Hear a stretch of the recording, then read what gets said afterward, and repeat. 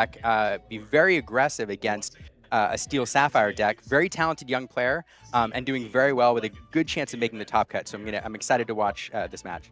Yeah, he played against Logan, I think in round 3 is what we Mm-hmm. watched, and Mm-hmm. that was a tight game. Mm-hmm. I talked to Logan that night. He said that Asher played big or giant cobra 3 times. And I mean, that is just some free lore you cannot stop. Yeah, free bounced it, played it again. It was a really well played match, knife's edge. But yeah, very talented young player, and a great game yesterday. And I anticipate a great game today here in round 3 or round 4, but round 1 today. I think it's round Round 5. Yeah, 5. round Round 5. 5. Round Yeah, 1 there today. you Yeah. go. I know it all jumbles together when you're here on multiple day Yeah, it's like events. round And 1, round 5. we thought we had so much more time at the convention center, and sometimes you just never know. And Yeah. well, we're here. We're so glad to be here. And his opponent is Chase, a well-known player here in the Dallas-Fort Worth area. I have played him personally several times. He's normally been known to play Ruby Amethyst.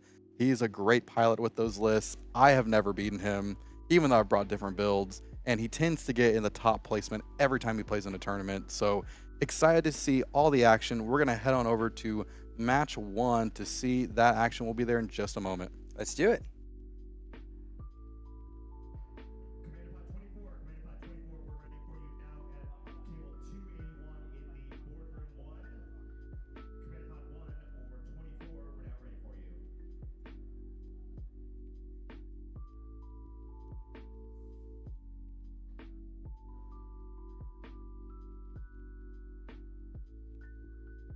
And we are live here in round 5, match 1. Asher piloting his Amethyst Steel list versus Chase, who is the Helsingus. Helsingus. He is piloting a Emerald Steel list. Looks like we. Now I'm trying to squint here with the sun, get a feel for what's going on here. So we do have the Robin Hood on turn 1 here. We know Asher does run the Robin Hood shift line. That's really the only reason to run the baby Robin Hood most of the time. So that's available. Hey, look at that. It's a giant cobra signed by. Oh. He asked me to sign that card after the match yesterday. Oh, so, really? Yeah, that gives it extra. It doesn't do anything. But no, super fun to see that played. Giant Cobra coming down here. Now, Asher, every time he plays the Giant Cobra, he takes advantage of that discard, gets that 2 lore. He knows that most of the time in this control-heavy meta right now, he's going to the goal for him is to be the beatdown, to try to push the lore total early. If his opponent does establish control of the board, you can finish it out with some reach cards like another Giant Cobra or a Goat. So he really wants to push the lore total, but we always see him discarding to that Cobra. And I think one of the reasons that we see Friends worked in here, not only is it a good card, but again, it gives him those extra cards to pump into the Cobra every time it's played. So the Cobra there forcing him to discard a card and then drawing him to cards with Friends. And we're going to draw another card here with a Rabbit. So plenty of cards in his hand to keep the momentum going. And again, we are here live at the Hunter Burn Memorial. We are providing education and understanding really about 988. It is the U.S. National Suicide and Crisis Lifeline. If you or a loved one are going through a mental health crisis, reach out to 988. They're available 24/7. We also want to thank our Enchanted Level sponsors with Cloud Collectibles, Random Encounter Games, Motherships Books and Games in Austin, Pixelborn, and the Card Haven. Thank you all so much for your support, as well as Pixel Haven. Well, this game has swung here in the last turn. You know, Asher pushing the lore early, getting some early board presence there. On the other side, though, this is set up really quickly here with some well-statted characters for the early game and some high lore characters with those Smees. So what we have, a couple Smees here, each with 2 lore, 3/3 stat line, which is really good. Of course, one of the drawbacks is at the end of the turn if Smee is exerted, he takes a damage unless you have a captain in play. Well, lucky for, I can't say the name, I'm going to say Logan. He does have a captain in play with that John Silver. John Silver, Greedy Treasure Seeker, is a card that gains 1 resist and 1 lore for each location you have in play. So with that Hidden Cove, getting advantage of those stats. Off the board now, but we see one of the things that this Emerald Steel deck is trying to do. It's not your traditional discard package that we've seen in run recently with it looks like with the Diablos and the Prince Johns and a lot of that, which you've seen putting hand pressure on, but it's more of a pirate location synergy based deck that it looks like can be pretty aggressive with these early Smees and then the Prince John getting extra off those locations. So lucky for Asher with Elsa coming down and some other cards managing to clear off some of that pressure. It's interesting because Asher, I think his game plan here, he generally has wanted to be the beatdown most of yesterday and today. We do see a Diablo come down on the board here and move over to that cove. But in this matchup now, with Logan going wide there with some of those high lore characters forced into the control role, which is kind of a shift from where he wants to be. So now having to think about controlling some of those high lore threats and that Diablo rather than pushing the lore total like he wants to. So at some point here, Asher is going to want to try to establish a bit of board control and then get back into the driver's seat, because I think with this Emerald Steel, or I'm sorry, this Amethyst Steel deck, if Asher can't push the lore total as high as he wants to early, inevitability eventually is with the Emerald Steel deck, with cards like Diablo and others, if left unchecked, can really allow the Emerald Steel deck to run away with the game. So we do have Fox come down here, trying to figure out what to challenge. I mean, we could go into the Smee. Well, I think the Hidden Cove might be where we go, but let's see. Nope, we're going to trade with the Smee, get that off the board, and pass back over. This is one of those instances with Giant Cobra as an Amethyst Steel pilot. He may want to double think trying to discard a card to gain that 2 lore, because when you're piloting against Emerald Steel, they may have a small discard package, but even just that, having lost 2 cards, one to yourself and one to your opponents, can be incredibly brutal on the resource game here, and that is what's really going to make this game have a huge difference. That's true. You know, we early in Lorcana discard history, there were decks which were trying to force you into top deck mode in like turn 3 or 4. Decks with Bucky went back when he was the scourge of the game, that pesky squirrel. Nowadays, we don't see decks trying to force that discard super early. There are ways to force that really, really early discard pressure and make you discard your whole hand, but it's not really a common strategy. So what you see instead are decks that try to force you into top mode in the mid game, or have cards that selectively hit you later on to empty out your last couple cards, your last 2 or 3 cards, and really kind of break your back there in the mid and end game. So that's a great point. Discarding cards to Cobra kind of helps your opponent in their game plan of forcing you into top deck mode in the mid game. But here we have another location established. We have 2 Hidden Coves on the board now. 3 Hidden Coves on the board. I stand corrected with that Diablo there chilling out in 1. Not a lot on their own, but they're not going to give you any lore. But what we are doing is establishing a way to give all your characters some extra stats. But then that that John Silver Greedy Treasure Seeker now, if we play one of those, will gain resist +3 and +3 lore with those 3 locations in play. So that card becomes brutal if we manage to get one on the board with that many Hidden Coves in play. Yeah, that is such a unique situation to be in, where you're playing locations which you wouldn't want this many of them, but now you're helping John Silver being able to quest for more, and also allowing it to where if one of your Hidden Coves is taken out, you've got another 1 or 2 to where your characters can move to. So your character is going to have a stronger toughness to be able to survive longer on the board. And this is a really, really tough board state here. We have 3 Diablos in play, 3 Hidden Coves.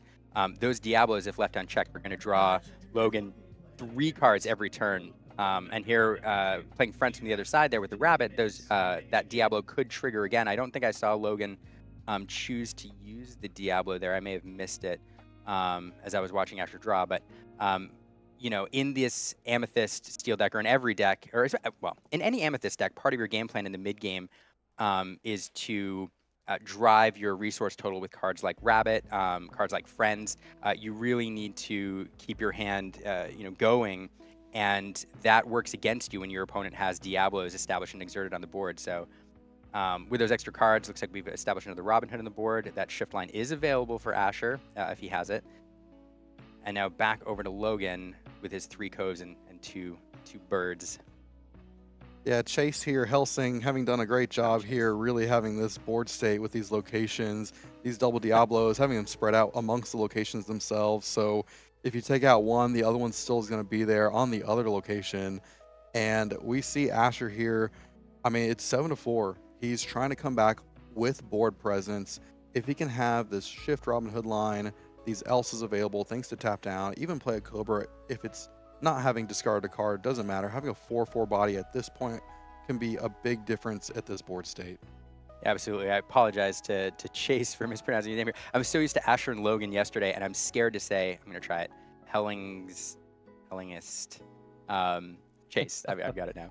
Another fun card here in Space, I'm sorry, Pete, Space Pirate Captain. This is a 5/5 who gains resist 1 when he's exerted. Well, actually, he gives all pirates resist 1 when he's exerted, but he is a pirate, so he gives himself that resist 1.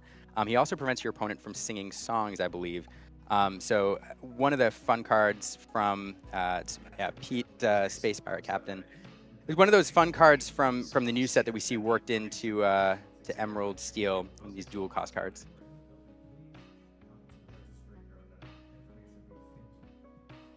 Yeah, I love seeing just these dual colored cards come into play just like this because it is going to affect the way that we see the set 7 meta. It's going to make a splash, and we're seeing it here in this tournament with these dual colored cards making a difference. And Asher having answers here, getting rid of that Pete with Along Came Zeus before it can be exerted and protect itself. Clearing off one of those Diablos, some of these hidden coves, just trying to chip away at the board state that Chase has over there. Getting rid of those Diablos is going to be key eventually because it keeps juicing Chase's hand every turn. Here we have a Seven Dwarves Mine, another location that's going to augment some of the other cards we see in the deck, including that that John Silver. We move the Diablo over there. When you move a character there, we know you can deal, for the first time each turn, you can deal 1 damage to a chosen character or 2 damage if that's a knight. I haven't seen any knights yet, I don't think. But we will do 1 damage with that Diablo and remove the last damage on that Smee there, sending him to the discard pile. I'm getting flashbacks from seeing these DD hole lists where they goodness. had double mines and they're going back and forth. And you could do that here even with the Diablo, taking it off to the cove, then moving it back, or vice versa. If it's the only character left on board and you need that extra damage, we'll see if that ends up being something he needs to do. Hopefully not. With all that card draw on those Diablos, you know, Chase managing to establish quite a large ink pool over there. There we have Strength of Raging Fire coming down, dealing 2 damage to the Robin Hood, getting that off the board. Chase doesn't want to see that shift if he can avoid it. Back over to Asher. Asher's going to draw. Chase will draw 2 cards from those Diablos. And it's just so tough when you're trying to draw into your answers and you're just giving your opponent more cards each time. And 2 for 1 just feels extra bad. Oh, but fascinating. Look at this. Yeah, the new Donald. This is the Kingdom Hearts Donald, Flustered Sorcerer, I believe. Fun little card, well statted at 5/6 with 3 lore, so it can close out games. But importantly, its ability is one that this is my first time seeing it in competitive play, or play, period. I haven't seen it either. Forcing Chase to have to hit 25 lore to win the game instead of 20 lore. So right now, where Chase had 9 lore to go to close this thing out, now he has 14 to go. So fun card to see played. 7 cost uninkable. I don't think you'll see it too often, but look at that. Let's see what work Asher can do with it here. Crucially, that 5 strength, though, will allow him to do some location clearance, I think. But unfortunately, without it being evasive, we're not going to be able to remove those Diablos. So 2 damage going on with Let the Storm Rage on. Playing that, most likely to draw another card, get a little damage on it. See what else Chase has available here. There may even be a point that not even using the Donald Duck to challenge in, just to make it to where it's 25. Oh, double mine. Yeah, double mine. So over there, that's a Daisy Duck. Daisy Duck is this pirate is not a card that I've seen terribly often. Full disclosure, I gotta double check her ability before I say it wrong. It says whenever one of your pirate characters quests while at a location, draw a card. Fascinating. So yeah, not a card that I've seen terribly often, but works well with pirates and locations, and we have a lot of locations on board. We also have a pirate on board because Daisy Duck herself is a pirate captain. We also have synergy with Smee there if that comes into play, but 2 mines on the board, that is a bit rough because we can bounce characters, can move characters back and forth between the 2. So it's 2 damage available each turn now to start blasting things. Just a rough board state. A lot of willpower over on Chase's side of the board for Asher to deal with. Looks like we're going to get rid of that hidden cove and then a fist bump. That'll remove those Diablos.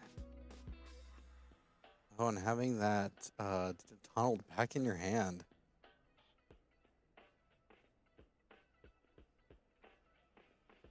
Oh, and there's that shift line he would have had available.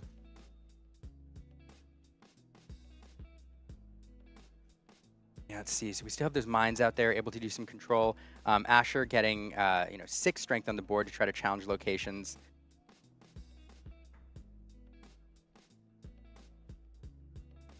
Let's see what else we have.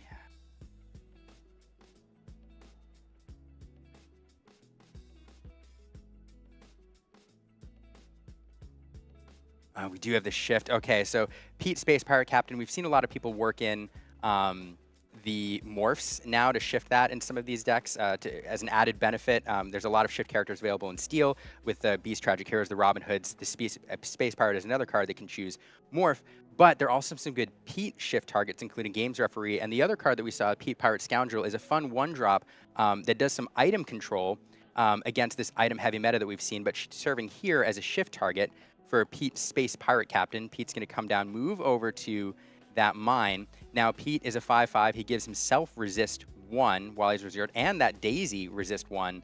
So all sorts of synergy setting up going on here. So both pirates have resist 1, and Daisy says that whenever a pirate quests while at a location, you can draw a card.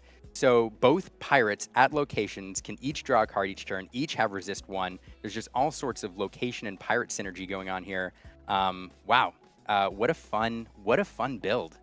Yeah, this is not the traditional Emerald Steel. A lot of synergy here, just like you're saying, Liam, and I'm loving seeing this. Asher here with the Donald Duck, increasing that lore count for the win. Yeah, and Asher, I mean, look at the impact of this resist here. Daisy sitting there as a 3/3 would be vulnerable to that Robin Hood or on the challenge, but with the resist 1 that Pete Space Pirate Captain is giving her, unable to be banished by that Robin Hood. So just that resist making all the difference here. The question is, what's the order of operations here? Do I double challenge in? It looks like that's what we're going to do. We're going to trade the snake. We're going to do 2 damage with the Robin Hood, gain 2 lore off the banishing in that challenge, and also draw a card off Robin Hood's ability. Wow, that was a tough challenge. I mean, that Daisy really messed up the math on a lot of that. It is, but yeah, it's so tough. You have a lot of choices here for what you can remove. You can't remove the Pete because normally you would be able to, but you have a resist 1 each challenge, and so Pete's not vulnerable there. You could take out a mine, but here you at least get rid of the 2 lore, and you also get rid of the ability for Chase to draw 2 cards off the quest next turn. So tough challenge. Doing a 2-for-1 feels bad, but at the very least you get a card off of it with that Robin Hood, and then you also get a couple lore. Having that 5/6 on the board is again, that resist is just so painful. 5/6, I mean, 5 is the perfect strength to take out Pete normally, but with himself giving himself resist 1, it's just not quite enough. So let's see. And there we are establishing another one of those John Silvers. That John Silver gets +1 lore and resist for each location on the board. We have 3 locations, so a 4 lore quester there. And not only that, but he has resist when he's another resist from Pete Space Pirate Captain when he's exerted. So just resist all over the place. Pete Space Pirate Captain bouncing back and forth between the 7 Dwarves mines, doing 1 damage each time to that Donald Duck, getting it just a little bit lower, passing the turn back to Asher. Of course, Chase here at 21 lore. This is the first time, perhaps, in competitive Lorcana history, I can't talk about the last couple of weeks, where you have a player sitting at 21 lore and the game is not over yet because you have a Donald Duck preventing your opponent from winning the game. So I'm going to say it for the first time maybe in Lorcana history, Chase with 21 lore passes the turn back over to Asher. So now that Donald Duck, though, if removed from the board, Chase will instantly win the game. So Asher here with an Along Came Zeus trying to figure out, I think, where to drop it. Again, that Pete has resist. That John Silver has resist plus a bajillion with those locations and Space Pirate Captain exerted. So dealing 5 to Nottingham just for fun, and And we're going to scoop here before passing the turn back over. And what an amazing game Oh my one. goodness gracious. That was amazing to watch. I mean, the synergy from Chase's deck between the pirates, the locations, all the card draw that he was having. Asher, we saw yesterday, likes to go wide, try to challenge him, but those locations were just giving the extra toughness, allowing Chase's characters to stay alive longer. Really impressive. Yeah, that was wild. You can't see the booth. I'm just staring at Wesley, like trying to think about this pirate deck. Ton of fun. Not your traditional Emerald Sealist, as you said. Just the synergies with locations with pirates. This is a deck to watch, I think. There's just a ton going on there, and the thing about locations is they don't do a lot for you in terms of your ability to control the board. I think initially when they were revealed in Inklands, a lot of people thought they were going to be game breaking, or some people thought they were going to be game breaking. But really, like establishing them on the board is good, but they don't damage anything back, and like they really don't give you a lot of momentum. You lose tempo when you play them, and so they've been worked into decks sparingly. You see McDuck Manor, Queen's Castles, libraries, I think is some of the most common locations. Hidden Coves with their ability, but yeah. But the thing about them is, if you throw a bunch of them on the board at the same time, their willpower for their cost is usually very high. And so it forces your opponent to devote a significant number of resources to deal with them, or you risk letting them accumulate. And where normally it's only a problem when locations accumulate on the board because of the lore that they offer. So for example, like Queen's Castle or McDuck Manor giving you 2, 4, 6 lore a turn, and you have to deal with them because of the lore game. In this deck, if you let them sit, if you let cards like Hidden Cove sit, even though they're not accumulating lore, eventually this deck is going to drop the Daisy Duck. It's going to drop the John Silver or other cards that synergize really well with locations. And all of a sudden, those locations, which were kind of innocuous, are giving one of your characters like extraordinary abilities. And so you have to, throughout the game, even though the locations might seem a bit useless or not a huge threat, you have to deal with them. Or else eventually your opponent's going to drop one of these John Silvers and just, you know, break your back with a 4 lore quester with resist, resist 3. So it's fascinating. I will say, as I'm thinking through this deck, I feel like it can be slow because you have to establish locations. I think one of the keys to victory against a mid-range or an aggressive deck is establishing cards like Smee on the board on turn 2, a high-statted card that you can either push your lore total with and force your opponent to respond, or do a little board control yourself. So I do think that that's one of the keys, because Asher wants to be the aggressive deck, and if left unchecked, if allowed to push his lore total high before we get those locations and that endgame established, Asher could pull this out pretty easily. So I do think the key for Chase here is trying to get one of those high-statted early characters like Smee on the board to buy the time in order to set up those synergies. Sorry, Wesley, I just talked No, for like no, you're good. I was kind of exploring my It's mind. exciting. I mean, Yeah. this is a list, set 7, we're brand new here into it. And so we're going to see some new deck builds, and glad that we got to see it kind of here first at Hunter Burn Memorial's Lorcana Challenge. Again, we want to thank our Enchanted level sponsors with Random Encounter Games, Cloud Collectibles, Pixel Haven, Mothership Books and Games in Austin, Pixelborn, and the Card Haven.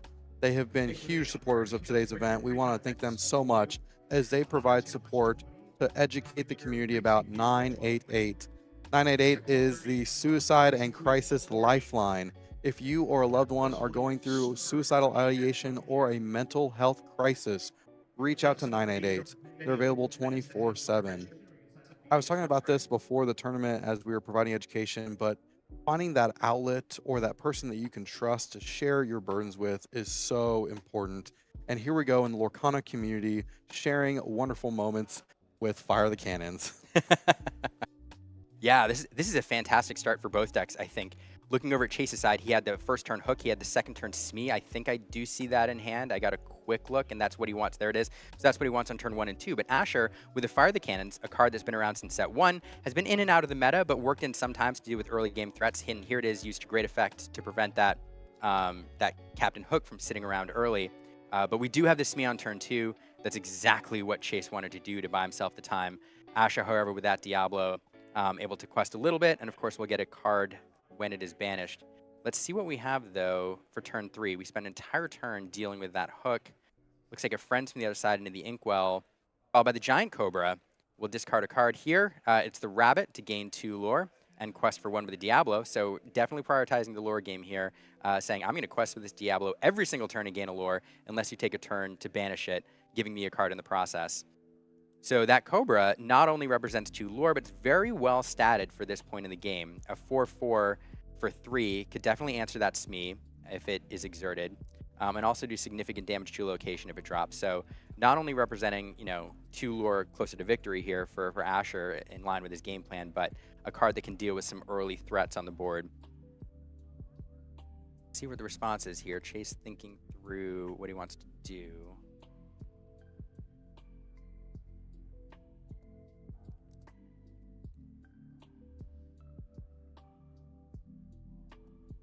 Yeah, I don't have a good. All right, getting a look at the hand here. We see the games referee in there. Not a card that's super great at the moment. It does establish a little bit of board presence that looks like that's what we're going to do.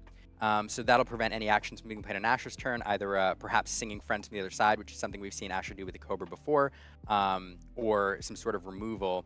But instead, we have the Genie getting dropped here, 2/4, one of the Scourges of the last meta. It's card 2/4 evasive, and we'll draw a card for Asher here. A card that definitely, I'm doing the math here. I don't think there's any, other than Diablos, there's not another answer for an evasive character other than some sort of targeted removal. So Genie able to quest for 2 each turn from this point forward, unless Chase draws into the removal that he needs to get rid of it. And then questing with the Cobra and the Diablo there. So this is definitely Asher's game plan here. Push the lore total and get within striking distance of a Cobra or a Goat. So things are going well there. On the other side, we do see that John Silver in hand. There are some locations as well. Trying to think through the right way to go here. While we wait for Chase to play, well, let's see what he plays, and then I'll talk a little about the meta here. Oh, so we do have a shift. Pete Space Pirate Captain there, shifting on that game's referee. That's a 5/5 now, exerted with resist 1. So it'll take 3 damage from that Cobra. That's, I mean, if you're going to do board control, that's a great way to do it.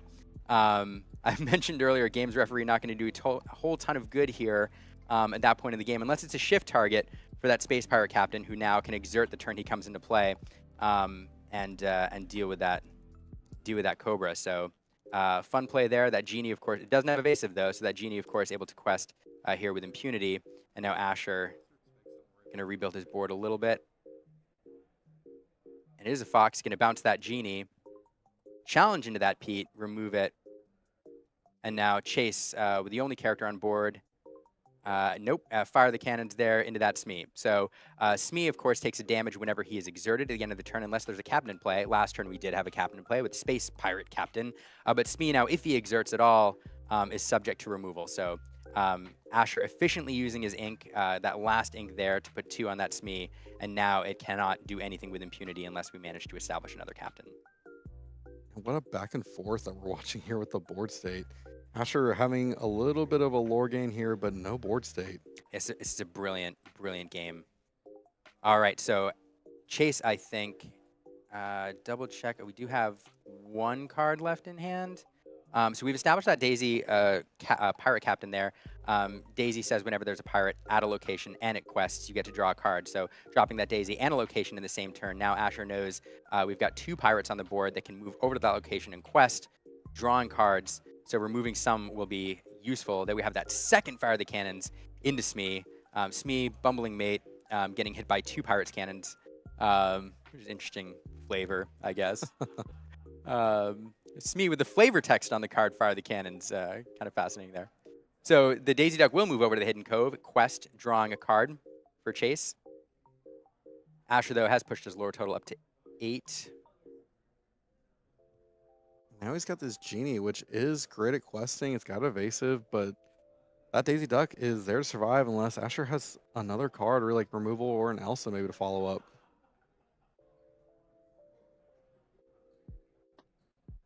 Let's see. One thing I'll talk about while we wait for this to develop a little bit, I want to briefly talk about the meta here. I think that might be of interest to people watching. We saw the last few weeks the item control blue steel deck gain a lot of popularity. It's a very dominant deck, and so what I think that has done here at the meta, at least at Hunter Burton, is it has warped around that particular deck. You're either playing that deck or you're planning to play against that deck, because if left unchecked, it's just going to dominate the tournament here. So a lot of players either leaning into it, or if they can't afford the money for that deck, because it is rather expensive, building aggressive variants of existing decks or just straight up aggro decks and planning to run underneath that blue steel deck. As a result, it's a lot more of an aggressive meta here than we've seen, I think, previously in a lot of other tournaments. I have seen barely Ruby Sapphires out there. I've seen barely any, though. Not many people running it at all. So it's been fascinating to watch what that deck has done to the tournament and the meta here. And I'm interested to see if that's replicated in other events across the country and across the world this weekend. Well, we've seen, just like you were saying, Liam, both Aaron and Zan are running the exact 60 Sapphire Steel list. They've been testing together, they've really enjoyed that deck, and they're taking it here today to a lot of success. I think Aaron was playing in feature match 2 against Kapu 4-0, and Zan was 3-1. So that deck is very strong, especially with a great pilot. Absolutely. Here we are with quite an interesting board state. We've got the Diablo along with the Daisy on Hidden Cove, which has damage on it. That Merlin Crab was able to come down, give a character Challenger 3, allowing that Genie to challenge in for 5. And Mr. Smee on Asher's side of the board. Yeah, Chase managing to leverage that pirate ability, that Daisy Pirate Captain ability to draw, a few cards here, giving him some extra gas here.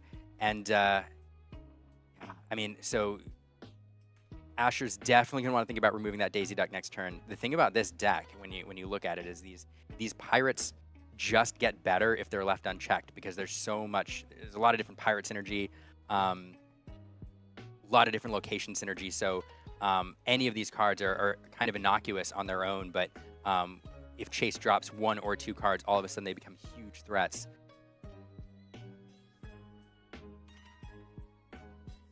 See, so we are establishing another Diablo here, moving over to the Cove.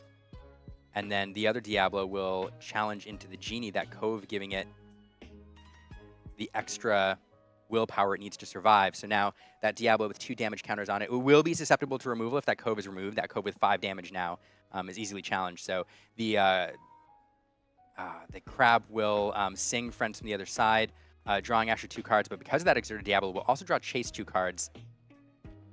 And then we'll move the Cove. So one thing I'll note here, I mean, a little bit of a sequence mistake here from Asher. It happens in these feature matches sometimes where you get excited. And I posted a video on our channel recently where I did the exact same thing playing against Aaron Rubin, and Aaron's like, hey, are you sure you don't want to remove the Diablo first before you draw cards?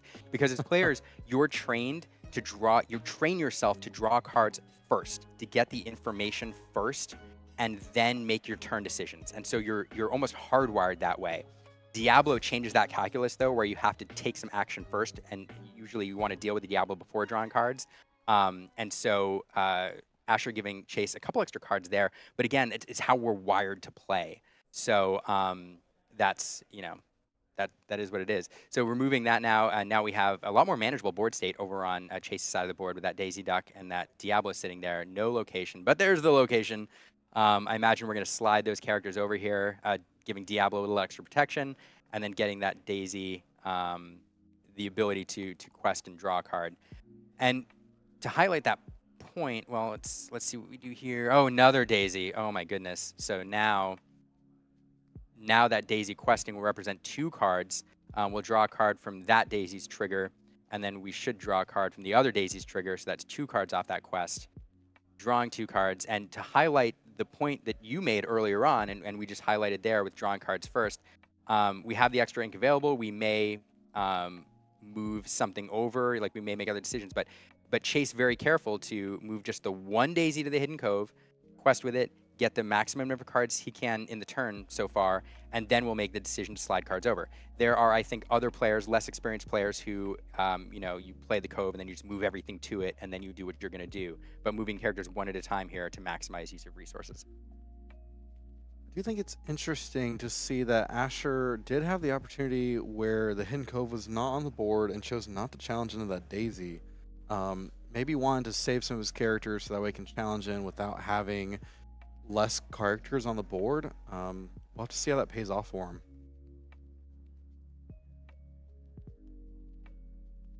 Here, so we do play the Robin Hood here, full cost, no shift. Robin Hood, a 2-lore quester. Now, not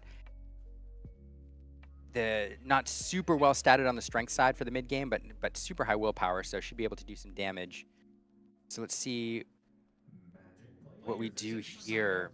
There's a bit of I mean, decision here. You have a couple cards available to quest. The Hidden Cove, though, making it so Daisy can't be banished with one challenge. So what we've done here is we've challenged into the Daisy.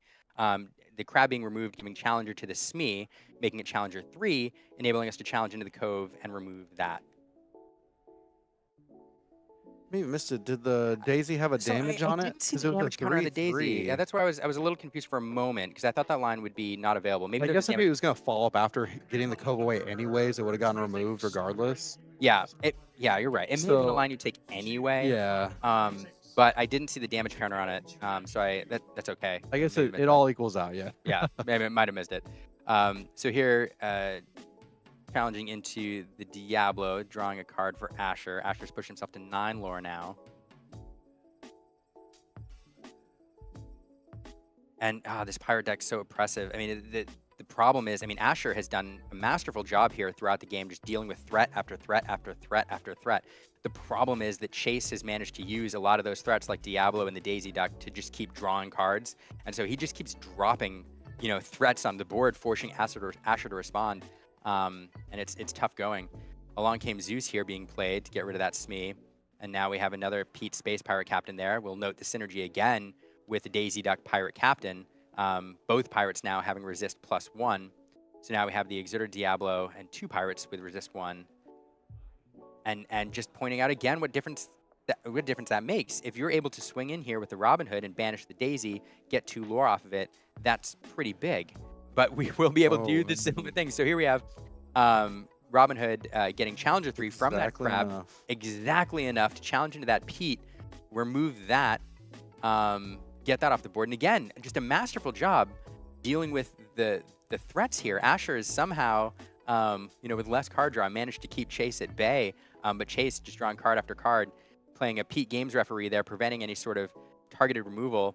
Chase following it up with a referee of his own. He says, if I can't play actions, you can't play actions. And then Diablo taking a peek at the hand, showing us an Elsa the 5th Spirit, I think is the only card in hand there. Not a terrible card to have in this scenario and at this point in the game. And so now there's all sorts of math that Chase has to do here. That Elsa is a bit of a threat and it'll definitely be able to deal with that Diablo. And then you also have, if you make anything susceptible to banishing the crab, as in, let's say Pete, pirate referee, let's hypothetically say you quest because you have nothing else to do with it here, or the Daisy quest. You make it vulnerable to the crab, which then give challenger to something else. Although I guess with everything that Asher has on the board, I mean, I guess we have the stats that we need to deal with anything. So yeah, I mean, anything that Chase makes vulnerable here, is susceptible to being banished. Yeah, but then that in this instance, because anything that challenges into that Robin Hood's gonna have to be gone, but it does prevent Asher from challenging back next turn and gaining 2 lore with it. So, well, and here's where the challenger comes into play here, and why we're doing so much math, because the Elsa is going to come down, and Elsa with that 2 willpower doesn't have the ability to. Well, I guess you're going to want to challenge the Diablo anyway. Yeah, there's just a lot of math to be done here. The Robin Hood getting banished here, drawing a card for Asher. oh, and he nets a card off of the Robin Hood and on the draw, so he does get 2 cards regardless of losing the Diablo to this Elsa. So he netted the most card draws that he could, at least with the Diablo, before it gets banished. Yep, and we'll exert that Diablo there. We'll banish that Diablo. Yeah, I was trying to do the math with the Elsa, like we can remove Pete's and things like that, but the Elsa has to deal with the Diablo, so that was really off the table. The Elsa, though, exerting the Diablo, making that vulnerable to a challenge. And let's see. Yeah, don't hate challenging in here, preventing the shift line, so you have a Diablo that's ready to draw cards. taking that off the table just in case he does draw it from the 3 cards he's gonna get to see. 2 from the Diablo triggers, 1 from the card for draw for turn. Yeah, let's see the answer that Chase has here. Asher again managing to control the board here, keep himself going. It looks like 2 cards in hand. We do have the Along Came Zeus, which wasn't available last turn due to Pete, but it is available this turn. And then I believe a Daisy. the other is that Daisy. So Along Came Zeus coming down, dealing with that Elsa, removing that from the board, and then we will play the Daisy. I think Chase is in top deck mode now, trading, clearing Asher's board, leaving the Daisy there, which again on its own is a 2-lore quester. But if Chase top decks a location, all of a sudden that's card draw as well. But a great answer here with Calhoun. Now questing with that Daisy at all becomes, and then a Pete games referee preventing any action. So not a terrible answer here, but a location off the top, which, oh, there it is, a location off the top. We are going to play, Wow. yeah, that Nottingham there, move the Daisy deck over. That's exactly like the kind of top deck that Chase wanted. Now that Daisy can quest and draw a card, it is vulnerable to the Calhoun, but Chase needs more cards here. And so we've managed to drop a 1 lore location on the board and quest for 2, pushing the lore total a bit higher. Great draw there, drawing into a Pete Games referee. So if we draw into any sort of targeted removal or a friend from the other side, that's not available here. A great answer from Chase, the kind of turn that he wanted. And let's see what the answer is from Asher here. I really think Asher on his last turn, you talk about a really great turn, having a Calhoun to challenge and a Pete to prevent anything from being played. That was a great turn from him. 13 to 12 here. This is so close, and this is tight gameplay. Yeah, and that Calhoun, so critical to draw last turn, because not only is an answer to the Daisy, but it also, okay, got to pull that, got to pull that back. Cannot play actions, cannot sing actions. Actions cannot be used. Forget. Yeah, it is easy to use, and so instead, we're going to bounce the Pete. Oh, with the elephant. With the elephant. With the Madam Mim elephant. Yeah. So Madam Mim Elephant, when you play this character, banish her or return the typical Madam Mim, but at the start of your turn, remove up to 2 damage counters from this character to choose an opposing character. And its 3/7 stat line makes it very difficult to remove. Wow, what a card we hadn't seen played a whole lot, but 3/7, that's a strong body. Yeah, it's definitely a card. It's a really interesting card. It's difficult to remove, so you can push your lore total around a bit. But if it manages to challenge into things and it's left unchecked, it can slide damage counters around. It's pretty tricksy. So Chase here with not many cards available, but at 13 lore with 2 lore on the board, closer and closer to victory. So we'll get that Robin Hood on the board. 3, get that Pete Games referee, again preventing action there. Looks like we're going to now sing Friends from the other side with the elephant, draw 2 cards. I want to highlight again that we are here at the Hunter Burn Memorial focusing on 988. This is a more casual environment, more fun. Players have been very forgiving to each other, and so just like in this instance, they didn't call a judge because they know it's more casual. You made a mistake, put the card back. We appreciate that here in this environment, but we're still competitive because we want to play as best as we can. Oh my goodness! And it looks like we're scooping here. I'm gonna guess they're Chase without the answers. Asher managing to establish a pretty wide board state there. Looks like it had the game in the next turn or two. So 1-1 here. What a fantastic game! What a fantastic game! This is peak Lorcana. This pirate deck, it felt like it turned the corner in the mid game, had all the energy, the amount of cards being drawn off the Daisy Ducks, off the Diablo. We did see, Asher allow an extra 2 cards on that Diablo there, giving Chase extra gas, and Asher just having answer after answer after answer, keeping just enough, removing just enough to keep Chase from running away with the game, and eventually being able to, Chase runs out of gas a little bit, goes into top deck mode, and Asher able to pull out the last few cards he needs. What a great performance. I mean, it was so close because on that one turn where he needed to top deck a location with Daisy in play, his deck had the opportunity for him to do that and did just that. Allowed him to top deck a location to draw cards. Imagine if that would have been another Diablo or another pirate that could have given resist. I mean, he had ink available to play on whatever card he may have drawn. And that's just such a great point with your list that you've got a deck that is so synergistic. It works together so seamlessly that your cards, whenever you are in top deck mode, are able to help you get to the next stage. But We couldn't quite see that come out for Chase, but wow, that list that he is playing, it's very strong. I think it's viable. We may see it later on. I'm not gonna lie, it just looks fun to me too, right? Like you're playing pirates, Yeah. you've got Daisy pirate and you've got this pirate, and they're all doing pirate things, and Pete coming down and going to different locations, and like I don't know, like this kind of tribal decks they used to be called, these typal decks, pirates mattered. I mean, it just looks like a lot of fun. I gotta build it. Speaking of pirates, here we have one turn one with the typical pirate turn one play. That's Captain Hook. Forceful Duelist, one of the first cards we ever saw revealed for Disney Lorcana. Still seeing play here in set 7. And Robin Hood coming down on the other side, the answer. Again, we are here in round 5. We are in game 3. Excited to be here at the Hunterburn Memorial Lorcana Championship, highlighting the 988 Suicide and Crisis Lifeline. If you or a loved one are experiencing suicidal ideation or are going through a mental health crisis, reach out to 988. They are there to help 24/7. We have more pirate cards. Fire the cannons into Hook, dealing 2 damage. Now, of course, that won't remove it because of the Hidden Cove, but now when that cove is removed, that Forceful Duelist is gone, and now we will quest for 2, or quest for 1 rather, with the Robin Hood.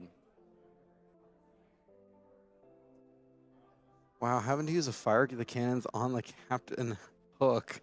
He'll be able to challenge and get rid of this Robin Hood, but gosh, it really is a 2-for-1 right there. Yeah, it's unfortunately the Hidden Cove changes a lot of your math. Again, you're used to thinking about these cards in terms of, this card removes that card, this is 2 damage to remove that 2 damage thing, and the Hidden Cove just changes all of that. So yeah, it's something that has a huge effect on certain board states, and I think here, yeah, big effect here. So here comes the Cobra, though. We're going to discard an Along Came Zeus to get that extra 2 lore, pushing Asher up to 3, and now we have a 4/4 established on the board. Not enough to deal with that Cove on its own, but we'll do significant damage to it, and can remove that Smee if Smee is exerted. I'm surprised to discard the Along Came Zeus. So many locations on Chase's side. I wonder what cards Asher has. Yeah, I wonder. So we've seen Asher a bunch of times play the Cobra followed by singing the Friends from the Other Side to give himself some extra cards. Perhaps that's what he's looking to do here. But definitely Asher has played this deck all tournament as an aggressive deck, trying to maximize the value of that Cobra each and every time and get to 20 faster than, as fast as possible. One note, we see, some indication on the other side of the board. Chase pointing out there that although Smee is exerted, he does not take a damage at the end of the turn because Daisy, Pirate Captain, is a captain. So preventing that damage there. Also, Smee is a pirate, so questing on that location will give Chase a card off that Daisy Duck. So lots of synergy going on there. The location with the pirates and the damage and card draw and all of that. We see this deck, doing pirate synergy things. Ages ago, Ryan Miller, one of the brand manager for Disney Lorcana, was asked what his favorite deck in Lorcana is. And he said, this is like set 3. He said, well, my favorite deck right now is a pirate deck that I'm playing. And that's all the details he gave. And at the time, pirates weren't super great. There weren't a lot of them. And everybody, of course, Ryan was referring to cards that hadn't been printed yet. So everybody knew pirates, are going to be a fun thing. I wonder if this version of the pirate deck is what Ryan Miller had in mind at the time, because this deck is fun. Along Came Zeus there, removing that Smee as well. The Cobra then challenging into the Hidden Cove, putting 4 damage onto it. Every pirate now that's on the board with the location and that Daisy Duck represents card draw every turn, so getting rid of one of those pirates at the very least helps with that. And we have more location and pirate synergy here. John Silver coming down will gain +1 lore and resist from that location. Strength of Raging Fire will deal 2 damage to that Cobra. And of course, 2 damage, not enough to remove that Cobra on its own, but Cobra does have the Vanishing ability because it is an illusion, meaning that when it's chosen for an effect or an ability, it is banished. Your opponent immediately seeing through that illusion, saying, that's not a Cobra, that's a bunch of sand. And that sand heading down to the discard pile there. And now Chase here just dumping his hand on the board. We have a Diablo, we have a Smee, just a wide board state here. It's going to be a lot to deal with. Yeah, this is a great spot for Chase. I mean, the Diablo's wide board state, going to be able to draw Asher's only got 2 cards in hand, one having been discarded due to Giant Cobra, choosing to gain the 2 lore. Does draw here though off the Merlin, but down to 1 after inking. Let's see which way we choose to go here. We are going to challenge into the Daisy Duck. Get some damage on that. A Diablo, okay, not the worst card in the world. A location here would have been awful for Asher. So at the very least, we don't have that, but we are establishing a bit more of a board. Wow, what a thing to say. We're a location over a Diablo Right? within Yeah, the it's whole true. thing. Any location would have been brutal there. But luckily, just a Diablo. Oh, Wow. dear. That's the state at which this deck is at. I mean, the Chase is piloting. This Emerald Stylus is, I like it. It's synergistic. So here, again, we have that Exerted Diablo. And let's keep that in mind because there are plenty of cards to draw Asher cards in this matchup. So definitely have to think about that. Looks like we're going to West, though. Play the Snake, bounce the Elsa. So we're getting that lore out of it. Play the Elsa again, challenge into the Diablo, get rid of that before we draw cards. We are going to exert the other Diablo, because why not? The Rabbit's going to challenge into the Daisy. It already has 2 damage, so going to draw a card here. The correct sequencing of actions here, get rid of that Diablo before... Again, normally you always think draw cards first, but Asher finding a way to maximize the use of that Elsa, get the lore out of it, challenge into the Diablo, get it off the board before drawing a card from the Rabbit. So great sequence there from Asher. Yeah, Asher's been playing some great Lorcana all tournament long. I mean, we saw him on camera against Logan, played very well. Here he is against Chase, also playing well, but in a tighter spot. Here we do have that location. Not as terrible, though, with the Daisy off the board, but it does allow the Diablo to challenge into that Elsa and remain on the board. Now, even if that Hidden Cove is removed, that Diablo is removed, that's going to be 1 card drawn off of it. And another John Silver coming into play will have an extra lore and resist for that 1 location to play. So just the locations here being used to maximum effect with all this location synergy. Back over to Asher. One thing, you talked about Asher's great play. One thing I'll note for those who missed it at the beginning, Asher is 14 years old and one of our youngest competitors here at the Hunter Burton tournament, and representing himself, acquitting himself very well against a very stacked field, 3-1 here, and playing one of the better players, I think you said, in the Dallas area, Chase. Yeah, Chase has been a long time competitive player here in the Dallas-Fort Worth area, and glad to see him here for the Hunter Burton Memorial Lorcana Championship. Asher here with a Robin Hood champion of Sherwood. The board state is starting to balance out a little bit, but Chase still here with those 2 John Silvers. Any location, just like this in the Hidden Cove. More lore for him. That's it. Yeah, 1, 2, 3, 4, 5, 6 lore, 17. It's a lot of lore. Golly. Wow. Yeah, that was a match. Wow. I mean, Asher piloting so well, the Amethyst Steel that we've been seeing with the Challenger, wanting to get as many characters on the board, challenge in, and try to gain that free lore, especially with cards like Calhoun and Giant Cobra, but Helsing with the synergy. Yeah, I mean, what a match. I mean, well done by both players. Very well played. I think both decks did kind of what they wanted to do, and it was just a really grindy control match in the middle. Both players, the game plan, I think, for Asher is to drive his lore total, as we said, try to close out the game as fast as possible and get within Goat and Cobra striking range. And forced into a control role because of the synergy that the Pirate deck had in every game that we saw.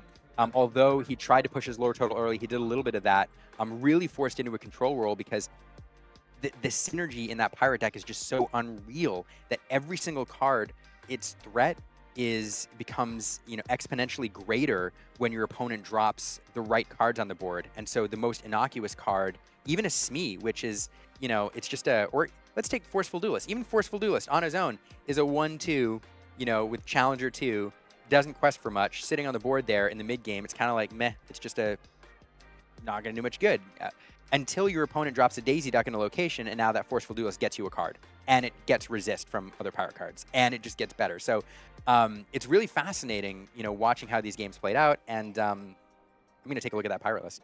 I am too. I mean, the new dual-colored Pete, the 5/5 Yes. resist. I mean, that card was amazing. I really think it made that Pirate synergy come to life. Because just like you were saying, the Daisy already drawn off locations, John Silver being a pirate, all that drawing, extra lore. That was fantastic. That was such an amazing game to watch, and I'll have to ask him for the list afterwards. Yeah, right? Take a look. It just looks fun. It just looks fun. Well, we want to thank y'all so much for being here today with 20 Lore Pro and the Illuminatiers as we are casting the Hunter Burden Memorial's Lorcana Championship. We want to highlight to you as a gaming community 988.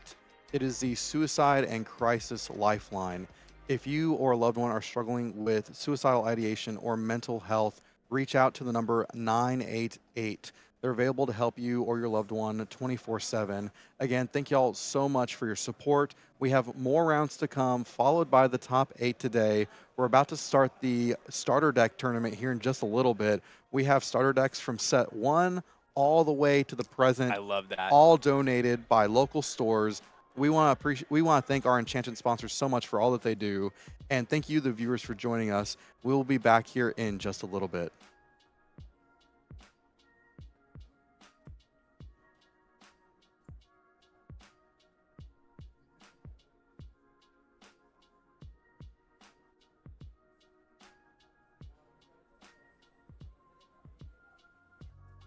Memorial of the players is a reminder not to start until instructed. We are waiting to hear about our feature matches.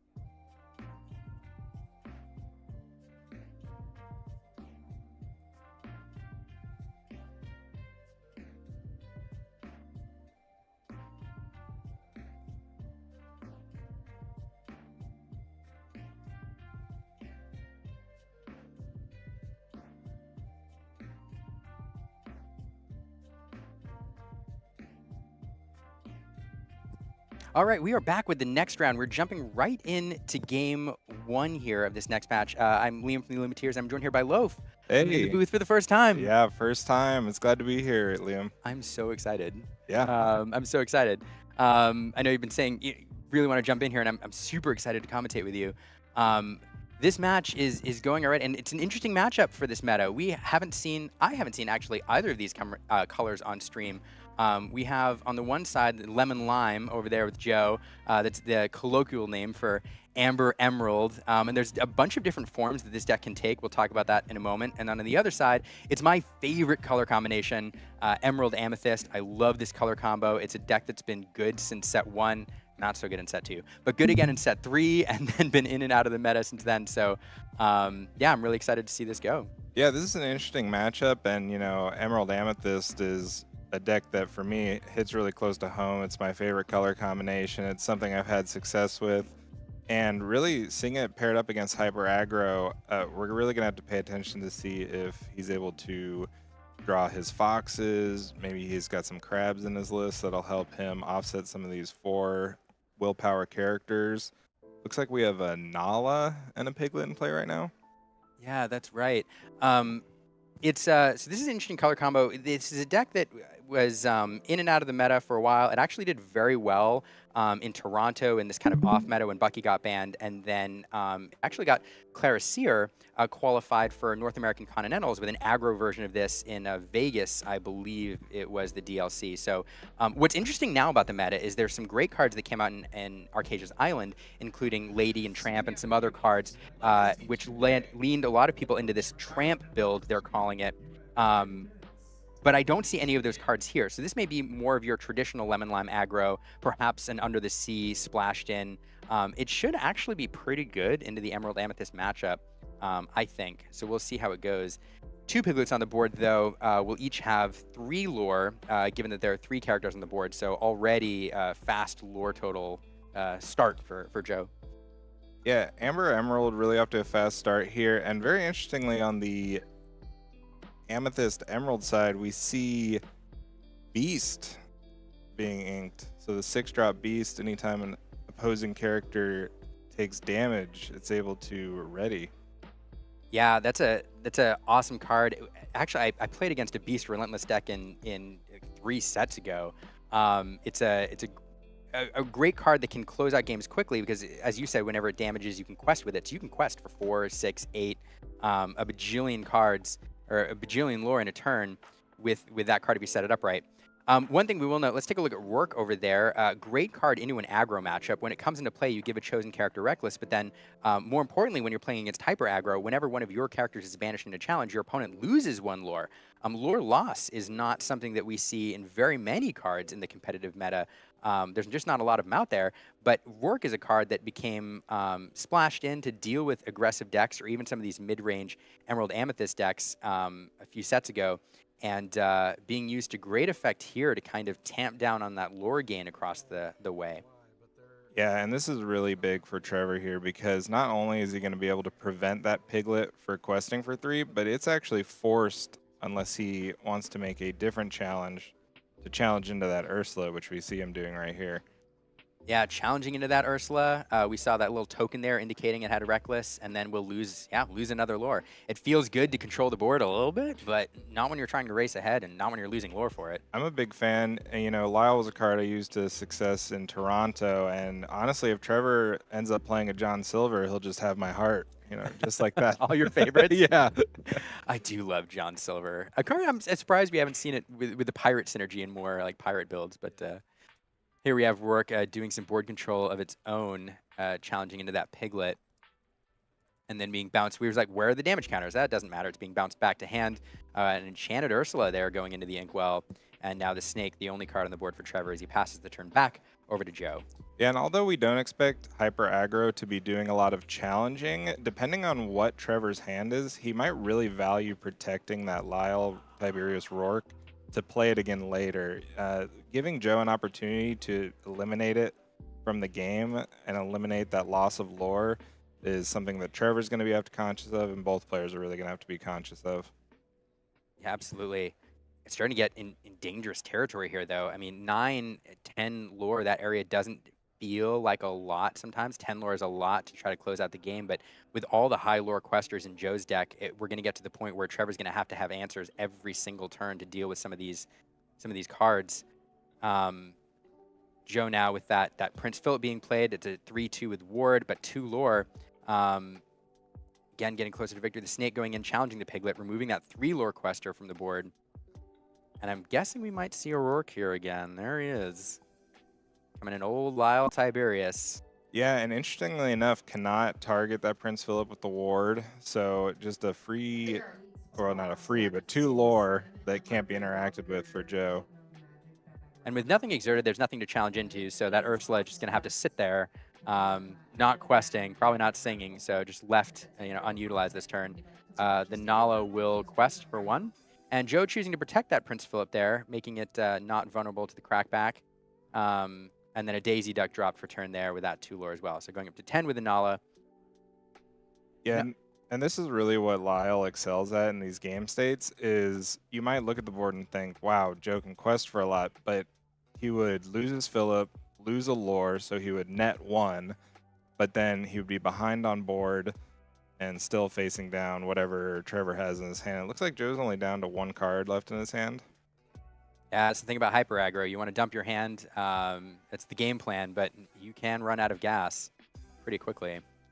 Yeah, and we're seeing a lot of these hyper aggro lists play characters with 4 willpower, mainly to deal with that bell opening that we're seeing in Sapphire Steel. But here we're seeing the crabs really offset the math of the 3 strength characters being able to challenge into cards like that Nala that we just saw go down. It's a great point. So now we have 5 lore on the board on Joe's side, but one of the things with this deck is, oh, there we do have a new card from Azurite Sea. That is the Tramp. And this card, which we will get up here in a second, it is cost 1 less, originally 7, but 1 less for each character you have in play. And you are able to draw a card for each other character you have in play and then discard. Now, this is a great ability. On the one hand, you look at it as a way to filter and look for the cards you need, and that is important when you're digging for certain cards. But what we see in these new Lemon Lime decks, particularly in this meta the last couple of weeks, is a certain card get worked in for the mid and end game. A certain card, which has been around for a while, was popular for a little bit, disappeared for a while, and that card is Chernabog. Chernabog is a card that gets cheaper for every character that you have in your discard pile. It's a 9/9, which quests for a lot. Is it 4 and 3? And it's a way to close out the game. So when you're filtering your hand, it's even better when you can dump characters into your discard pile in order to make Chernabog free. Yeah, and so some interesting things to call out from Joe's discard pile. He does have that Lilo, which can be brought back during the start of his turn. And he also does have that Lady that we were talking about in the beginning of the game, which allows you to get some of those cards back from your discard pile, which is essentially drawing 2 cards in the right situation. Absolutely. So here we have the other Tramp, the little baby Tramp. This Tramp, I believe, it gets an extra lore if you have a Lady in play. Am I correct? No, it's the other way around. The Lady, gets the lore. Yes, the Lady always gets the lore. Right, and when you play this character, chosen character, you get +1 strength. The Lady always gets the lore. It's true. Yeah, so this one actually is just more cost effective with the Lady in play. Right. Lore total up to 13 here. Yeah, so now what Trevor has to be very careful of, and what Joe is doing very well here, is he almost has enough to quest all the way from 13 to 20 if Trevor's not able to interrupt the questing. Yeah, and that's one of the challenges, in Lorcana, is since you can't challenge ready characters, you need some sort of targeted removal to prevent your opponent from building up that win con on the board, allow them to quest out. Now, there's not a lot of targeted removal in these colors for Trevor. You do have, though, Elso is a great tool in Amethyst in these color combos, allowing you to exert a ready character. But here's another answer. That work, he's back again, and forcing one of those characters to gain Reckless. It can't be the Prince Philip because he has Ward. No, it's going to be the Tramp. That'll be forced to challenge into one of those snakes. Not only will that banish the Tramp, but that'll banish the Snake and knock Joe down 1 lore, and that 1 lore could be all the difference. Yeah, I am interested to see why we didn't pick the Daisy there. just to prevent the 2 lore gain. I believe off screen we saw a Clarabelle for Trevor. Yeah, that is a line that it's an interesting choice because you do prevent the 2 lore gain. Here you kind of forcing your opponent to banish your snake and lose a lore. I mean, you do get that back, and it is a little board control. And I guess the Daisy might challenge in anyway. Oh, I see. So I've seen this before. yeah, and there it is. That's Yep, Daisy challenges anyway, takes 3 damage, and then here comes the Rapunzel, draw 3 cards. There's not a ton of card draw in these hyper aggro lists. You do have the cards, as you pointed out, that pull cards back from your discard pile, effectively acting as card draw, but the big card draw is that Rapunzel. If you can use it for 3 to its maximum effect, it's really good. And there it is. So not a totally one-sided turn here for Trevor. He did knock Joe down an additional 2 lore back to 11. However, Joe has found that card advantage that he was lacking a couple turns ago. That's true. Looks like Clarabelle gonna challenge in, finish off that Daisy between the Clarabelle and the Crab. And Joe finally on the board with 1 lore. Sorry, Trevor finally on the board with 1 lore. Back over, throw another card in the inkwell. We are going to play another Prince Philip. And another Prince Philip. This is what a play. So, I mean, man, with Ward, there's plenty of answers that Trevor has, with things like Elsa, with things like Rourke to force things to challenge, with things like there could be, who knows, there could be Mother Knows Best in here to bounce cards. But those have Ward. Joe can sit those cards there all game and wait for him to build up, the winning lore total on his board, and then just quest out if he wants. Yeah, and here we are. Oh, and there's Donald Duck to gain additional lore. Oh, yeah. To get him to 20. Wow, that Donald Duck with the reach pushing him. Wow. All right. That closed down quicker than I thought it was going to. I thought Trevor was going to be able to start climbing back in, and we saw Joe go wide, and he found that extra lore from the hand with Donald Duck. And that's always the worst part about seeing Daisy on turn 1, because eventually you're going to have to deal with her boyfriend, Donald. They travel together. Oh, yeah. Man, that fascinating. This card, one of the things I love about set rotation, or when new sets come out, is, everybody gets hyped about the new cards and what new tools they get for their decks. But then sometimes it is also fun to look back and see what old cards get made better or now have more utility based on what comes out. And this Donald Duck has been around since set 4. And it worked its way into some decks, but I don't know. Look, have you seen Donald Duck played much on the competitive scene? I haven't seen it played much. I actually did play it myself back in Vegas when we thought the meta was going to be primarily Ruby Amethyst and Ruby Sapphire. So we were playing a very low to the ground hyper aggro deck. So it does provide reach in Amber decks, which typically don't have a way to gain additional lore. You have to have a character ready to quest to actually gain anything extra.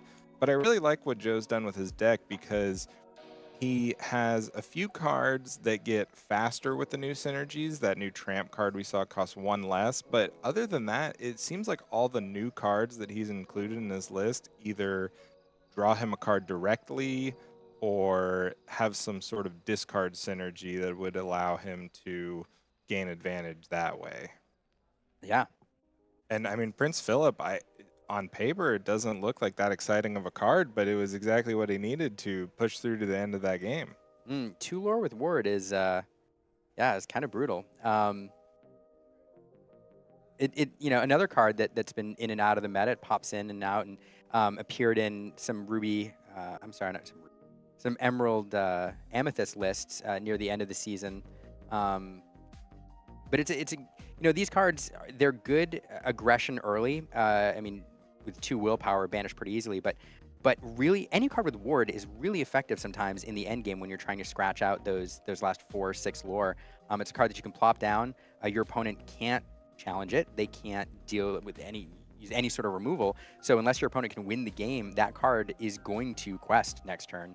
I used to play Kuzco's in set 1 for that very reason. It was a free 3 lore almost every single time.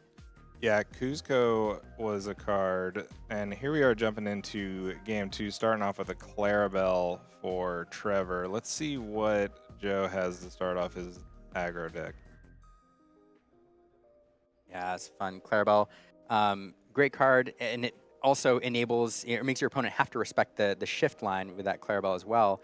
You know, a fine statted card for early game. What it's really in the metaphor is, yeah, to be a shift target, but also that item removal against those item behemoths that we see running around right now. Of course, not a lot of items in Joe's deck, probably not any. But here we have on Joe's side this 0-4 stat line, which you highlighted last game with that Nala. We're seeing a lot of these 4 willpower early game cards pop into the meta for some very specific reasons. Yeah, against the Sapphire Steel Bell start, a 3/3 that can come down potentially on turn 1, it has very little options to deal with the character with 4 willpower. And as we saw in that game 1, Joe is able to use Rapunzel to take that 3 damage and actually, punish his opponent for being able to deal that to his character. Yeah, and also in this set we got, it is unfortunate sometimes to have, 0 strength in your stat line in the early game. You can't do any sort of offense, but we did get cards like Tramp, which can provide extra strength to your characters, and so a little extra utility for those 0-4s. But here, I mean, this is the start I think that Trevor wants, getting a high-statted character that can challenge things, and then getting that work on turn 3. I'm willing to bet that in the hand-altering phase, he altered pretty aggressively to try to find one of those, because getting those online, before turn 4 or 5, or the end of turn 4 or 5, I think is key in this matchup for him. Yeah, and such a devastating start to see out of Trevor for Joe. Unless Joe has a way to have Lil Jon deal with Madam Mim, that Piglet is going to have to challenge in. And it's not what you want to do. I mean, we could see the new Tramp I was card gonna for say, the trade, yeah. maybe the Tramp comes in. I mean, that'd be a fun interaction, but again, it's one of those things where I think Trevor's kind of okay with that, even if that trades, and all Joe is doing this turn is putting a 1/3, and here we actually see that exact interaction. So now we're gonna trade with a snake. Like, that feels better for Joe rather than losing the Piglet just outright. But if all Joe's done on his turn is plop a 1/3, 1 quester on the board, like, not advancing that lore advantage much. So I think that buys Trevor more time. Yeah, I think on the bright side for Joe, he does have the cards that we highlighted earlier, like the 7-drop Tramp, like the Churn and Bog, that he could eventually just go big in this game. And so now I think it's on Trevor to actually put the clock onto Joe. Yeah, absolutely. If you can force the hyper aggro deck into the control roll, get it off the beatdown roll, I mean, that's really where you want to be, and that's where the scales really tip. A goat being played here in the mid game. Interesting play here. I mean, it does advance the lore total a bit. Starts to indicate the beatdown roll, but to me, this is not a card you usually want to play in the mid game. Usually, it's more more ink more often than not, because there's other things you'd want to be doing. But in this scenario, it does give 4 strength, so we can get rid of that Little John and trade with that. It's a lot of people overlook sometimes. It's a well-statted, like 4 strength on turn 3 or 4 is oftentimes a fairly decent body and can do some board control. I'm willing to bet that's what it's going to be used for, or that was the purpose here. And there is that Donald Duck coming down with Bodyguard. Yeah, and like you said, it's very important to be able to challenge on the board, and that's what this Merlin play is doing for Trevor. And while we've highlighted all the new cards and old cards that have gotten better with time, we see Trevor pretty much just playing with the classics. Right? He's got Merlin, he's got Lyle, and he just actually inked I believe it was the Mystical Rose, went to the inkwell. Yeah, it's sometimes it's funny. I think a couple sets ago, or like last set, Kendall Burdett went into a new format with the exact same deck from the previous meta, and then won a fairly big tournament. So it is fun. Sometimes you see the new tools come out, you've got your favorite deck, and you're like, you know what, I'm gonna keep rocking this, and sometimes it works out. It's certainly working for Trevor in this tournament. Yeah, and glimpsing at Joe's hand a little bit, it does seem like we have the Daisy there on the far right. And that might be the Chernobog in the... You would love to drop that as early as possible, force Trevor to devote a ton of resources into dealing with it. Of course, Trevor, knowing that Chernobog is likely in here, probably looking to hold a crab if possible. Here we have the Tramp challenging in, finishing off that goat. That'll be another lure for Trevor. And again, that Daisy Duck is, I mean, that 4 willpower is pretty high stat, difficult to remove unless you have a goat on the other side. And we're going to see that here, where the Elsa comes down, exerts the Daisy, and then we're going to challenge into it with the goat. And yeah, the offensive power of the goat being highlighted here against these 4 willpower characters. Yeah, Joe really just has to figure out how to break this board state in his favor. I liked that previous turn. He sent the Tramp in to deal with the damaged goat. That Elsa, unfortunately, putting him back on the back foot. But here we see a Dale. And now this card allows you to put cards directly from your deck into your discard pile, which just furthers the synergy. You're looking to maybe put a Lilo in there that you can bring at the start of your turn, or fuel that Chernobog. Yeah, you're just dumping characters into your discard pile here to so in we watched way back in the day in DLC Atlanta, we watched Josh Polt carry in a Amethyst Amber deck that really used Perditas and several other cards to fuel the game's mid and late game by pulling things out of the discard pile. And when we talked to Polt, he basically said, yeah, my discard pile is my second hand. Yeah. I'm just building resources there to use later. And that's exactly what this deck is trying to do as it cycles these cards is build the resources in the discard pile to use them later on. You don't need a hand if you can pull Lilos out and if you can use the cards there to play Chernobog for free. Yeah, absolutely. And Trevor with a second Elsa just continues to go wide, giving Joe little room to breathe here in the second game. I think we're really going to have to see something big like the Chernobog, maybe some Go-Go Tomogos to get him back in that lore game. Yeah, it's tough here. One thing I will note, I can't see Trevor's hand. One of the things that this Amethyst deck needs to kind of fuel itself is to try to hit rabbits in the mid game and other cards trying to keep that hand size going. We do have a sizable Inkwell over there for Emerald Amethyst, and I haven't seen rabbits. We haven't seen much card draw. So, that is one way you get back into this, is forcing Trevor to continue to build a board rather than, leverage card draw, and perhaps you then go wide. But it is a challenging board state for a hyper aggro deck to deal with.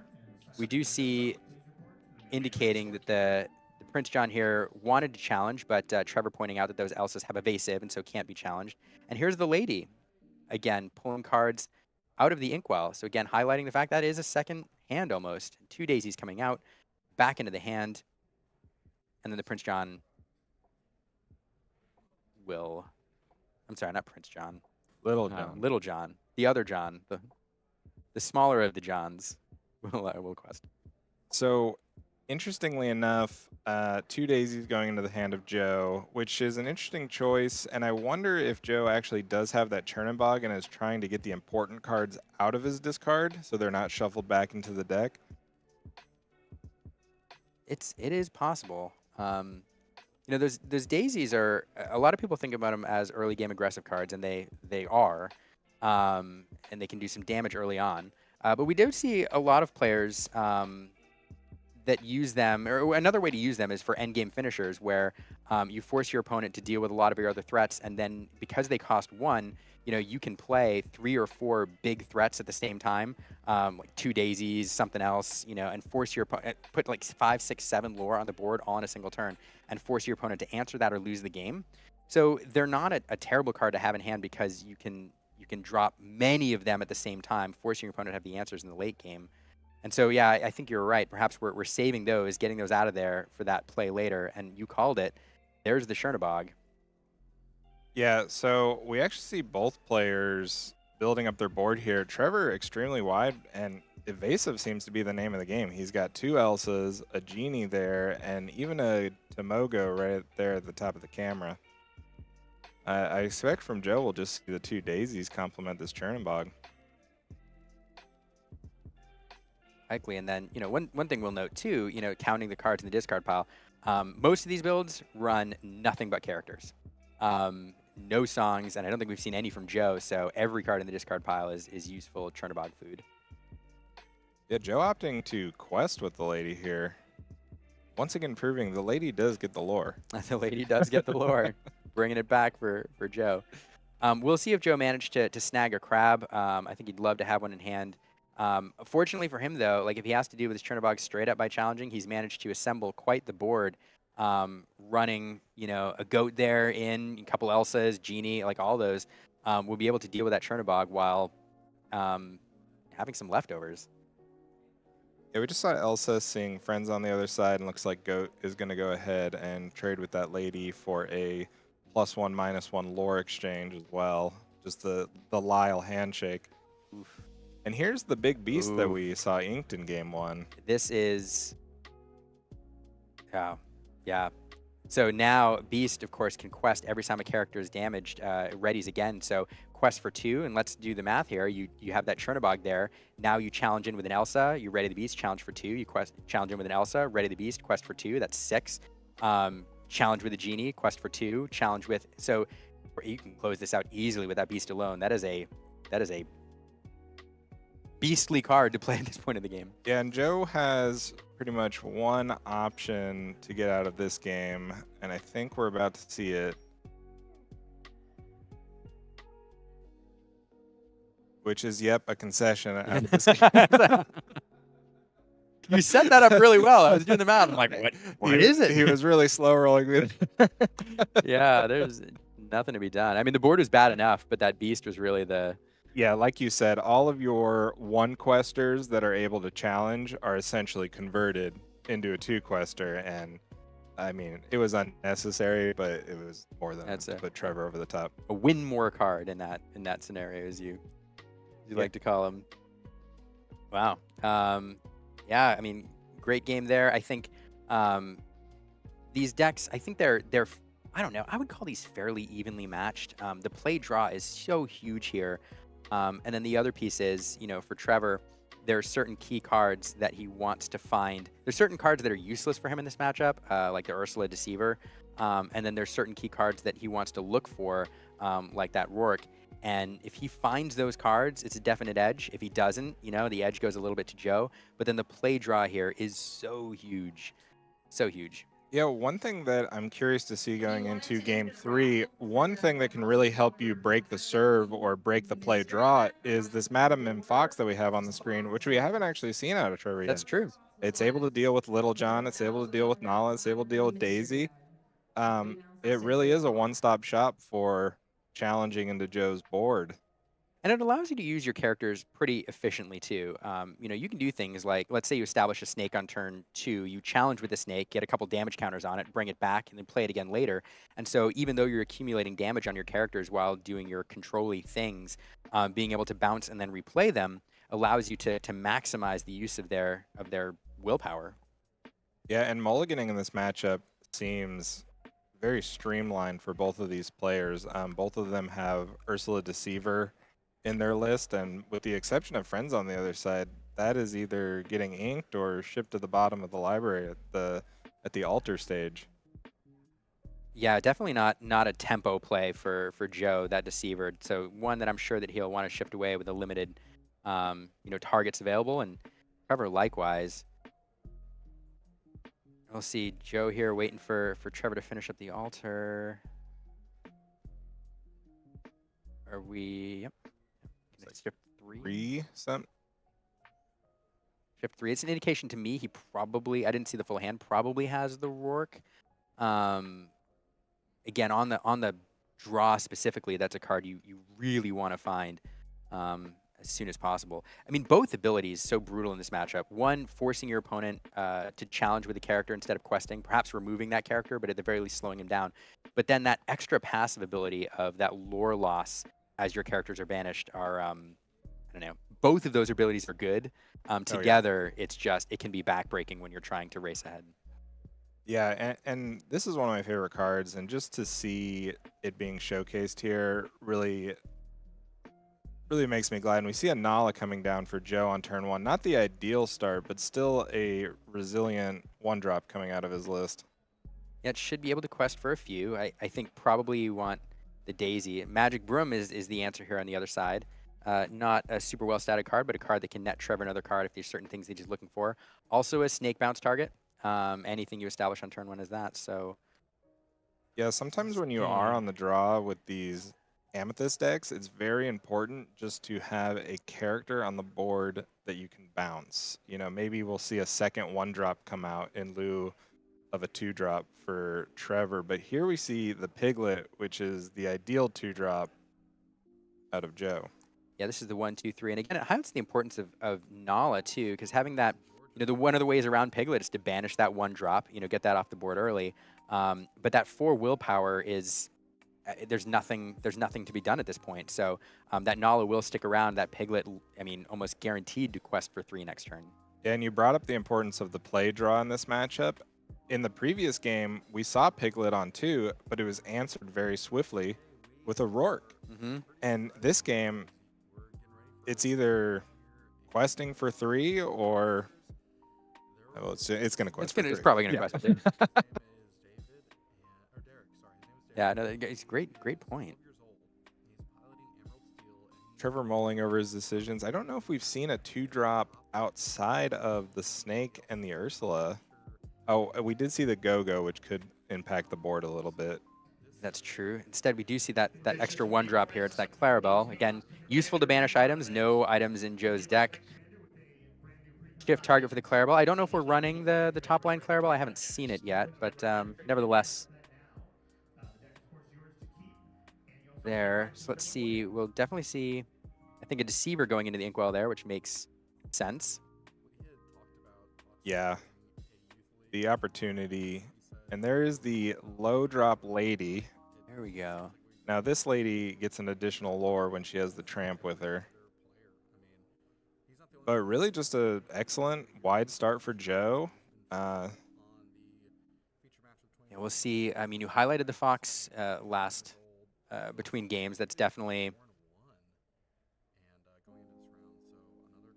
We see it in hand. That's available. But, ideally here, you'd love to be able to do some work with these characters' removement. But these are not well-statted characters. So, you may see some damage put on the Nala and then likely the Fox to remove the Piglet. Really want to get that 3-lore Quester off the board.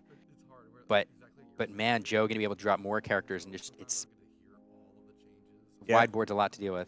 Yeah, and typically you'd like to see these 2 characters maybe put 2 damage on Nala, but then you were walking straight into a Rapunzel play, which we saw in game 1.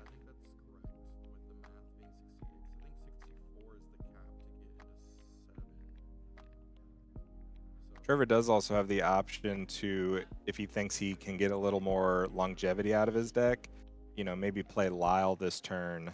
And no, but we are going to go with the Fox. Get rid of that. Get rid of that Piglet. Yeah, I do think in that scenario, I do think if you have the Rourke, you play the Rourke. You get rid of the 2 lore off the Piglet anyway. But if that's not an option, Fox, not a terrible play here. Slow things down just a little bit. There's that Tramp. We have the Lady Tramp synergy that you mentioned. So not only will Lady get an extra lore, but Tramp is a little bit cheaper. Lady and the Tramp obviously enjoy hanging out together. And here we see a quest for 4 from Joe going up to 9. And really using the Tramp, and you can see it's synergized with Nala there, but it also do the same thing with Lil Jon. He's able to use those 04s to challenge when typically they're not able to. Mm-hmm. It's a great sequence there.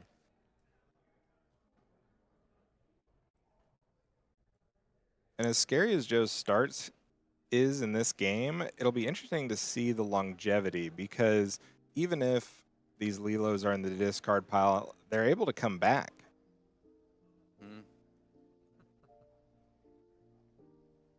Yeah, this is just tough. I do think, if Trevor's able to come back from this and kind of stabilize the work would be great to have. We keep talking about it, but it is a way to slow this deck down. Instead, we do have the Clarabelle here, seeing that again, and there's the work. It'll be able to slow things down a little bit. We're going to give Reckless 2. It looks like this exerted Lilo here. And then the Brooms will put 1 damage onto the Lilo.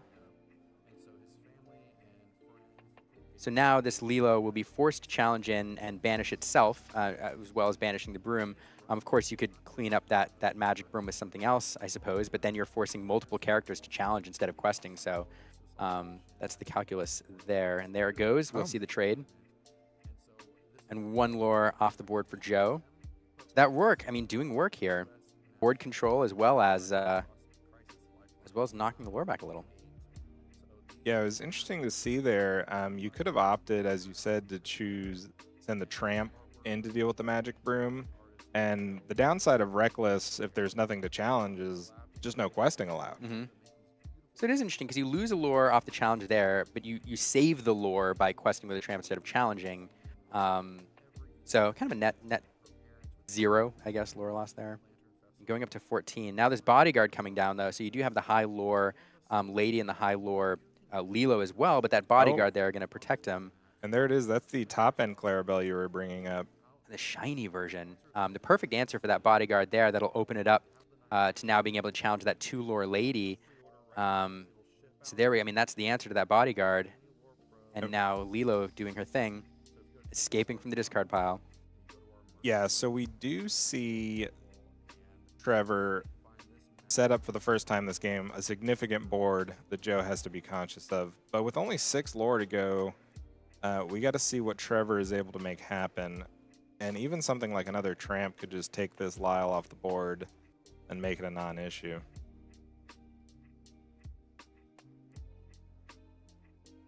We are at the point now where there's several like high-end options like the Clarabelle available to Trevor. You know, Elsa is sometimes running these colors. We know that Trevor's running that, so that's an option. But man, Trevor just has to have, you know, multiple answers every turn because every single lore here matters. There is the Elsa.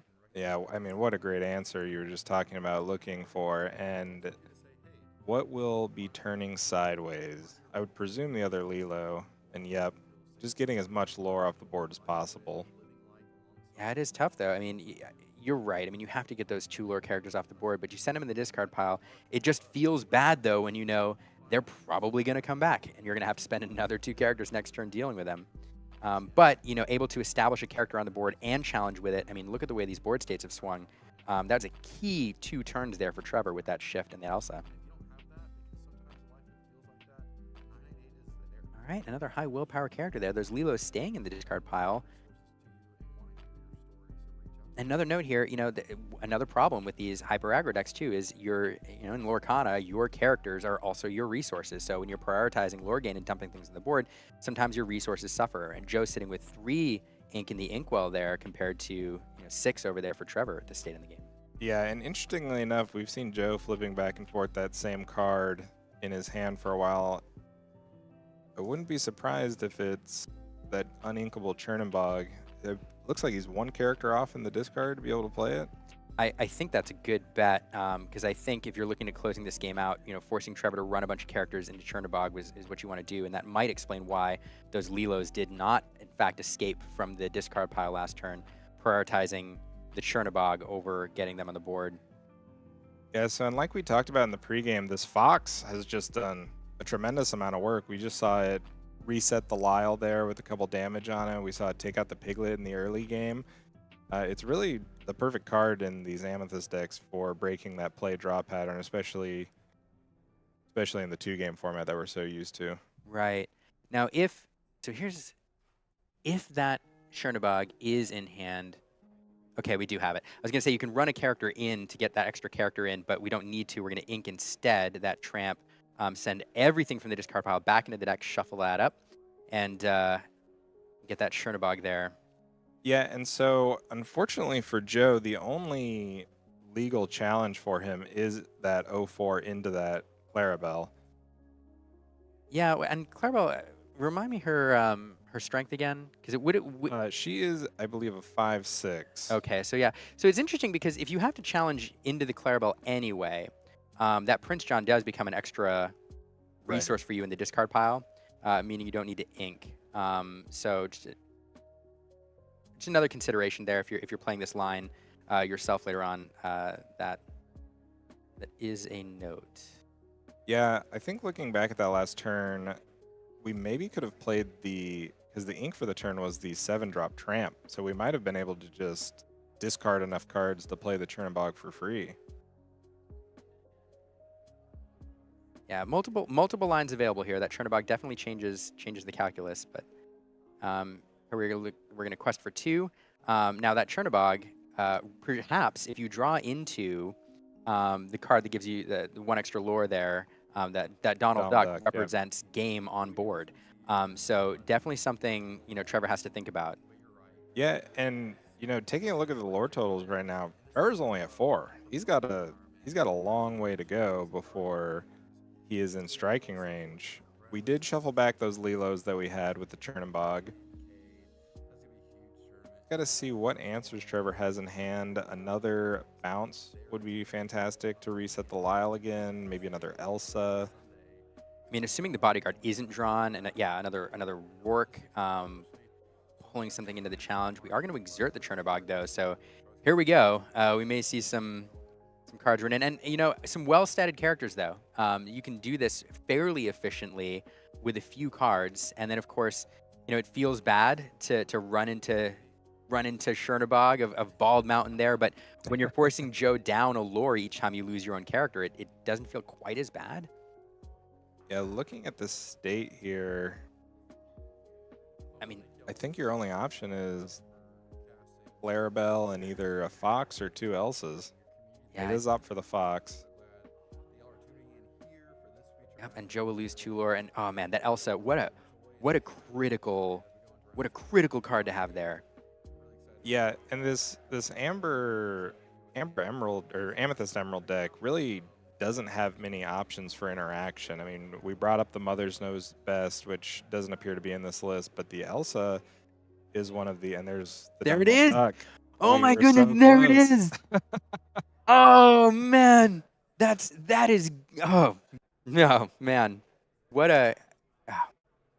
Yep. But once Yep. again, Trevor at 4.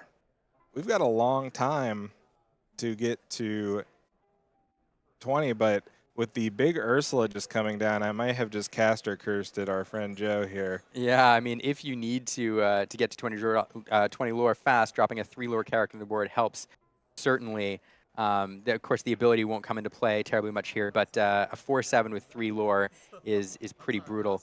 But man, I have to go. That Elsa play, I mean, if without the Elsa in hand, that really is the only answer to Chernobog there. Yep. And that is game. That is, and not only game, that's the match if he does not have the Elsa, because I think that's the only answer.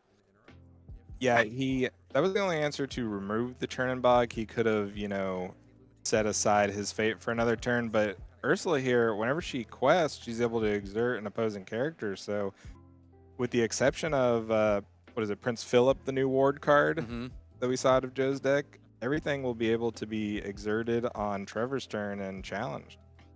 That's true. There is a world in which you just don't have a lot of ink. I was going to say you save the Donald in the hopes of drawing a Prince John and letting it stick on the board for a while, but just not a lot of ink to be able to do multiple things in a turn. And there, as you highlighted, that Ursula questing, exerting the Ursula there, challenge into the bodyguard, and just serious board control going on here. It's a little rough. Now, a go-go would close things out for Joe, but we haven't seen one from him, and I don't. Oh, 4 ink being Dale. Oh, okay. Yeah, good thing to highlight. The go-go. The go-go would finish out this game with that 4 damage on the Elsa. Yeah, I don't know. I've looked at a few of these tramp lists. I don't know that I've seen go-go in there very often. Some of the decks some of them may be running them. But for sure, if it is in there, I mean, we could have a top deck victory here for Joe. So let's see. Trevor has 4 1-lore characters and 1 3-lore characters. So he is putting Joe on a 2-turn clock here. We'll see if he wants to continue trading. And he actually has the option to get that 4 damage Elsa off the board completely, eliminating the go-go draw. We'll see if that's spotted. Yeah, well, we're going to do something different. Even better. Yep, we're gonna take that damage. We're going to slide it on over. And we're going to probably finish off that day with something. There you go, yeah.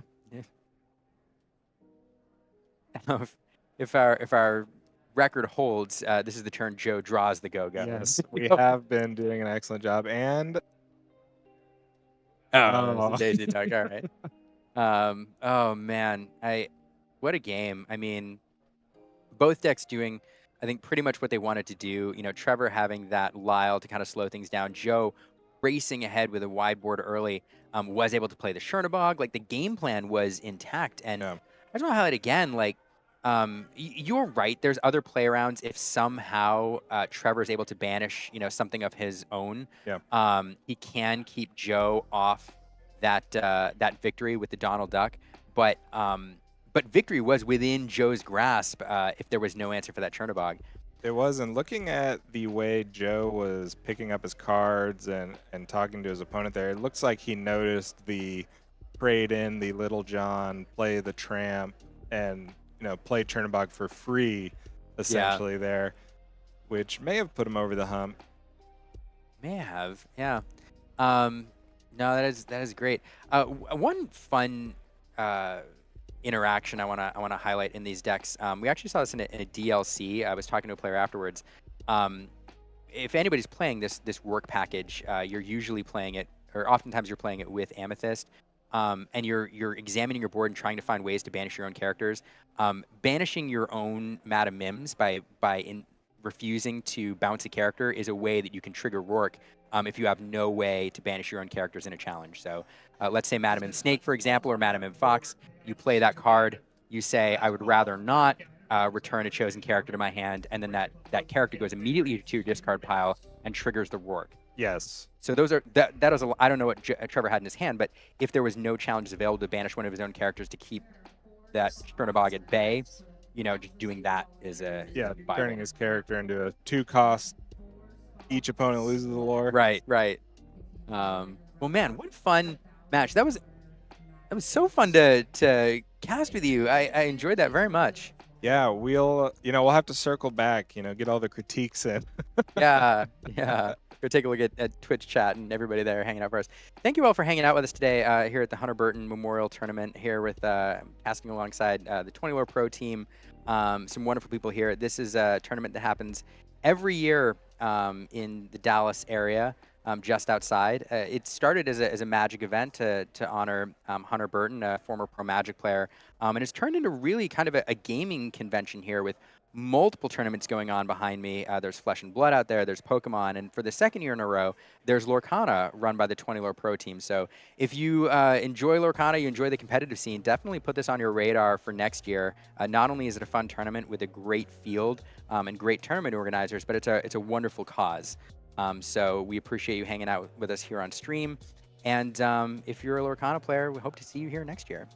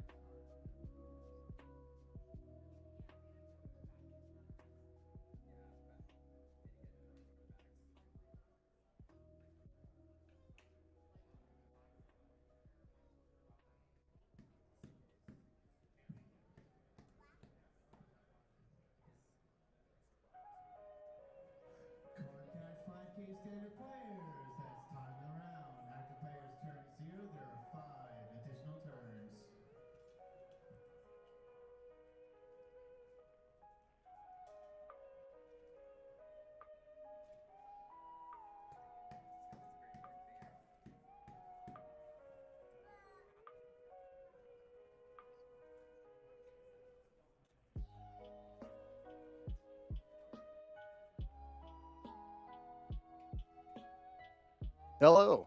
Welcome back to the Hunterbird Memorial Open Lorcana Championship brought to you by 20 Lure Pro. We're in the last round of Swiss leading into top 8. Loaf, how's it going?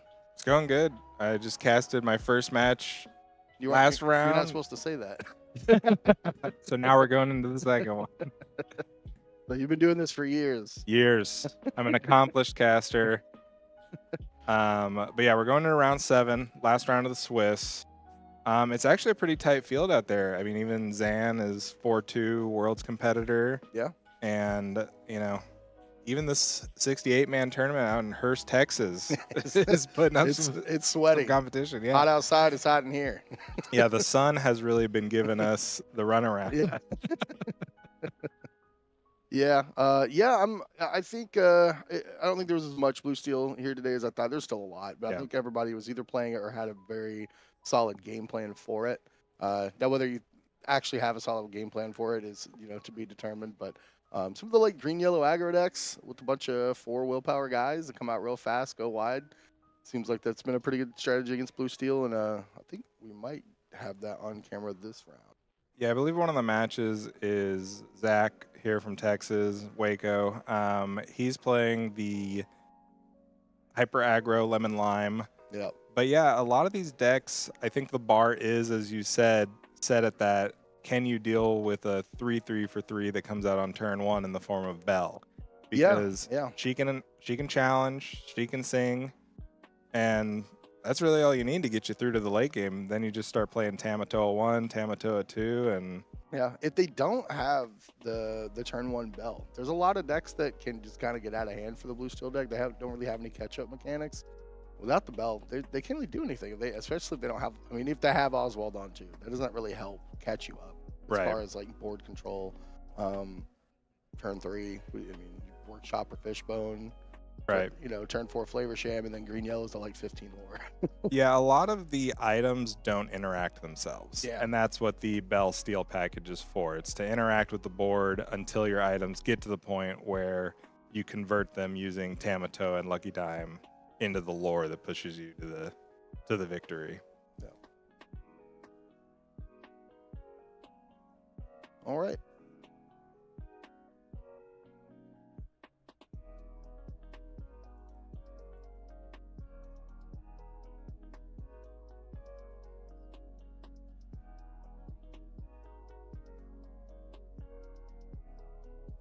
All right. Well, here we go. We're taking a look at Luxac versus Joe In. And looks like it's a green yellow mirror match. Looks like decks, they're pretty much on the same deck. There may be a few differences and nuances between the lists, but this is kind of the new set 7 aggro deck, the Lady and the Tramp themed. A lot of 1-drops with 4 willpower. You've got Lady that can come down on turn 1. Just a 1/2, the quest for 1, but if Tramp is in play, quest for 2. And then Tramp is sweet. There's a couple of them in the deck, but the one that costs 2 that can cost 1 less if you have a Lady in play, and it quests for, I think it just quests for 1, but then it pumps up an attack for target character for equal number of other characters you have in play. So it lets one of your O4s or even Daisy Duck get in there and then get a couple damage counters on it, and it's just a nice curve into a turn 4 Rapunzel to refuel your hand. Yeah, the deck is sweet. I've been enjoying watching it. Yeah, we saw Joe play last round on stream actually, and as you pointed out, he's got a lot of big bodies. He's got Daisy Duck with 4 willpower. He's got Nala. He's got Little John, and he does have that Rapunzel to eventually refill his hand. And actually, on Zach's side of the field, we see, I believe this is Prince Philip, the 05 bodyguard from the new set. I think it is.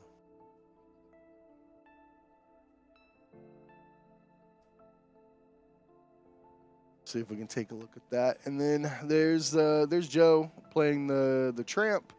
It costs 7, but it costs 1 less for each character you have in play. Then when it comes into play, you draw cards equal to the number of characters you have in play, and then you discard that many cards. And quest for 2, it's a 2/6. Nice stats. You usually get it down for pretty cheap. Joe got a 3 ink discount on it there. And then you do have to discard that many cards, but this deck kind of wants to do that. You see that top card on Joe's discard there is the Lilo, and you can play it from your discard, and then also you're just fueling out a Chernobog for free or 1 or 2 ink, and a lot of decks in the format cannot deal with a 9/9 right. Yeah, and interestingly enough, the 2/6 once again playing in with that Rapunzel synergy we were talking about. But against Ruby decks, this 2 strength is a deficit because you're dealing with Brawl, you're dealing with Big Sisu. But here in this match, Zach's going to have to put together a formidable team to take down this Tramp. And with the new set 7, we're seeing a lot of these Lady and the Tramp synergies. I think this deck plays both the low drop Lady and the Tramp as Yep. well as the high drop Lady and the Tramp. Yep.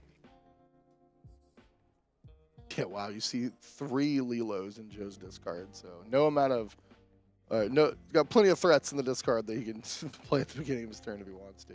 But if the lore totals are accurate, looks like it's already at 10 to Joe's 2. And Joe can catch up pretty quick, but he's going to have to prevent Zach from getting to 20 himself beforehand. Yeah, looking at the board, we did see Joe have 2 daisies to start off the game, and I would imagine he drew Zach a number of cards in that previous turn. We actually see him put 3 damage instead of questing for 5 onto that Prince character. Yep. So Joe has it in his head that he needs to control the board in a major way. Yeah, it was actually Zach and I were talking about the deck Friday before this weekend's tournament, and we were looking at some of the card choices. And one of them was the Donald Duck Musketeer, the 3-drop bodyguard. And we were talking, it's like we didn't really like the stats on him for a 3-drop, especially in a Bell format. Just being a 2/3, it's like a 3-drop that's probably going to come into play exerted. It's just going to get banished by a Bell. But we were thinking about the curve, right? So you can have turn 1 1-drop, turn 2 2 more 1-drops, turn 3 Donald. And yes, the Bell just kind of does get to eat it for free. But what we thought about is the Bell's gonna banish it, right? And it's still gonna be around. And then one of your 1-drops is probably gonna be like a Daisy or an 0/4. And you can just run that into the Bell for 3 damage counters. And you're on turn 4 after that Donald play. And now you just get like a full value Rapunzel, out of that with the 3 damage off the Bell. So I think he ended up keeping the card in the deck. It's kind of low power level, but I think with that line being available and just having another cheap bodyguard is worth it in an aggressive deck like this. Yeah, and especially in these weird mirror matchups, it's important to take note of those heads-up plays like you were talking about. Putting 3 damage on your own character to then draw 3 cards is very big, and Zach just draws the extra character to make Piglet quest for 3 and close out that first game. We did see the Tramp on the previous turn add 5 strength to a character to be able to offset the board a little bit, but it was just a little too late. Yeah, that new Tramp the card's really good. I'm a fan of that one. It's making your ladies quests for 1 more, the 1-drop version, and then just being like a pseudo removal with a lot of your guys having high willpower and low attack. This pumping up the attack to a pretty decent sized number. Most likely you're going to end up just getting a free banish.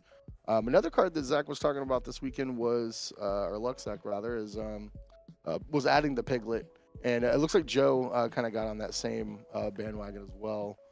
So separate players from separate processes coming to the same conclusion probably means they're on to something.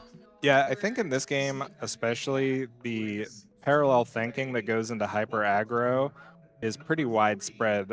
I don't think you have much wiggle room when it comes to your 60 cards that you're putting in this lemon lime hyper aggro, because you want the daisies, you want the piglets, you want the Donalds for the additional lore. And the Lady and the Tramp synergy cards, like we were talked about, they're paying dividends for these players who are now 4-2 in this 7-round tournament, looking to claim their spot in the top 8. Yeah, and I think the core of the deck is already pretty well positioned against most steel strategies, just because you've got 12 1-drops with 4 willpower. That's going to be tough for any steel deck to interact with. The piglets are going to probably be a little bit more weak against steel decks. But the deck also has Ursula, right? So you can play Ursula on 2, see what they're working with. If they don't have any removal, then you can go with the Piglet. You can just ink the Piglet against steel decks. But I like having Piglet as like a hyper accelerated quester against non-steel decks to, especially in the mirror match. It's going to be an all-star in this matchup. Yeah, and we were talking about those big bodies, and I think what actually we came into the game a little late, but it did look like this new Prince card paved the way for Zach to get to 20. I mean, 05 for 2. Yeah, that's interesting. The only thing I don't like about this card is it's not inkable. But yeah, I think I think this card could get its mileage in pretty much any matchup in the format. It might be a little weak against. It's worst case. It's gonna be real bad against like red blue. But red blue has kind of been on the downswing lately, so you're probably not gonna run into that. Now he's probably not, I don't know if he's playing a full set of these or not. But he does hold a whole lot of Rapunzel counters. What I like about Zach's deck building choices, that's Luxac here. His deck building choice has a good amount of one-ofs, and the important thing to note is if you draw the one-of in the situation you don't need it, you can just use this tramp card to get it out of your hand and into the discard pile, and ideally fueling a churn bog that'll close out the game. Yeah, I like the tramp card a lot. It ends up as kind of like enacting like a weird tutor of sorts. Like you don't really get to pick, but you're gonna get a lot of options. You got like 5 guys in play, and you play this. As long as you have, we figured this out. You got to keep one card in your hand. You play if this is the last card you play on the board. You just draw X cards and discard all of them. So as long as you keep one, you could draw 5, or draw 6, discard, down to 1, and that one card might be a Rapunzel or whatever, or the Chernabog that you need. Yeah, it'll essentially be the best card Yeah. in the top 6 cards of your library. So here we see a Merryweather inked for Joe going into that Little John, another big body that has been showing up in the current meta. Yeah, Merryweather just pairing nicely with it, with the Tramp is another effect like that.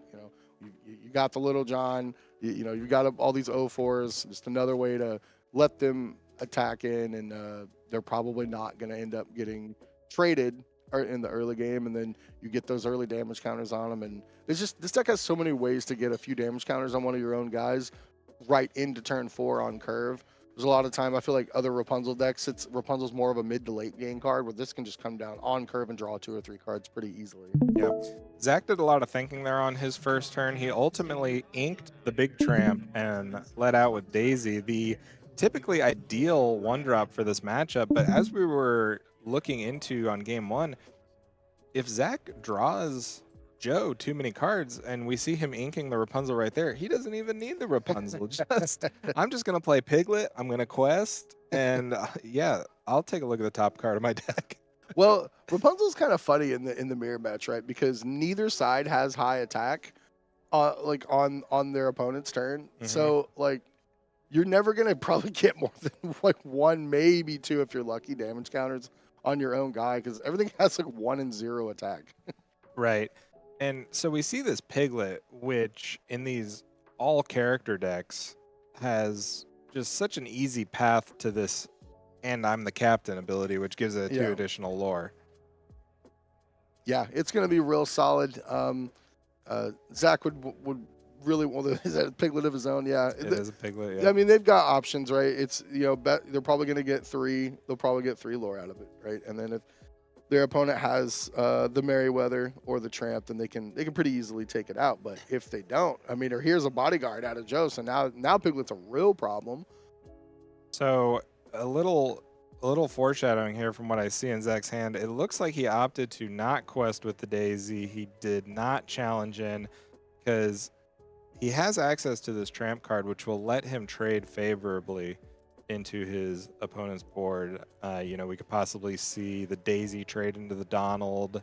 Maybe it was a bad date and she just needs him off the board for the time being. She needs space. And I wouldn't be surprised if we saw Piglet trade in with Piglet. Yeah, you may have to. It's that's something you really got to consider. Luxac at 0 lore, Joe's at 6. You're already behind in the race by quite a lot. So you may end up having to just trade in, and you're left with a Daisy and a Tramp, and you take out two of Joe's characters, and just leave him with one 04 Little John. Daisy is kind of funny in questing in this matchup too, because it's always going to draw your opponent to their card. There's no missing on that one. So we do see Ursula Deceiver going to the ink pile, which is a great utility card, but in this matchup is always going to be ink. Yeah. And there it is. Just as we drew it up, Daisy will go into Donald. And let's see if Zach agrees. Yep. Yep. Yeah. I think you've got to do that. Man, I'm like, oh, there's a lot of points in the game I don't want to quest with Daisy in this matchup. Yeah. You're just fueling especially when you're behind by 6 lore, you don't want to just keep throwing cards in Joe's hand. Yeah, and what Zach has set up so wonderfully here is he now has 2 damage on that Daisy. Yeah. And if Joe just ignores it, maybe he's got a tramp of his own to trade back. This Rapunzel is just gonna draw a couple cards for Zach and a 1-drop on turn 4 with a pass. That is not What is it? what Joe we saying? were Was it? looking. What does he have? Double Chernobog or something?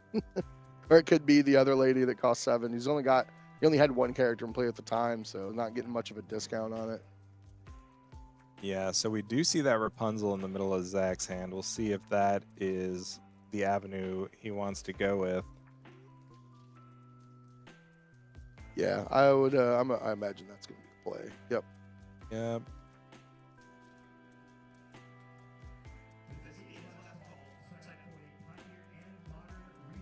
And like we were talking, Daisy is guaranteed to draw your opponent a card in this matchup because it's all characters. So the question for Zach now, I mean, he's gotten a good amount of board advantage, or he's got control of the board. When does he say, okay, I'm going to start questing, but you're too far behind for me to worry about it? Yeah, it's tough because Joe's on 4 or 5 ink, and like you saw, just play a 1-drop, 2 cards in hand, and pass. I kind of like this. Like if I let you draw 2 extra cards, you're just gonna get right back ahead of me. So I think I'll like waiting maybe a little bit longer. The Rapunzel will be able to start getting in pretty easily. And here we see a card that a few players are opting into, which is Dale. Now, Dale is a way for you to put cards directly from the deck into the discard pile, fueling that churn bog. Maybe you hit a Lilo to go in there. And it has the added effect of reducing the strength of a character on your opponent's side of the board by 3 until the next turn. Yeah, that card, it's relevant in this matchup. It's actually it's got decent stats too. Nothing crazy for a 4-drop, but just in this matchup, a 3/4 is it's decent. It gets in there. Doesn't hit the threshold of the 4 willpower, and you got the Rapunzel over there. He'll probably start getting in being a 1/5. But yeah, I've gone back and forth on Dale. I think some number of them are good enough to go with your game plan. Like if you ever hit, if you have a Chernobog in hand already, you hit a Lilo. That's pretty good value. Now I love what Zach is doing here. He's playing his 1-cost characters because that's the same as tapping ink for this tramp. That's going to come down. Yep, exactly. Now he's got 2 cards in the hand. He's going to get a look at 6 more, and we'll see. I saw another Rapunzel. Probably really wanting to find a Chernobog here. Interestingly enough, he has an invited to the ball in his hand. So yeah, we talked about that card a bit this weekend. so Zach does actually end up having a couple non-character cards. And that's when this card does kind of shine. I still don't think he actually likes it on the list. He was trying it out, but the problem is, the thing is, it only costs 2. It's basically always going to hit. You're only playing 2 in the deck. You'd have to hit the other one for you to miss. But you're always going to at least get 1 card. Usually 9 times out of 10, you're going to get 2. So there's just not a good point in the curve to do it, to play it. You don't want to take turn 2 off it. Yeah, it does look like Zach is potentially keeping Chernobog Rapunzel. I like that. Which, if we do have enough characters, you just play the Chernobog. Yeah. Well, you got 3, 4, 5, 6, 7, and 1 on tap. You need 1 more. You would need another ink or another character. He has not inked for this turn. Oh no, wait! I'm counting characters in play. It's characters in the discard. Yes. Yeah. Yeah, I have no idea how many characters are in the discard. But if he's got 8, he can play it. So notably there we had the new 1-drop tramp allowing Daisy to just take out Lil Jon. was talking to Zach earlier today, and he was like, Prince John is a nightmare for me. Oh yes, yeah. He was telling me, yes, Prince John does care when you discard. Yeah. It is irrelevant. Yeah, he's like, I ability. cannot play Tramp into a Prince John. That's not it's not a thing. So very interestingly here, we see Joe attacking Dale in to take out a character, but the problem here is Zach can very easily challenge back with one of these daisies and use that Rapunzel in his hand to draw an additional Yeah. 3 cards, furthering the gap between him and Joe. Yeah, being able to churn through your deck like that and consistently find the big payoffs are Chernobog and Rapunzel. The deck just keeps going. It feels like just a one-sided whole new world sometimes.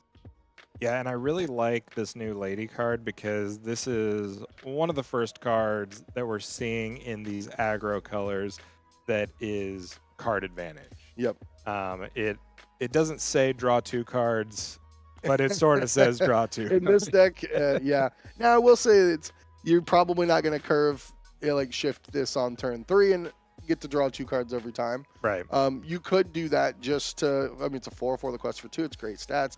Most of the time, this is going to come down for you could either just play it for the full 5 or do the discounted shift on for 3 on turn 5 and still play another like 1 or 2 drop, or you could just get back to 1 drops and play them immediately, which would be a pretty insane like turn 5. Yeah, as soon as your opponent got through that double daisy, she's right back there, Yeah. ready for another date. Yeah, I mean, and that's turn 5 inks, 6 lore worth of characters that all have 4 willpower. Like that's a lot to get through. Yeah, and speaking of lore, Joe is at 8. He's got the piglet on board, which is threatening potentially 3. And Zach really has to navigate how to get himself out of this board state where he's behind on lore but up on characters. Yeah, Dak still has yet to have a turn to where he feels like, okay, I'm gonna go sideways and catch up. He's having to play the reactive the control deck. He's not yet the beatdown.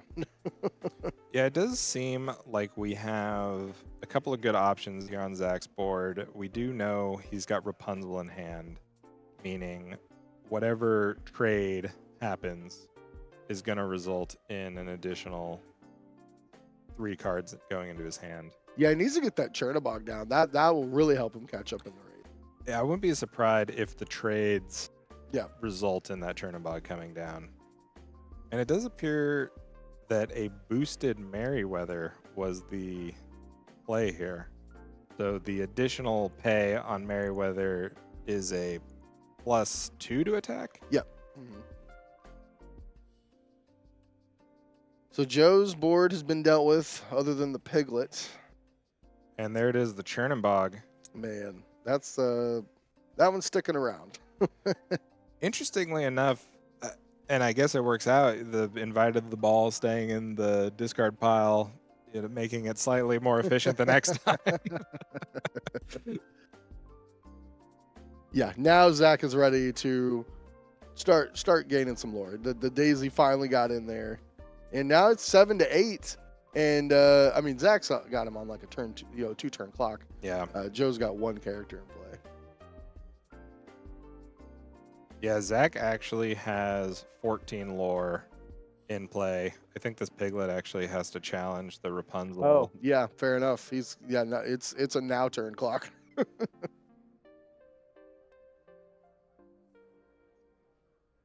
Okay, taking the 2 lore off the table that way.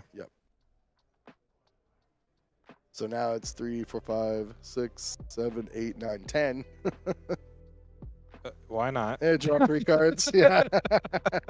Cool. So yeah, now Zach has got to the point in the game where he can just exert everything, quest out. There's no coming back, and that's kind of how you have to play this game, especially on being on the draw. Yeah, and I think just to break it down a little more, Zach played the draw extremely well. Yep. He built up his board. He used cards like the Tramp and Merryweather to find favorable exchanges. And really, we didn't see Zach quest until he could go from 0 to 20. Yeah. Yeah, it was like 7. I've got 14 in play. Yeah. Here we go. Yeah, 0, 7, 20. I'm not gonna lie, this deck is sweet. This is one of the first aggro decks in Lorcana where I'm like, it seems very resilient. It has card advantage. It's not just like this glass cannon, Right. uninkable 1/1 like extravaganza that quests for 2. Right. These cards have staying power. Then you have an actual end game. You have ways to get cards back.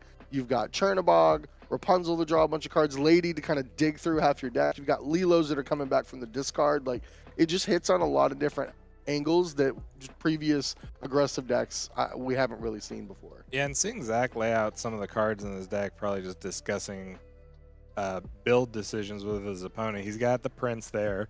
He's got Yzma, which is just another Yeah, he was looter. going back and forth on Yzma too. It may just be a necessary evil. That he's probably not playing the full 4 anymore. The stats are bad, but I mean sometimes you just need to loot. I mean, or now if you have a Lilo in hand, this card just says draw a card. Right.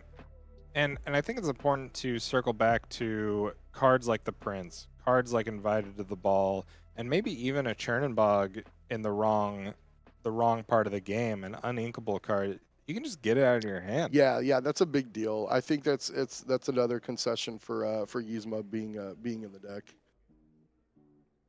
Yeah, one card we did see from the previous match from Joe was this Prince Philip card that it has ward, it quests for 2, and it's essentially going to quest for 2. Yeah, I don't know how I feel about this one. It is a guaranteed 2 lore though, outside of like a sweeper. But it's almost never gonna get to go for 2 more. And like, Right. what matchups are you really wanting this for? I mean, unless I guess it trades with a bell and it can't get hit by a song. Right. So like, there's that. So it's got merit. I don't know if I like it in the list. And I'm glad you brought that up because the bell has really shaped this meta coming into this weekend where we see Little John, we see Nala, we see 4 is the number. Yeah, it is. It really is. Yeah. Yeah, and if you're not going to have 4 willpower, at least have 3 attacks so that at least the bell trades. Yeah, Bell being this 3/3 4/3 that can potentially cheat itself into play using cards like Popsicle, Fortisphere, Yeah, I and the think like. it's not. I feel like it's not as unfair in blue red as fair of a deck blue red is. Yeah. It's just the most egregious in blue steel because when you get to do it off a Popsicle or Fortisphere, there was no downside. You just played a free 3/3. You're not down a card. You just got to play this for 1 ink. When you have to banish a non-Popsicle or Fortisphere, it doesn't feel as bad. You know, Right. you invested 2 cards on turn 1 to get a 3/3 that may or may not really affect the game. But when you just get to do it for free, pretty much every game, it's pretty brutal. Yeah. I find the flavor text on this card ironic, helping her dad keep the flying debris to a minimum. Meanwhile, she's coming into the meta, causing maximum damage. Blowing up stuff like, yeah. She's not doing a great job. No, it's just the worst job, dude. The biggest mess I've ever seen. Like, So- yeah, I'm talking with players this weekend. I was, the feeling really isn't like the deck's too good. I actually think I think it's got a decent skill ceiling for the deck too. Like, I don't know, it's not super hard to play, but I've watched a lot of games people playing this weekend. It just falls apart. Like, they didn't have Bell on turn 1. Oswald whiffed a few times. They didn't have a character to play on turn 3. And by then, this green-yellow deck's, got 7 characters in play, or there was a few Steel Song players here just curving out into 1/4 Vanessas and, Lawrence, things that aren't going to get taken out by Bell. And they're just run over Blue Steel, especially when they don't have the Bell start. Yeah, and I think the interesting thing about the Sapphire Steel deck is that they just have printed so many cards that say my favorite word, free. We have Tamatoa, happy as a clam here, gets you 2 items, plays 1 for free. Scrooge is another card that, once again, you're getting all these items off of cards like Oswald, once again free. Yeah.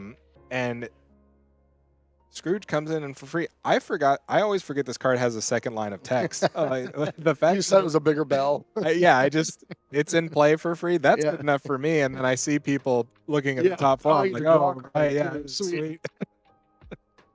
Yeah, Blue just kind of has it all right now. They have acceleration, they have free spells, they've got removal if you want it, but you could just pair it with something like Steel or Red to get the removal aspect. But it's got the best card draw in the game, the best non-interactive lore gain and Lucky Dime. I mean, it's good. The color has it all. You know. Yeah, and I'm sure we will see some of these decks, some of these Sapphire Steel decks in the top 8, along with congratulations to Zach, who should be in the top 8, right? I think 5-2. It'll be close, but he may be in. We'll see how he has to handle these bell openings if he has to run up into any of them. But yeah, I think Sapphire Steel is a deck that we will see refined.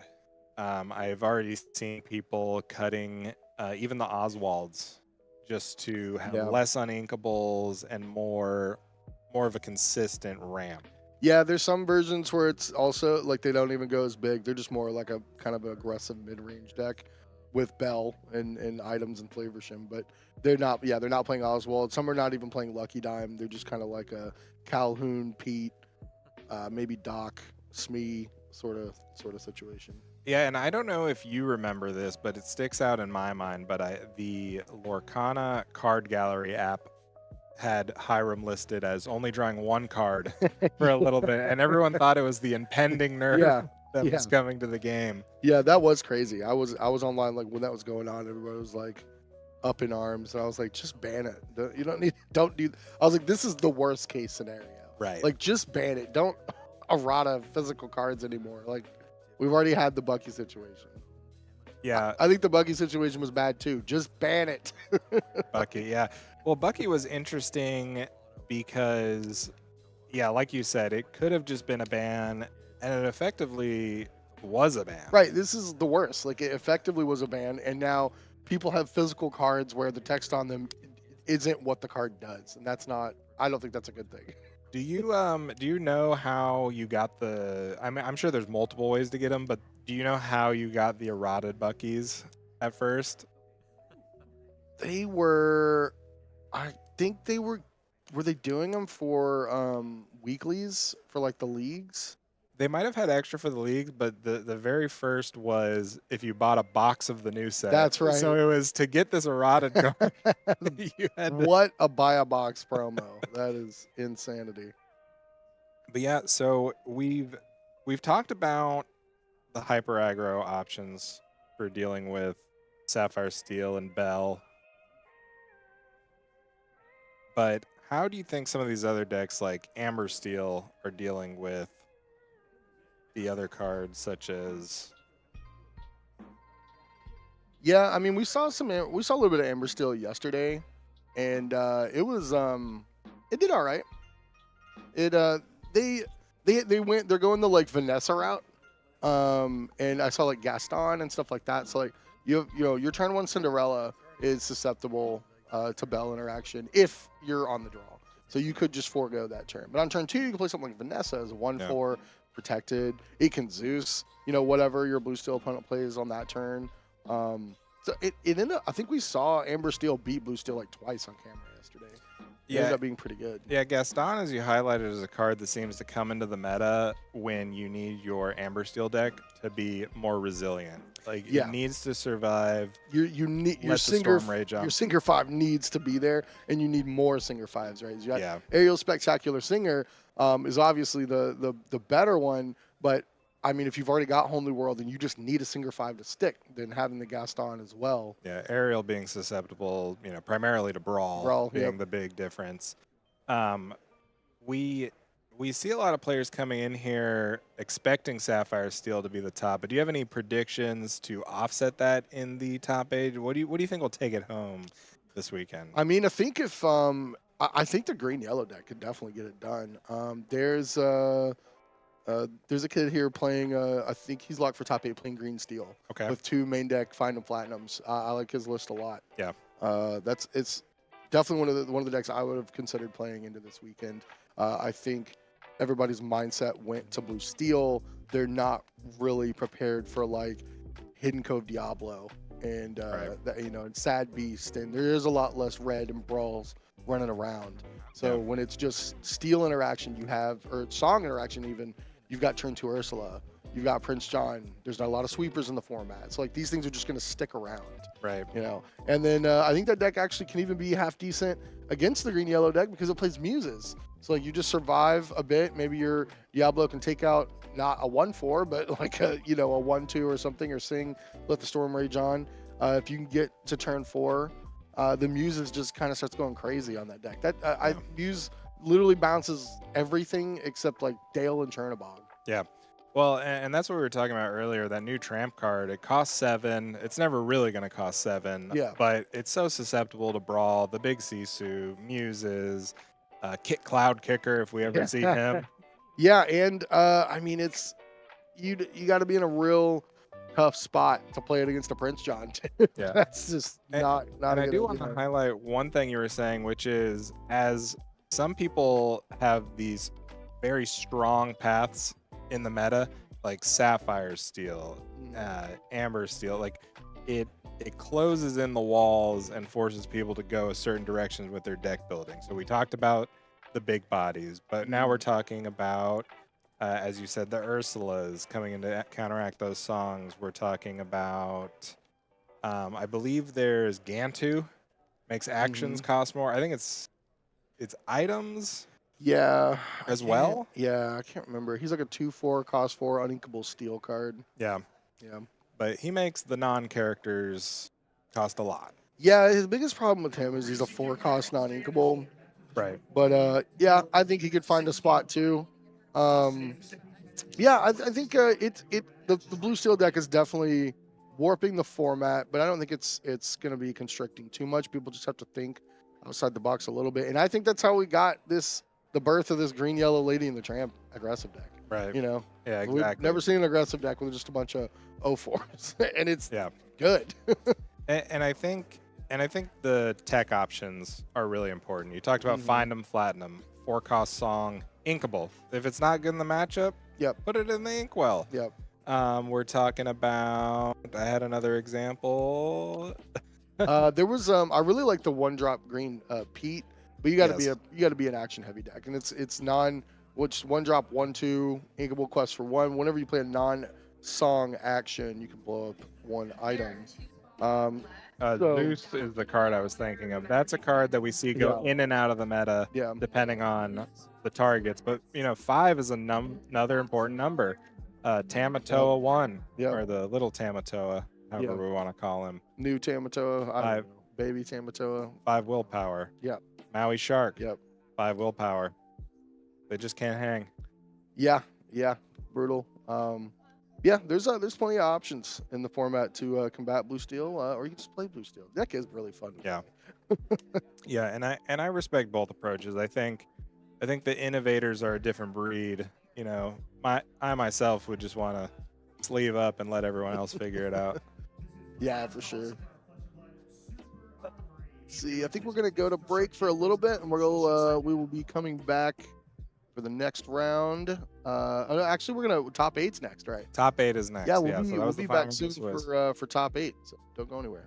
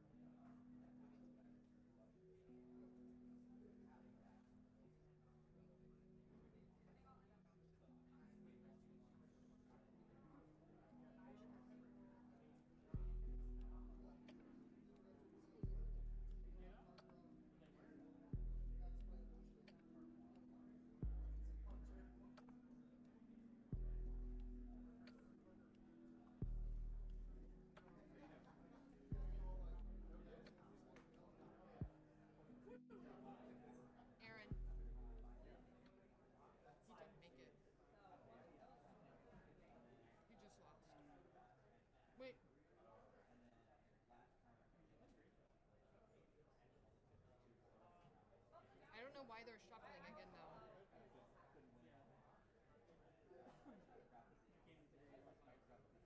HBMO competitors Anthony Weiss and Tommy Harding. Please report your match.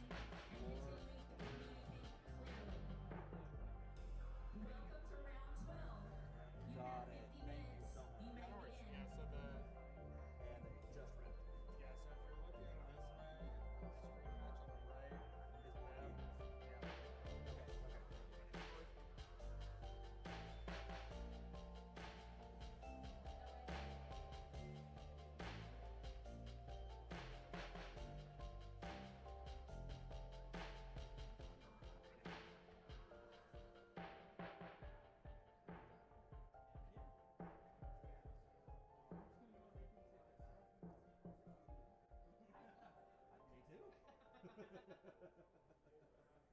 wasn't playing the same people he was playing. You played one of the same people. That's true. You beat Zan. Well, I lost to the guy who beat Zan, so does that mean I'm the same category as Zan? yeah. I think that makes sense. Y'all are at the same level. Honestly, where's your world? That's right. You guys both deserve it. Probably lost to him. I'm not sure about that, guys. So I'm gonna say is Who is the man?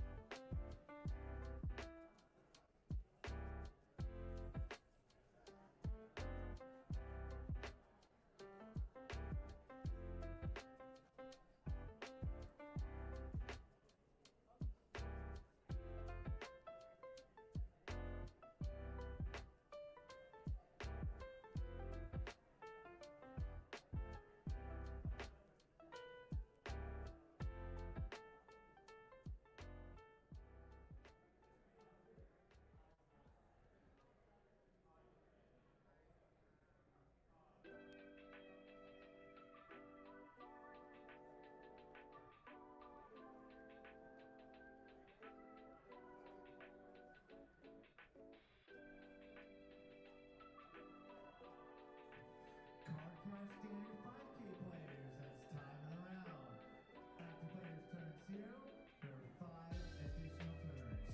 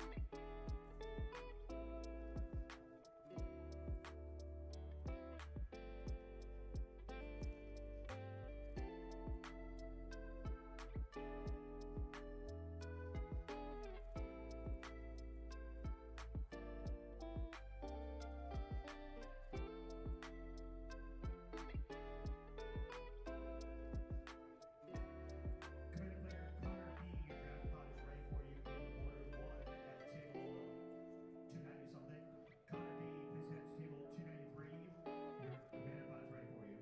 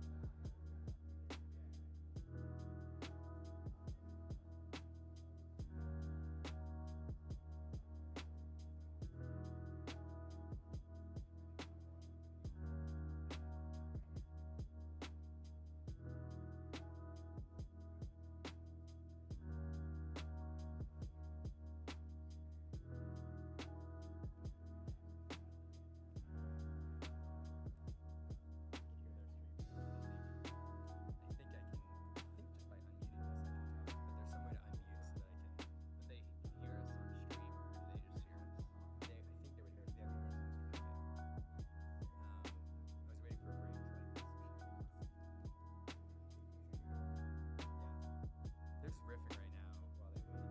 So It's her and Clara, right? Katie and Clara. Where does Clara live? She's in the States. Quebec.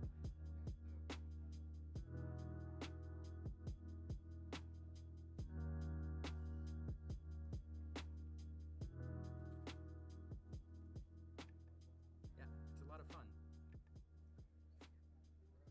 What's going on in here? None. I was bored, and I wanted to say hello to two of my favorite people in the Lorcana world. Yeah. Hi, Katie. Hi, Clara. Hi. You all are the best.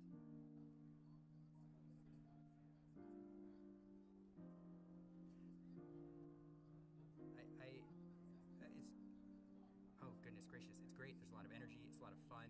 Great field, stacked field. It's just a lot of wonderful Lorcana. The biggest bummer of the weekend for me is that I haven't gotten to listen to you all much at all, and I hear amazing things are happening over here. Oh, that sounds like fun. Sounds like a happy accident.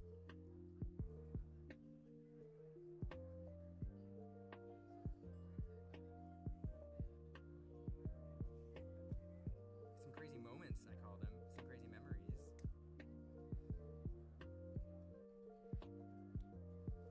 But someone else wants to say hello real quick. Hello? Is this thing on? Hello? Hello?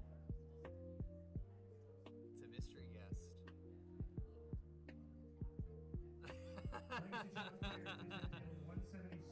I heard there were some impersonations yesterday. 176.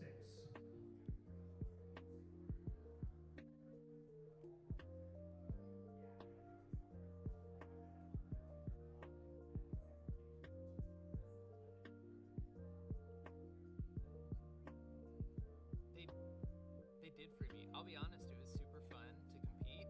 I did not do as well as I wanted to. I'll be completely honest. I worked with Mo Shamblin, not known world's qualifier, on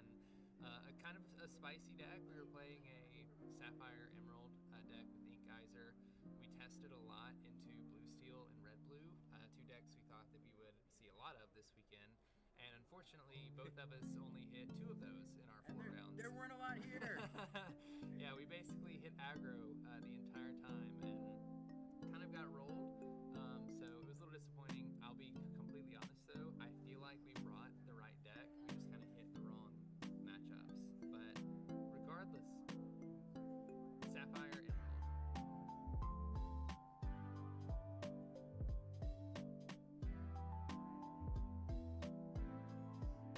Well, don't tell. I'm not the pioneer. Mo's the one that handed me the deck list, and then we worked on it for 2 weeks. And we made some changes. He showed it off at the LCCC, and unfortunately, it didn't do well there. I think he got some pretty bad draws because it's actually a favored matchup for us, believe it or not. We made last-minute changes when we came here, and when we played against the decks that we built it for, it felt great. We just didn't hit those. So, yeah. Regardless of that, though, the tournament itself has been super fun. It's been great to catch up with a lot of the players that we see at DLCs, like Liam was saying earlier. There's a lot of Worlds qualifiers, DLC top placing people here, and without a DLC in the known future, it was a good excuse to come over here and see a bunch of people.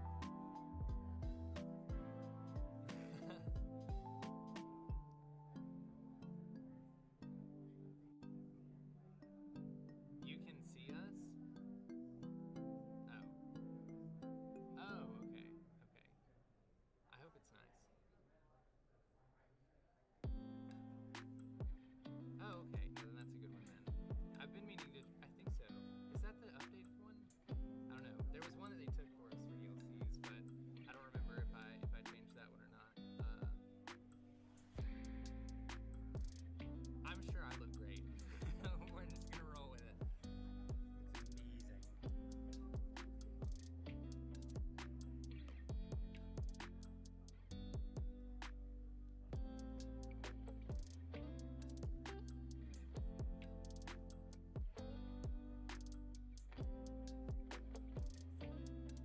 So if we really go back to like set 1 history, it's always been Baja Blast.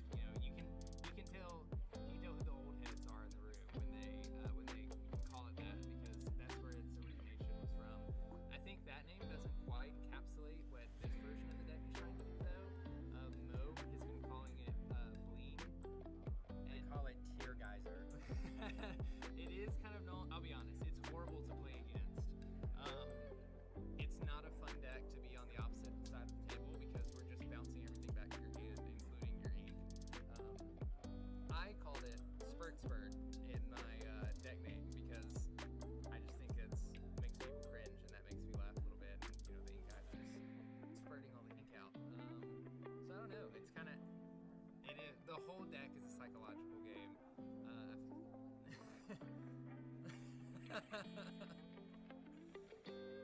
Yeah, that's exactly the reason that I named it that. So I don't think anything's caught on yet with the community. We'll just have to see how things turn.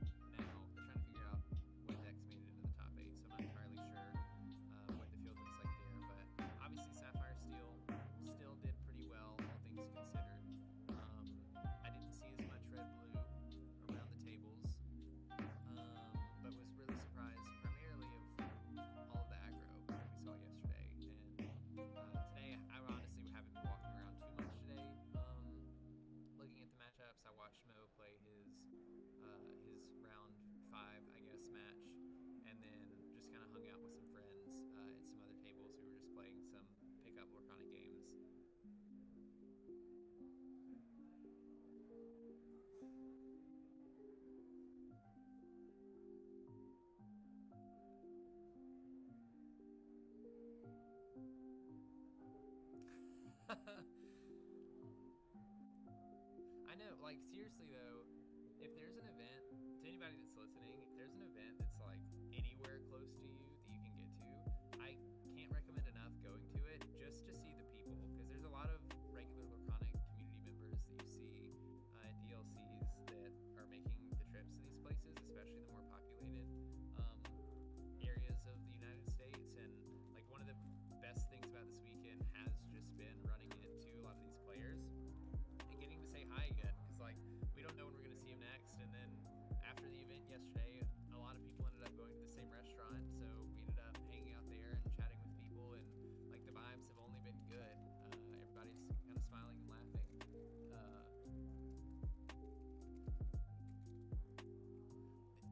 They got married this past week. Yeah, huge congrats to them. I stayed with them. Yeah.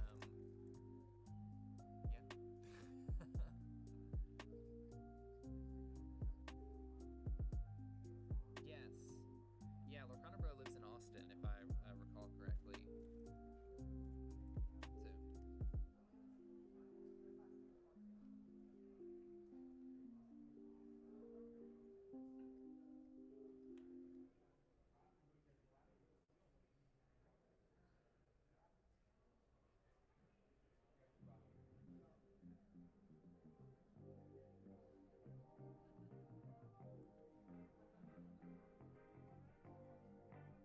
Oh, okay, yeah, I heard about that one.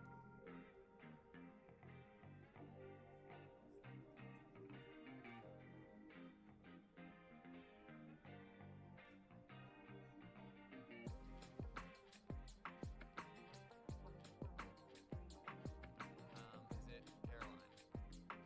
Yeah, how did I know? I don't have chat in front of me.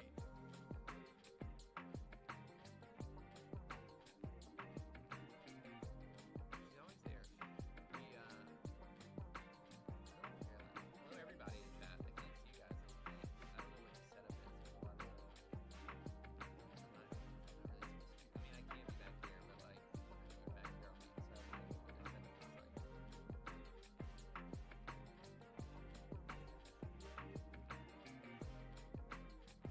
I did have a couple people walk up to me this weekend and say they recognize me from the bucket hat, and I'm like, that's why I wear it.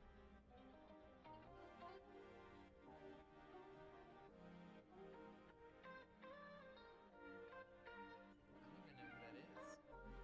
who that is. Who? I'm just gonna hit him with who.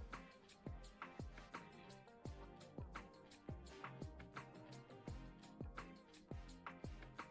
I haven't been able to keep up with the stream though this weekend. How's things been on y'all's end?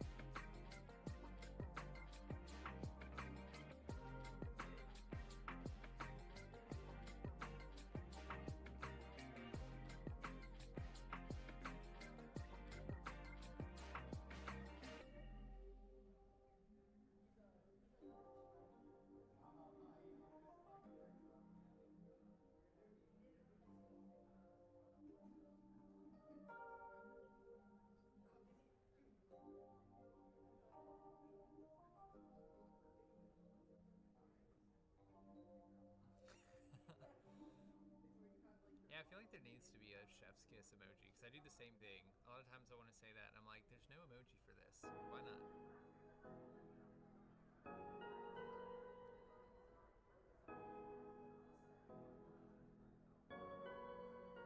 Magic players in the modern racing queue, your round two pairings have been posted. Magic players in the modern racing queue, your round two pairings have been posted.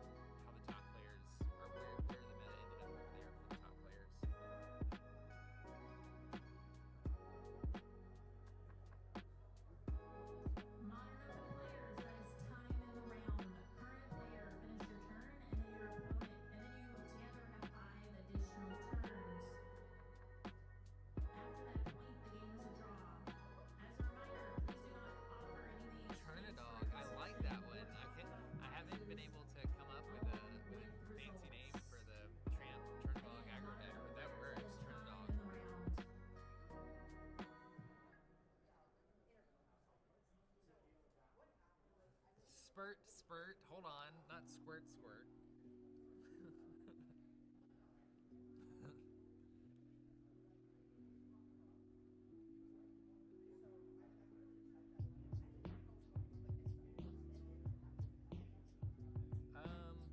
Not really. uh, I,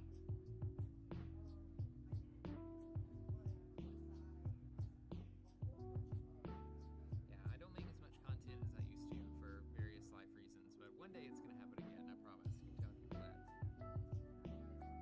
Yeah. That was great. That was amazing. I was so surprised.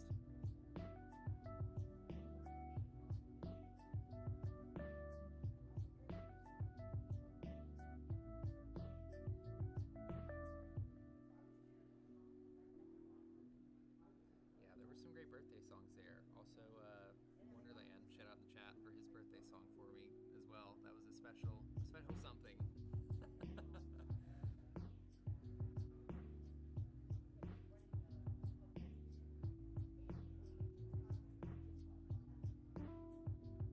Yeah, I had no idea any of this was happening. In fact, before we started the show, I think Caroline was in the green room with us, and she was like, "Oh, it's Brandon's birthday," and he was like, "Oh, really? It's your birthday?" And I was like, "Yeah, I really don't like making a big deal out of it most of the time, so we really don't have to like focus on that at all. It'll be okay." And he was like, "All right, fine," and like didn't tell me anything about that. So when everybody's faces started showing up and everyone was telling me happy birthday, I was quite flushed.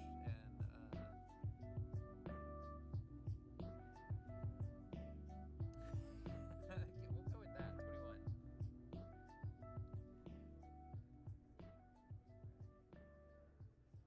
You know, you would think that, but in certain areas of the community, I'm apparently one of the older people, and they've given me various nicknames for it. So I appreciate the. That's not surprising at all. Yeah. Yeah. Gramps, Mr. Brandon, all of the ways to try to make me feel old. I'm not that old either. Like, I am one of the younger people in the community, despite all the lies that are told. I'm definitely, and now I can, I think. What's the age for that? I think it's 26, which means I now can rent a car legally, which isn't entirely true because I definitely flew to San Francisco like 4 or 5 years ago and had to rent a car and was able to rent a car. Like, maybe it was more expensive than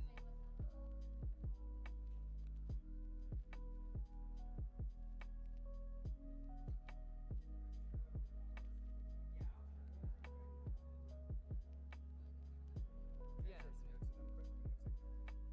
Can I share some notes with them quick? Yeah. And then we're gonna hop on camera.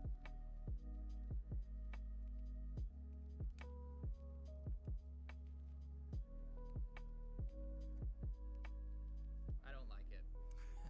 I'll be honest with you. I'm going to say Liam has some notes to share real quick, I think, about the field. So I'm going to hand the mic over to him. Yeah, and then we're gonna go riff some if you want. Hi. Do you have a pen? Get a pen, everyone. This is your 5-second pen warning. Just came from the deck check area. This is what I was given for the matchups. So I don't have everybody's names, but I do have the deck list, so you can at least talk about the meta here. So the first match is a purple steel list into a green steel list. You're going to see a theme here, a green steel theme. In the next table, we have blue steel into red blue. That's Aaron Rubin's match, so he's playing the Oswald item version into Ruby Sapphire. Then we have a green steel list into a blue steel aggro list. So it's not the Oswald item variant, it's more the aggressive version. And so out of the 2 blue steel lists we see, one is the item variant, the other's not. And then in the final match, it's a green steel mirror. So so if you do the math here, I think that's 4 green steels, 2 blue steels, red blue, and 1 amethyst steel. So very green steel heavy. And I don't know if you all saw the pirate version decks is a pirate build, and it's terrifying, but it's so good.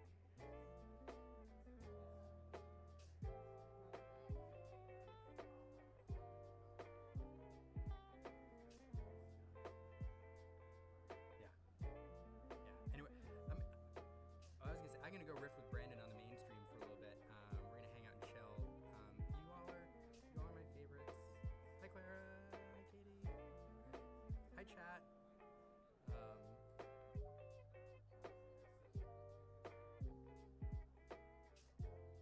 They were just waiting for me to leave, and then they'll.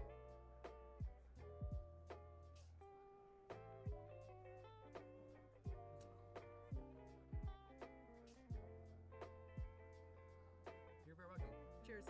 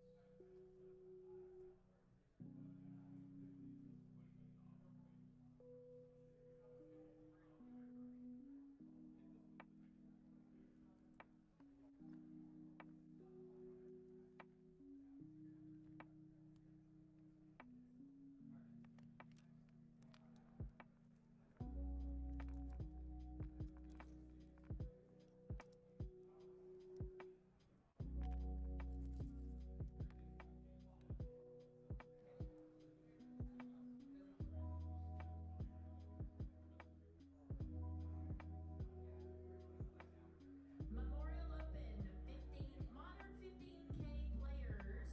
Your pairings for round 13 are available online and will be going up on the pairings board shortly. Again, modern 15K players, your pairings are available.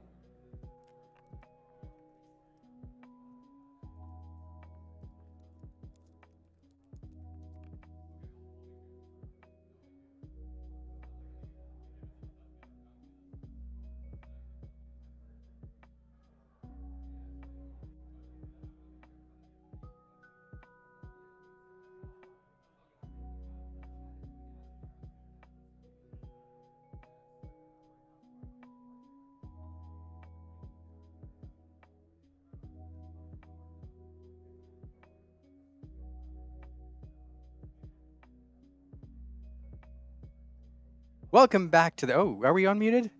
Unmuted. All right. Welcome back to the Hunter Burton Memorial Tournament. I'm Liam. I'm joined this time by Brandon and Tannen. If you've been following the Lorcana DLC circuit at all, these are two faces that you'll definitely recognize.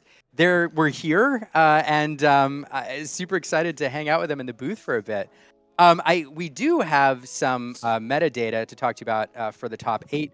Before I do that, though, for those who are just coming into the stream, I wanted to talk a little bit about Hunter Burton and what it is, so you're familiar with the tournament. And I'm actually, to do that, I'm going to pitch it over to Tannen, who is so much more familiar with the history of the tournament than I am. Can you tell us a little bit about the Hunter Burton Memorial Tournament and what it is? Yeah, so this is, we're into the double-digit years now of the Hunter Burton Memorial. It's modeled after a Magic player that was local to the area, really competitive guy that sadly took his own life. A few years ago, I even played against the guy. I knew him a lot when I was a lot younger, and this tournament was put together in remembrance of him and in trying to help prevent stuff like this from happening in the future. Yeah. Sadly, we have too many people that have this happen to them, families that have this happen to them, or I don't know many people who haven't been touched by this in some way, unfortunately, in their lives. And the hashtag here is gaming to prevent suicide. And so a lot of people, especially in the gaming community, you feel very unseen, but people are out there. Look, we're trying to help foster a community that helps prevent this from happening in the future. And it's really important that we give people safe spaces to operate in, find friends in, find people that are like you. Representation matters and stuff like that. So this grew from a very small tournament the first time around to maybe, like they were in just like pretty much a broom closet to this is a full-blown convention center. We've got tournaments from, Magic, Lorcana, we've got Flesh and Blood, there's Pokemon going here, there's professional wrestling stuff going on here. I've done some box breaks and we're doing another one here today. I'm exhausted. I've been doing so much here this weekend, but I couldn't be happier. It's so much fun. I come to these every single time. I can fit it into my schedule. It's so much fun. I know I'm talking a lot. I apologize, guys. Okay. Anyone who's watched the DLCs, this is what I do. But it's a really great cause is the biggest thing here, and that's what it's about. And so that's why I'm sure you've probably mentioned this before, but the overall community here just seems happier. They're super nice. Everyone's really great and awesome being here. And I couldn't be happier to be part of such a great organization and such a great cause. I totally agree. Your first year here. Yeah, so I was going to say I couldn't come last year. I wanted to because it's actually my sister's birthday weekend, but I was able to get away this weekend. And I didn't understand the scope of this tournament. Like I didn't realize, the convention tournament, I guess. Yeah, multiple floors. Yeah. It's like a convention, isn't Yeah, it? there's like so much happening here. There's a bunch of different booths downstairs and, of course, a bunch of other events happening for different games. And so I'm really excited that they've pulled Lorcana into this as well. Stunning Rob, one of the organizers with 20 Lore, during the players meeting yesterday, talked about Hunter Burton and how how cool of a guy he was and how he thought, he would be playing Lorcana along with us if he were still here. He was much larger than life. Like if you think I have a personality or one of us has a personality, we would have been in his shadow for sure. Yeah, and so I think it's really special that, Tannen, like you said, that this has been created and it's grown to the size that it has so that people in the gaming community can feel seen, can find community, because it is important. A lot of us feel like outcasts in the rest of the world, and so I know I've definitely struggled with some of the topics around this and known people that have struggled with it as well. And so I think that also influenced what it felt like on the floor yesterday and today, knowing that we're kind of coming in, we're playing this tournament as sort of a charity thing, and the money that we're spending on this tournament is going to good causes and to help people in those scenarios. And the Disney Lorcana community is already amazing, and at DLCs, everybody's happy and smiling and things like that. But especially for something like this, even though it is a competitive tournament, everybody's just super nice and genuine, talking to each other, having fun. Honestly, everything you'd expect from a Disney Lorcana community. And it's kind of filtered out into the other communities here. It feels like that. You've probably heard me say that I feel like the Lorcana community is the best one that I've ever been a part of, the happiest one, just the best all around. Yeah, just a little bit and I definitely wanted to bring up one more thing here too. There are dozens and dozens of people working this event, including, ourselves, and everything here. No one's getting paid. Yeah. Everything here is pure volunteer from everybody here. So I want to give a shout out to, Liam, Brandon, you guys are awesome. 20 Lore Pro as well. Everybody here running the tournament. I know your wife is helping out quite a bit. She looks like she's got her hands full with the baby and everything else that's going on. Yes. I'm running around like a crazy person doing all kinds of stuff. We're working 2 to 3 different things here the entire weekend, and I couldn't be happier. Being able to give back it's a blessing, right? Yeah. We don't get to always do that. and at this level with this kind of impact is awesome. And there's a lot of people here that have been here since the beginning or latched on very early, you know, the second, the third, the fourth one. And everyone here is excited to give their time and do this because it takes 5-6 days to do this of this week, plus months of planning. And people are all volunteering their time to do that. So we couldn't do it without them. I think it's very important that they get to at least mentioned when it comes up. You know, you had started to do that yourself, yeah. Totally agree. It's a lot, and a lot of these folks do it. Yeah, as you said, for no pay, and it's just something that they love. And yeah, so if you are able to put it on your calendar. If you're able to make it next year, it's a great event. And you know, especially in the Lorcana space or any of these TCGs here, come and play. Go play the Magic one, then come play the Lorcana one the next day. You can do that. So yeah, definitely something to add to your calendar. Really great prizes as well. Really great prizes. Money, huge trophies, like all kinds of cool stuff going on. And cool people. So present company excluded. Yeah. That's why they stick us back here away from everybody else. That's why we're in the brew closet. Yeah. That's right. So Lorcana, though, this is Lorcana's second year at the Hunter Burton Memorial Tournament. Obviously, the game hasn't been around that long, but very early on last year, 20 Lore Pro jumped on, made the first one happen, and this is the second version of the Lorcana tournament. Brandon, you got to play in this second iteration yesterday. I do have the meta for the top 8, but before we talk about that, was the field, what did you expect coming in, and was the field what you expected meta-wise? So I know in the past week, there's been a lot of talk in the Lorcana community about Sapphire Steel, specifically so much. An Oswald item list. There's also a couple like Kiwi Bird lists out there for anybody that's unfamiliar, just essentially an aggro version of Blue Steel. So there's a couple that have been floating around, and was definitely the thing that I expected coming into this tournament, to be at the top tables, the top players bringing it. And that was half true. I know that Zan and Aaron were on Blue Steel. A couple other people that I knew were playing Blue Steel. The items list that they did so well with last weekend. And I was also expecting Red Blue also because, I mean, Sapphire is just so strong this set. I imagine there'd be a couple aggro decks out there. I was thinking specifically something like Amethyst Steel. I know that the Chernadog deck or the Tramp aggro deck was making some waves as well and made it into the top 8. You can thank Katie for that one. She said that on the other stream. And so I was expecting a little bit of that. Being on the floor, I saw a couple. I mean, I could see what people were playing around me. There was less Blue Steel than I imagined, less Sapphire Steel than I imagined, a little bit less Sapphire Ruby than I imagined as well. There was so much aggro. Like, there was so much Amber specifically. I saw a lot of Daisy Ducks. There were multiple variations of Steel as well. Steel, I think, was very heavily represented this weekend. I want to say, like, the majority of the decks that I saw here were playing Steel even more than Sapphire. So I was a little bit wrong, honestly, in my take. The deck that I ended up bringing this weekend was one that myself and Mo Shamlin played into Sapphire Steel a lot. We tested a lot into the items matchup and also into Red Blue because that's what we thought we were going to run into. And unfortunately, nope, we didn't hit them really at all. I hit one Red Blue item stack in round 1 and won that match. And then I think Mo hit he kept calling it a set 5 Sapphire Steel deck because they were playing the Ward Aerials and like none of the new cards.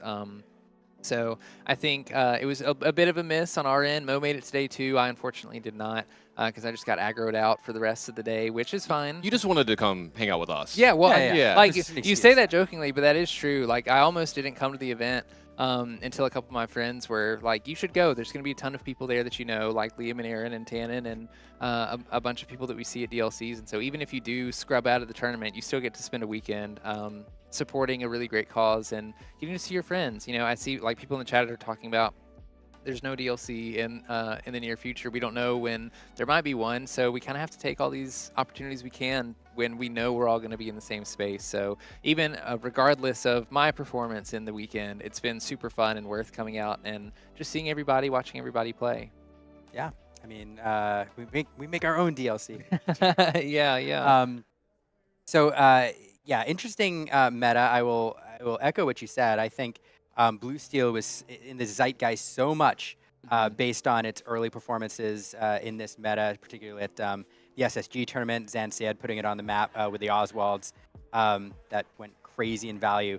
And so what happens when you have like a tier 0 deck or something that is that omnipresent in the meta is you either play it and go to the dark side, or you have to play around it. And I thought people would lean a lot more into the playing it version, but I guess it turns out that when a deck is that expensive, people play around it more. So yeah, a lot more aggro. I'd be playing it. You would be playing it. Yeah. I think I'm a dark sider. Yeah. You are a dark. I think that was my miscalculation coming into this weekend because I just assumed, it had been talked about so much in the past week. Everybody thought it was, the tier 0 deck. And I just expected to see a lot of it kind of without thinking about, oh, we're only a week from release and this deck is about $600. The cards that you need from the new set are very expensive. Not everybody's going to have it. And I even heard people this weekend say like, oh yeah, I'm not playing Sapphire Steel and I'm playing aggro because couldn't get Tameo. Yeah, I couldn't get all the cards. They're expensive and it was easier for me to build this deck. So something to think about. Yeah. Well, let's talk about, before I do that, Tan, have you got to watch the meta much this time around or play much? Any thoughts? So I've gotten to watch a little bit. I was obviously aware of what Zan and Jeremy did. Yes. And saw the decks and stuff. I have not played this set yet. I have only seen a few of the new cards. I've been busy with the Magic stuff, as you saw. I just named a Magic card on accident. Going from one game. Look, here's the thing. I do a lot of casting for Magic. I do a lot of casting for Lorcana. Yes. I can never talk about the other game while I'm doing the game, so this is a little more relaxed. I feel looser. I don't have to worry about getting fired for saying the wrong thing. I'm not serious. That would never actually happen. But doing both in the same day is difficult. I will say that, getting from one to the other. So I've been kind of watching while I can. I've been unbelievably busy with the Magic stuff this weekend. I have seen a little bit of it. I'm interested to see how the format is going to shake out because we have a boogeyman. We have the blue steel deck because. You were talking about this. When you have this deck like this, it's, am I going to play it or am I going to not play it? That's the biggest question. And when it becomes public enemy number 1 and everybody starts targeting it, then let's see if those decks can keep those numbers in check. It's okay if 1 or 2 of them make the top 8, but if it starts being half of top 8s, half of top 16s, half of top 32s, then maybe we have a problem. If nothing else if it doesn't have a natural predator, if it is just making everything else prey. So, I'm excited to see what happens there because Lorcana players, we've seen them come up with some really cool stuff. Right? Yeah. You look back at just the Nationals tournament that we had recently in California. We saw Red Purple win there, but with a wild variation of a list. Maybe something like that comes out to start combating this and starts getting free wins off of this deck. At that point, now you guys start making a decision: do I play this deck? Do I play something else? So, long way to say yes and no. Well, it's funny you mention, a deck being 50% of the top 8 in a given tournament, because in this tournament we do have a deck that's 50% of the top 8, but it's not the one that we all expected. It is not blue steel. It is in fact green steel. Really? Yeah. I do want to tell everybody, I have no idea what's happened in this tournament. Yeah. I apologize if I say something wrong like that. I just jumped up here for a little while. You're reacting in real time with the audience. I mean, us too. Green steel, my eyebrows went up. What? Yeah, Wait, is this 2 sets ago? What's going on? Basically. Did Zan play it today? What's going on? Actually, last time Zan was the one who made it famous and broke the game with it, right? Yeah. And now this time he wasn't playing it, and it ended up dominating the meta. So we have 4 of the top 8 green steel lists. I will say one of those is a ridiculous pirate build. Yes. Whoa. Ridiculous or cool? Both. Why not? Both at the same time. Los dos. It looks like so much fun to play. It looks so miserable to play against. I hope we get to see that on stream again, because if you didn't get to watch the match that we broadcast earlier, you should go watch it. It's wild. So anyway, 4 green steel lists. One of those is a pirate build. I'm not sure about the others. I think they lean more into the traditional green steel build. We do have 2 blue steel builds, but they're different. One is the item deck that Aaron Rubin's running. It's Zansad's list. They actually played the exact same deck in this tournament, and Aaron piloting it here into the 2nd seed. It's the item variant with Oswald. And then the other one is the blue steel aggro list, the Kiwi Bird list. Yeah. Ridiculous name. But it is the blue steel aggro. Who was it who popularized? Was that Harlan? I believe it was Harlan. It was Harlan. Harlan Sweet popularizing that list. And then rounding out the other 2, we do have 1 red-blue list. It never goes away. It never will, by the way. It's always there. I saw a couple of the lists here, and they were very similar to the previous list, just with the bell on top. But there are some fun new cards in this set that can go in that red-blue list. We'll see if those are in this build. I haven't seen it yet. And then the last, we have an amethyst steel list. Very solid list. Actually, most of the Amethyst Steel lists that I've seen are very similar to the ones in previous sets. The biggest tool it got was the Cobra, which gives it a little extra reach. But they play very similar, I think, the Amethyst Steel list this meta to how they did in the last few metas. So that's what we have. And deck lists, they are working on getting those public, and we'll let you know when those are available for you all to look at. But what do you all think of this breakdown? I'm gonna say right away, great, good. You know, I was kind of hoping, like, I expected half to be blue steel, if not more. You know, maybe it has something to do with the amount of people playing it here this weekend that kind of made that a little less likely. But you know, you agree, right? You thought it was going to be a good amount. Yeah, it's like I was saying earlier. You know, that's what I'd prepared for coming into this tournament, was to see a lot of blue steel, and so I'm inclined to agree with you, Tannen, that I think As you usually do. It's a good thing that Sapphire Steel isn't running through this tournament, because I do think there was a lot of maybe. I'm hesitant to use the word overhype because it is a very strong deck, but there were plenty of people in the Lorcana community that felt like we were already in a tier 0 format, which I just don't think was the case. And so I think it's good for us to see something that can also put up numbers at a tournament. I'm not particularly excited to hear that it's Emerald Steel Again. because I'm not sure if this is one of the top players, but I definitely saw an Emerald Steel discard deck being played from somebody that was at least close to the top tables yesterday. I'm very excited to hear that one of them is a Pirates deck. I think that's amazing. I love the Pirate synergy that happened in this game, and a lot of the art on the cards too as well. I'm just a big Pirates fan in general. So that's kind of exciting. And you get to play Pirates. Yeah, You exactly. guys are kind of haters too, you know that, right? Haters? Any deck that's like the best deck, or you know, like the big. Oh, meta I'm deck, definitely yeah. that way. Yeah, Like, I am. Yeah, exactly. I'm the exact same way. I talked I'm just to a spike. I talked to Zan yesterday Or you ran each other out. before the round started, and we were talking about his deck list and the changes that he made, and he was like, "You brought Sapphire Steel, right?" And I'm like, "No, I'm the dude that wants to beat the best deck. I didn't bring Sapphire Steel. You want to feel smart. I Yeah. do. I want to feel innovative. I don't. I like." Yeah. Nothing wrong with that. I'm not gonna play down anybody else's achievements, but for me, it's like it's extra special if you come in with a deck that I didn't just pick up from somewhere and then like play correctly. You know what I mean? So These kids today, they're so idealistic. Yeah, yeah. I mean, it's cool. Nobody's perfect, you know. yeah, especially me. So Somebody asking in the chat, I'm monitoring here. Somebody asked when was the Pirate deck played on stream. I don't remember the exact round. It was earlier today, though. I think I watched it. I commentated it with I think with Hal. I forget. I forget which round it is. They all blend into one, don't they? They do. Yeah. They do. But the thing that makes that deck so bonkers, it's the synergy is so strong with the Pirates and with the locations that any single card on the board, as threatening or not as it is, can immediately become way more dangerous as soon as they play one or two cards. Even a card that the most simple, like least threatening card, like Captain Hook Forceful Duelist in the mid game, is just sitting there, a 1/2 Challenger 3 Pirate, just kind of doing his thing. As soon as they drop a Hidden Cove and then Daisy Pirate Captain, that Captain Hook slides over and quests, and they draw a card.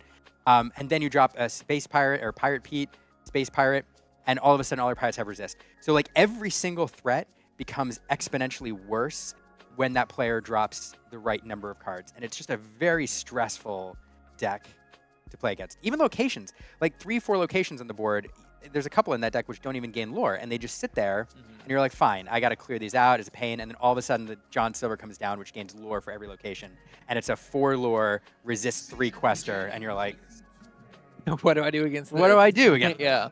Especially answer something in the chat real quick. Top 8 is going to be broadcast very, very soon. We're getting the players ready and everything, so there's a small break between Swiss and top 8. Especially into a meta that there seems to be so much steel, a little bit less ruby. Decks like that where you can build up resist on characters through Pete's Space Pirate Captain and also John Silver seems really good. Yeah, it's really good. Blurple being represented, no Blurple in the top 8. We did a couple players ran it here, but it did not crack the top 8. Mentioning the break between, one of the things the players are doing in addition to deck checks is they're being given the chance to review their opponent's decks. Since some players are on stream, some aren't, in a tournament like this, it's very important that all the players get as much access to that information as possible so that those who are on stream aren't unfairly advantaged. It's the way things usually run. But I do see players shuffling on one table. So let me look over at our producer / caster here to see if we're almost ready to go. I was gonna say I'm probably gonna have to leave you guys when the actual Okay. match starts. It's been fun with you guys, but I have other obligations as well today. But That's sad. yeah, I don't have to just right this second. Are we going into the game? Because I don't want to interrupt. They're shuffling-ish. I don't know. I miss you guys. Yeah. Oh yeah, us too. Yeah. I would love some DLC sometime soon to hang out. I miss the Lorcana community. I miss Lorcana. I miss the community. I miss all of it. Yeah, these events are fun. I do appreciate the Hunter Burton Memorial Tournament and other tournaments out there. CCS I'll mention because 20 Lore Pro is heading out there in a week or 2 weeks. They've got a busy schedule. Yeah. Just off screen here, we're talking to. Yeah. Sorry. No, You it's can't there. be. Packed schedule and Here we go. Here we go. Yeah. There he Hey, is. hey. Look at that yeah, Wesley's a caster extraordinaire producer here, running the stream. Take a look at 20 Lore Pro's schedule and definitely subscribe to this channel because not only were they doing this week, but they're bouncing over to CCS next week. Big tournament with a lot of great really players. big. I think it's now a 10K. I think it was Yeah. 10K. So that's Yeah. Atlanta. Okay. And And then you're going up north after that, right? Yeah, Wisconsin. Wisconsin. Okay. World Class Cards, another tournament there. lot World of Class free- Cards team has a lot of amazing players. So these are highly competitive events. And if you're a competitive player or even a casual player, you're going to get to see some incredible Lorcana. Follow the 20 Lore Pro Twitch stream because they're traveling the country bringing you the very best. And I appreciate Definitely. all of these tournament organizers for bringing this in the gaps between DLCs. Yeah. A lot of Absolutely. freaking flyer miles, man. They're gonna be racking some Right? stuff, right? Yeah. Get Right? some miles on those bells. I need to get 20 Lore Pro emblazoned on this stream. Yeah. We yeah. need to at least a some patch of or that something, merch. right? By Yeah. association. Yeah. It'd be cool by association. Maybe like a pocket square that just has 20 Lore Pro on the top Oh, that's of an it. idea. Oh, God, That's an that's what idea. I'm here for. If you're a pocket square maker out there, you can embroidery. Let me know. That's one of those jobs that probably doesn't exist anymore. Right? There's one. Yeah. Um, And they happen to be a Lorcana fan. We got them. Yeah. yeah. Funny. I want to talk about a story about vinyl, but I'll save it. This is a Lorcana stream. I was gonna say we don't need to date ourselves that much. Oh yeah. Yeah. Because this guy's really young compared to us. Yeah, I'm the young guy. Vinyl's Let it be cool known. again, though. Let it be known. I'm the young Lorcana Okay, community you're- person. 25, I'll take 25. 26. I'm 26. Okay. Pretty good. It's pretty good. I hit the big 4-0 recently. So Okay. Okay. Me too. yeah. When did you turn 40? September. Oh, I got you by a little bit of November. So I can call you old man. Sweet. I'm not the oldest anymore. Yes. All right. Look at this. So. Oh yes. Okay. So Lorcana Kid was one of the ones that I was talking about earlier, playing an Emerald Steel discard list. So I'm interested to see what he has here. Well, Brandon William, I love you too, both a lot. We love you, Tannen. You're I'm the glad best, you could come in Tannen. and talk for a minute. Absolutely, Lorcana community, I miss you a lot. Hopefully we see each other soon. If I have some more time today, I'll try to jump back in a little bit, but I don't think you guys need me. I think you can handle this without me. So everybody, thanks for having me a little bit. 20 Lore Pro, y'all are awesome. Keep putting on these awesome shows. I would love to help in any way I can, but I got to get back over to the Magic and some of the professional wrestling stuff and some other stuff. It's going to be a lot of fun. All right, guys. I'll see y'all later. Take it easy, Chat. Tannen. Y'all be good. Tannen taught us everything we knew. Great True. mentor. Actually true. I do have to shout out Tannen for that. I will never forget when we showed up to Atlanta. We really had, I won't say we had no idea what we were doing, but we were definitely green. And Tannen immediately just sort of took us under his wing and helped us get to where we are now. Yeah, absolutely. So can't thank him enough for that. Can't think of it. Indelible impact on the Lorcana casting community. So Okay, it looks like both of these players are shuffling up their decks. I missed when I was talking if they've already altered their hands or not, but we do have an Emerald Steel versus Emerald Steel matchup here. I do know that Lorcana Kid is playing a discard version of the deck. Not sure what Helsing in how do we pronounce this? I had a hard time. Helsingus? Hell's. Is that Chase? It's Chase. Chase. Yeah, All right, we're gonna call him just Chase. Call him Chase. Much easier that way. Not sure what Chase is on though, so eager to see how this matchup turns out. Now, I should point out too, Chase is a very well-respected Lorcana player in the Dallas community. Very well-known player. Lorcana Kid. That's not just a name. That is, I think, our youngest competitor. One of our youngest competitors here this weekend. Here, yeah. There were a lot of kids here. I was there were. surprised. Yeah. And making the top 8 here, going toe-to-toe with some of the best players in Lorcana, and making the top cut over some of them. So very talented young player, and we're excited to see kind of the next generation of Lorcana pros in development here. So Yes. very exciting. Yeah, I love to see these young kids up here in the top tables with all the adults, just to hopefully give inspiration to any other of the younger people out there who want to play this game. You know, this can be you with some practice. So be inspired, I guess. Absolutely. It Yeah. does look like Chase might be playing the pirate version of Emerald Steel. Yes, that's what this looks like. I forgot who was playing it, but I do see the Captain Hook in there. There's the Smee, and there's the Mine, which are 3 of the cards that we saw in that pirate list. So we bragged about it. We talked about it earlier. You're going to see it, I think, here in action. Buckle up, folks. This is a fun one. I would be very happy to see Pirates take down discard. Lorcana Kid is going to start with a Diablo. Looking at Chase's hand here to see what we're working with. There's 2 removal actions. We have the location, the John Silver and Pete, which might all end up being relevant. One thing that Chase, I think, is going to really need to look for is the Daisy Duck that lets him draw cards with locations because, of course, playing against a discard deck, your hand resources are going to be more important than anything. And unless Chase can come out swinging really quickly, it won't take very long for Lorcana Kid to take advantage of that. Yeah, that's a great point. These discard decks are not as fast on the discard as previous iterations. They do kind of hit their discard stride in the mid game, but I do see Chase there with the Daisy Duck in the top of his hand, so that is available. And yeah, getting that online will be key.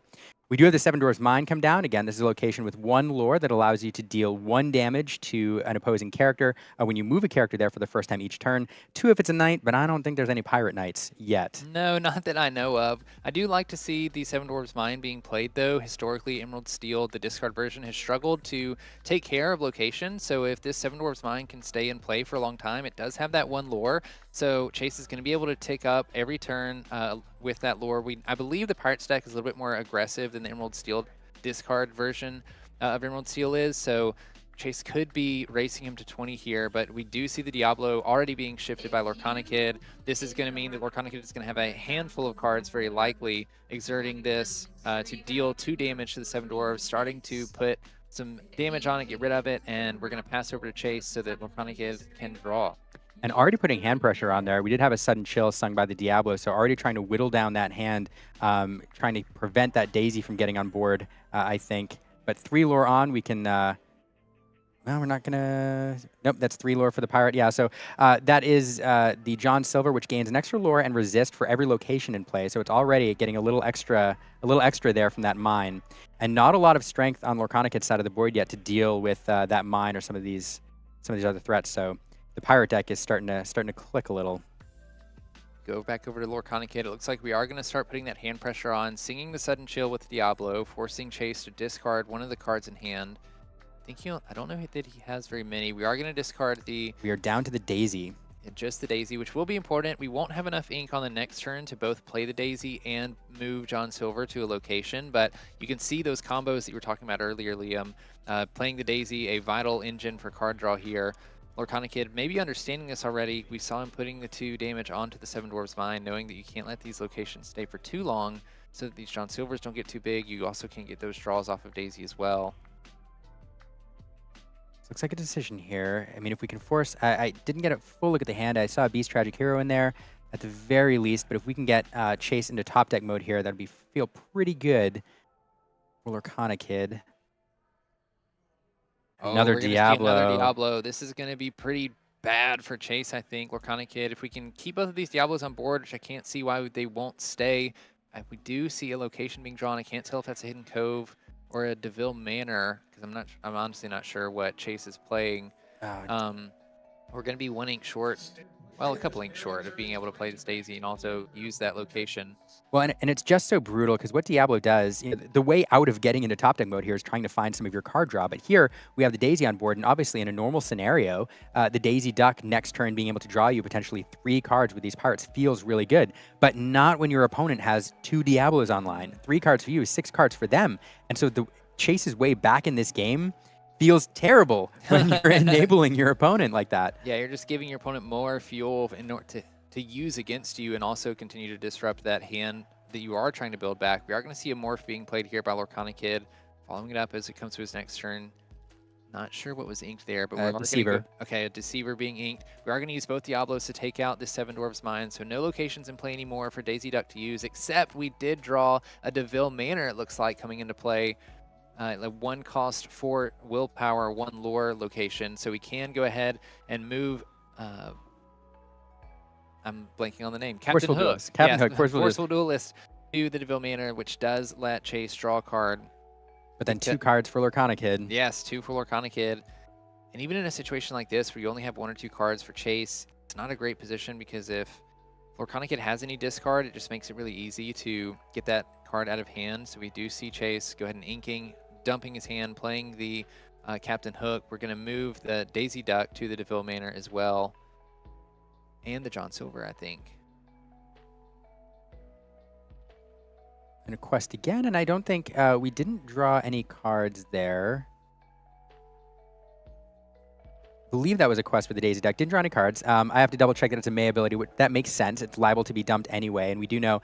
I'm pretty sure Lorcana Kid is running Prince John. So at this point, when you can, okay, well there we go. Now you know. Yeah, I've seen them. Fair. So now, Prince John's played. Any discard represents, more cards for Lorcana Kid, and that's, the last thing you want here. Yeah, this is brutal too. Lorcana Kid using Strength of a Raging Fire to banish the Daisy Duck. It's like a we don't talk about Bruno to get rid of the John Silver as well. Put it back into Chase's hand, discard a random card. It's the only card in hand, so it's one that gets discarded. And this is where the tides might start turning for Lorcana Kid here. Chase no longer has a draw engine, and most of his board is getting removed. Every time Chase draws, Lorcana Kid's going to get to draw 2 on his turn. Plus, we have the draw engine of Beast. Lorcana Kid is building up that wide board. We see these Emerald Steel discard players transitioning into the mid and late game, just building up a giant board, being able to quest out. And it looks like, did they scoop? Go ahead and scoop. Give this to Lorcana Kid. That was it. Wow. 2 Diablos online is rough. So this discard deck doing what this discard deck has always done, taking the very aggressive line there with Diablo, getting it on the board early, and then immediately using Sudden Chill and a couple other cards to start forcing discard, whittling down the hand, and it's the Pyro deck never really able to fully establish. It actually did develop a fairly decent board there for a moment with the Daisy Duck, but the Diablo is drawing so many cards that Lorcana Kid had all of the removal answers he needed to keep Chase under control, and that honestly felt a little one-sided from the start, that one. Yeah, there's something to be said about opening broken things early in the game, right? I think one of the reasons that people have been so concerned about Sapphire decks instead is because of the new bell that got released. It's a 3/3 that you can essentially get out on 1 if you can play an item, very synergistic with Sapphire decks. But another thing that has been broken for a while that will continue to stay broken is this Diablo shift line. You can play the Diablo on 1, see what your opponent's working with, shift the Diablo on 2, and then use it to sing something like discard or removal or anything like that. And it's very likely that it's going to survive at least that long so you can start drawing cards off of it as well, and especially against a Pirates deck like this. I'm not sure how many evasive characters Chase might be playing, whether he's playing any cards like Fire the Cannons or any removal for these Diablos. So if he can't find that to disrupt Lorcana Kid from getting these Diablos out, it is going to be really tough for him to keep up, just because I don't think this Pirates deck has a particularly great draw engine into a deck like this specifically, if it's having to rely on having a location out in play, having the Daisy as well, and other Pirates that you can move to these locations in order to facilitate that draw. But there's something to be said about how fast the Pirate deck can go. I think Chase could be able to play out an aggressive enough line that you could maybe race to 20 before Lorcana Kid was able to get set up. Yeah, I think the key is dealing with that Diablo. If you have the cards you need, some people are running, as our card viewer here is showing, Fire the Cannons to deal with early turn Diablos. I can't remember if the Pirate deck is running that, but it would be on theme. Yeah. So if you can deal with the early Diablo, I think that you are able then to establish yourself in the mid game. It feels a lot better. But I will say, chat pointing out, Lemke Lorcana and Rascalat, I believe that Daisy is a must trigger. I said I wasn't sure if it was. It sounds like it is. And so you have to draw there. And perhaps I missed the draw. Draw a card. It is a must. So there we go. With beautiful art by Joachim Van Gool. Yeah, I love all of the Pirate art from the past couple of sets. Like I mentioned earlier, Pirates are just my favorite theme kind of in general. My favorite live action Disney movies are the Pirates of the Caribbean movies. So I was very excited when we started seeing a bunch of those being implemented into Disney Lorcana. And I haven't built a Pirates deck yet, but the fact that one was able to make it all the way to top 8 here definitely makes me want to when I go back home. It looks fun to play, if nothing else. Yeah. But I tell you, when it gets going, it really feels oppressive. So let's see. Hopefully, I'm not, I don't root for or against any player, but I generally root for a game 3 because I love to watch Lorcana. I do too, yeah. I'd love to see, I'd love to demonstrate for everybody what this Pirate deck can do. So we'll see. I believe last game Chase was on the draw, or sorry, on the play as well. So it looks like this time he's going to open up with a Diablo, get a look at what Lorcana Kid is working with. We've got lots of discard in hand. We do have a Diablo shift line available Yes, as we well. do. And it's a brutal one too, because we have the Storm Rage on along with it. So I think we have everything you need to shift and then play the Storm Rage on immediately. Doesn't feel good to see that. No, definitely doesn't feel good for Chase, I don't think. We're going to go ahead and ink the Beast Tragic Hero. We don't have a way to shift that out early in the hand we saw. And we're both just going to, we're just going to look at each other's hands. We're going to play with an open hand here, Take a see little what we're peek. each looking at. Oh, and not a great opening here. We do see that other cheap Pete to get him out, and we do have the Pete shift, but I guess we can shift the Diablo, so we could discard that action. We can get that online. Yeah, we did So have yeah, a strengthened hand to discard. It does look like we draw a dock for Chase here, which could be pretty good. We talked about how you need draw engines available. Dock is definitely one of those. I think a Pirate's deck is one where you're generally playing a lot of the cards out of your hand, so you usually don't have a lot in hand anyway, which of course synergizes with Dock, being able to discard your hand and draw 2 cards. So not terrible seeing that. It is a little bit early to see him, but it looks like we're going to ink the Pete here.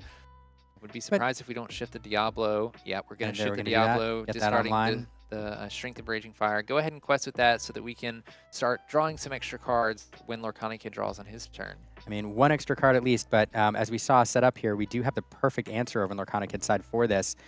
You may as well get a card, I guess, but I think we're going to see the shift, probably a Sing, let the Storm Rage on, deal with that Diablo, draw a card. There it is. Just a brutal opening when you're playing against any green steel deck. One of the reasons that some of these like Belle is so useful with her 3 willpower on turn 1 and other higher willpower characters early on. It's just this combo has been around for quite a while now, and you hate to run into it. We see Lorcana Kid understanding the matchup as well, using his 2 ink to play the sudden chill, knowing that if he can get Chase down to 0 cards, putting pressure on those resources, that's basically going to be GG for him. We're going to pass it on over to Chase. We're going to ink that Pete. We're going to play out our second Diablo. Hope that Lorcana Kid doesn't have an answer to this one as well. I just want this to stick around for 1 turn. It'd be nice. Another note I'll note, just observe, we are playing the docks, so that will synergize with the 7 Dwarves Mine if that comes into play. That is another answer for Diablo if it comes to that. Now we have another discard with Hypnotize. Another discard with Sudden Chill. There goes the hand.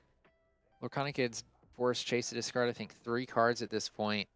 We're going to discard the Captain Hook and the Smee. The Diablo is going to survive the turn, though, as we pass back over to Chase. We did find a Storm off the top. That is top great. deck. We're going to What a that top with deck. Diablo. That means our Diablo gets to live another turn. Also means Lorcana Kid can't use the Diablo to sing anything on the next turn, so he's going to have to do a little bit of extra setup. Pass it back over to Lorcana Kid, and Chase gets to draw a card. That's true. That Diablo is likely to stick around unless you want to spend a whole turn dealing with it. There's the Heffalumps and Woozles. Bubs and Woozles coming down. I believe that lets Lorcana Kid draw a card. And then he chooses the Diablo with it as well. We're going to see the Morph come down for Lorcana Kid. Could be setting up a shift target, either a Beast or a Diablo. I'm not sure what is in the hand. Yeah, Heffalumps and Woozles, I mean, an impactful play here. Obviously, you want that Diablo exerted, and so unless you can sing with it, that's going to be shut off for next turn. So a fun little card that you see run here and there, not terribly often, but being used to great effect here. Although it does look like, did Chase quest with the Diablo here, even though it was chosen with Heffalumps? It seems it may have been. I'm not sure. I didn't see it saying that, so that's my guess. So it may just be a forgotten trigger there. Yeah, it may have been forgotten. A little error. Or they played so fast, I went a whole turn. I didn't realize. Oh, so here's Ursula Deceiver coming down, and we have some options for the Deceiver. We are going to choose to get rid of this. Along came Zeus. We do have the Storm in hand still. Okay, and we do have the Beast Tragic Hero shifting in.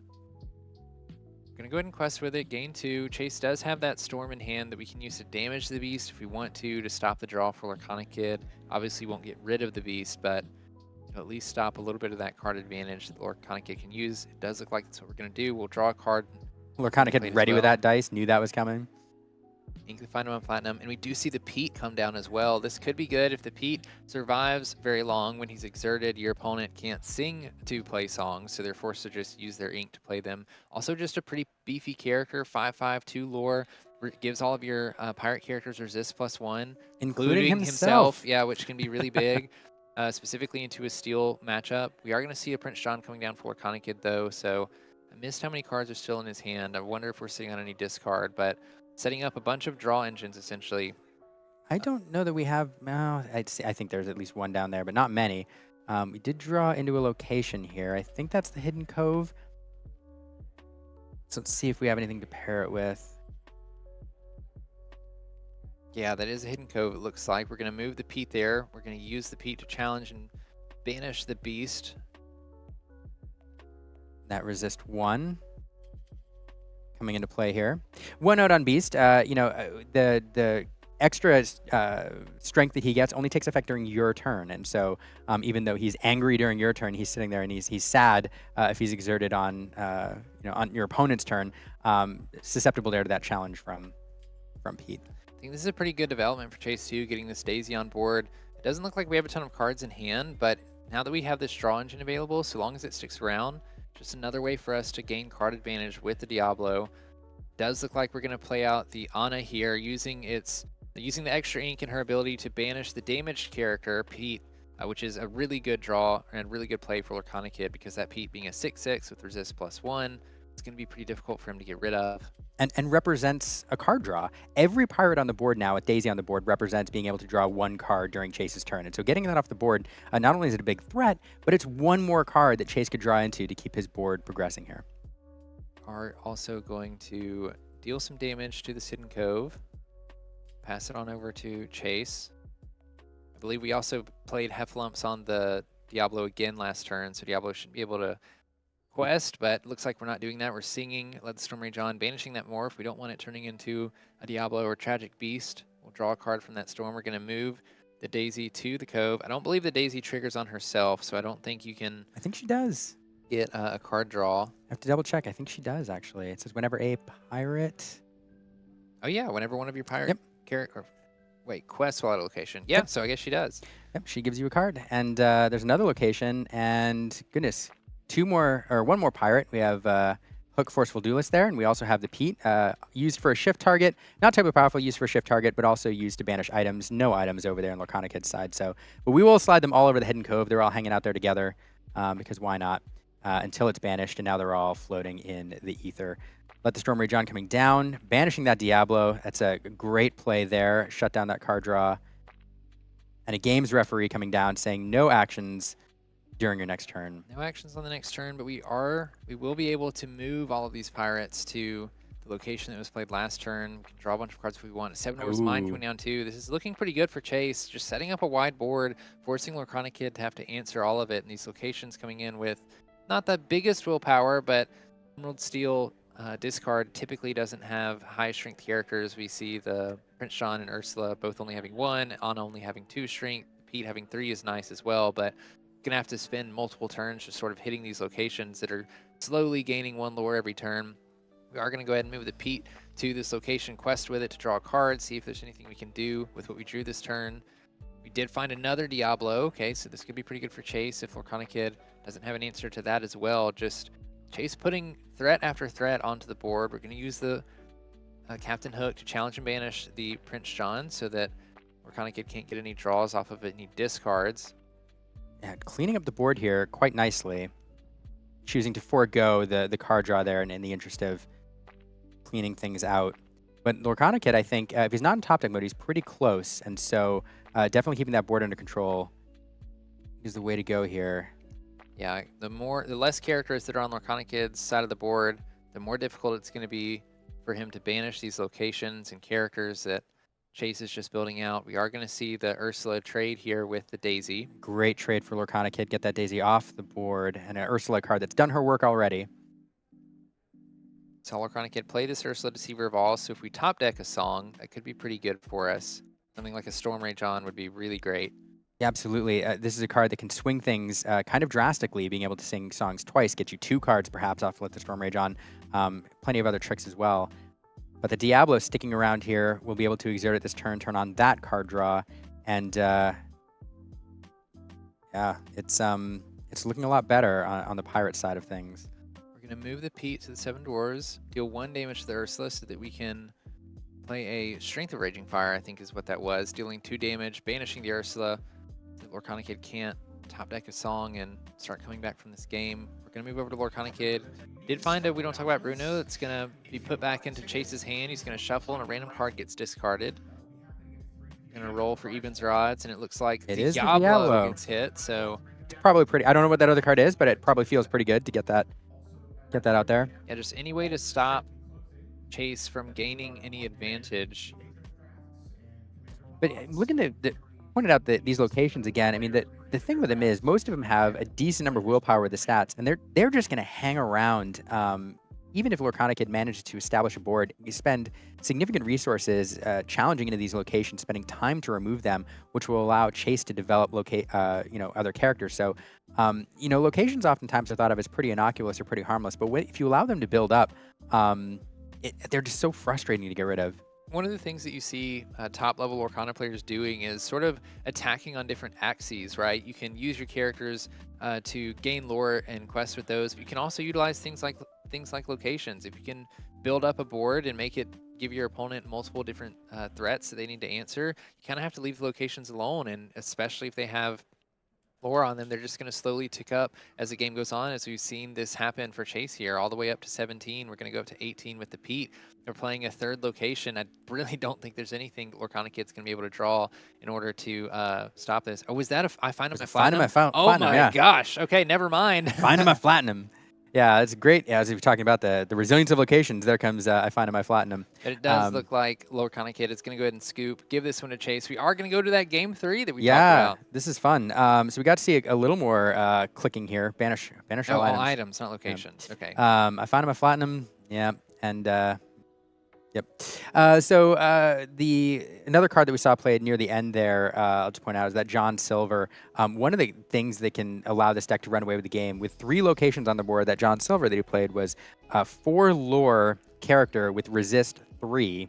Kind of brutal. Another card that on its own is kind of innocuous, but one of the things I've seen this deck do again and again is exactly what Chase just did, and build up about 3, even 4 locations that your opponent just can't deal with because they're dealing with other threats, trying to remove the daisies, everything else. And you think you're under control because there's a Hidden Cove here and a Deville Manor there and some other stuff. And then all of a sudden this John Silver comes down and it's questing for 4 or 5. It's one of the ways that this deck can be very, very swingy and allow you to run away with things if you're not careful. He's definitely a game ender, and especially playing into his steel deck, just because their options of removal are not going to be as easy as ones like Ruby might be able to use, where you can just play a card and banish a character, especially if you're able to build that lead with the locations like we were talking earlier, being able to like get you closer and closer to 20. If you can just get close enough and then slam this John Silver, he's enough to get you over the line, especially paired with something like a Pete, for instance. Yeah, absolutely. Looks like we are going to go into the altering phase here. It looks like Chase is thinking about putting back 3. Yeah, I do think, during the hand alter phase on the Lorcana Kid side, I think Lorcana Kid's had a pretty good opening both games and managed to alter in exactly what he wants. I'm sure he's looking for very similar cards. That Diablo shift line is fairly oppressive, especially if you can pair it with Let the Storm Rage On. So I'm sure he's looking for something very similar. On the other side, I'm sure the game plan is, well, you want to establish as early pirates, second turn Smee if you want to start pushing the lore. But on the draw, it's a little bit harder to be aggressive. You want to be thinking about control. So maybe a Smee early on for board control. Perhaps you look at Ursula Deceiver to try to pick one of those early songs, either the Sudden Chill that's going to eat your hand or the Let the Storm Rage On. I don't know. What would you be mulliganing to here for the pirate build? I think you definitely want to be establishing some sort of card advantage engine, whether that's the Daisy Duck. I would specifically be looking for something like the Diablo, because I think in these Emerald Steel mirror matches, Diablo is really the thing that you have to be. You're in a Diablo battle. Whoever's Diablo ends up surviving the Storm Rages on and fire the cannons and whatever else they're using to shoot the birds down, usually ends up being the advantage person and winning that game. And we saw that last game where both players were kind of trading back and forth with their Diablos. So one of the best things you can do in Lorcana is do something broken on the first couple turns, and that that's just a prime example. We do see Lorcana Kid going to start out with a small Diablo, get a look at Chase's hand. We do see Chase does have the Diablo shift line with the Let the Storm Rage On, so excellent counter there to that first Diablo. So we see the exact same scenario in reverse here. May see that play out. See the Daisy being inked. We're going to play the Diablo. We'll see what Lorcana Kid's working with. He does have the Diablo shift line, but no way to remove Chase's Diablo through those songs unless he just drew a Storm here. Yeah, that storm could be the difference. Oh, yes, did. he Talk about found the it. Oh my storm. gosh, he He's finds the Storm off the showing top. it off. Oh my goodness. Oh my goodness. Wow. I mean, I really thought that this game might come down to Chase being able to remove that Diablo on the draw there, not allow it to be established. And now, Oh, man. that's brutal. I missed if we had a Tragic Beast in hand, too. We see Lorcana Kid pumping his fist, knowing how big of a draw that was, especially if we can follow up this morph with something like a Tragic Beast. Lorcana Kid's going to be very ahead, being able to answer that Diablo, Chase's Diablo here. Such a bummer for Chase, too. I mean, you do have to let the Storm Rage on, but without the Diablo, you have to sing it or take a whole turn to do it. Nothing to be done here on turn 2. That was the turn 2 play, and so now we're going to put out the Hidden Cove there and slide everything to it. Quest, turn that Diablo on, draw a card during Chase's draw. And now we'll see if Chase wants to spend a whole turn removing that Diablo or try to establish some board presence. Did we move the Diablo to the Cove as well? I believe think so. we did, yeah. So the Storm that was previously in hand isn't going to get rid of the Diablo at this point, too. We're kind of get understanding that going into turn 3, that's going to be important to keep it on board. Difficult decision here. We are going to go ahead and move this morph, remove the morph with the Let Storm Rage on. Drawing a card, but then with that Diablo there, letting Lorcana Kid draw a card too. Huge play, that Hidden Cove. I mean, Lorcana Kid has drawn into the perfect card each and every time to keep his engine building here. Yeah, and just setting up the engine that Emerald Steel discard likes to do. We have the Diablo on board, so we have our card advantage engine. We've set up the Ursula, so now if Chase starts playing out characters, there's potentially songs that we can use to remove those characters, or even if we have some discard in hand, we can start aggressively discarding Chase's hand with this Ursula Singer. Oh, this is so brutal. Big choice to make here. We have 4. I know we have an Along Came Zeus in there, so we're going to, I think, sing that. And which target do you choose here? Both of these are potentially huge threats. The Diablo giving card draw return, the Ursula with her double sing. Chase may not have a song to sing, but such a threat sitting there that Chase chooses to get rid of the Ursula, leaving that Diablo there. And here comes Lorcana Kid with that Beast Tragic Hero. Could have shifted it on the morph, but we got rid of that. But here it is. Yeah, I think Chase is probably looking to get rid of the Ursula so that he didn't have to double discard with something like Sudden Chill, only having a couple cards in hand, knowing that his resources are going to be super valuable here. But you're right, we do see the Beast coming down. That's going to be another card advantage engine for Lorcana Kid here. But we are going to see, we're on Chase's turn, I believe. We're going to see what he decides to play with. We're going to ink a Cove, I believe. Play out Along Came Zeus on that Beast Tragic Hero, just doing what he can to slow down Lorcana Kid and keep him off of all of these engines, these advantage makers. One of the things that Emerald Steel discard specifically does so well between the Diablos, Prince Johns, Ursulas, Beast Tragic Hero, it's like every turn you're playing something that has to be answered, including this turn. Something has to be answered. Another Ursula Singer there. And I just, Chase doing a great job keeping those additional threats off the board, but playing those threats as Lorcana Kid is doing is protecting that Diablo.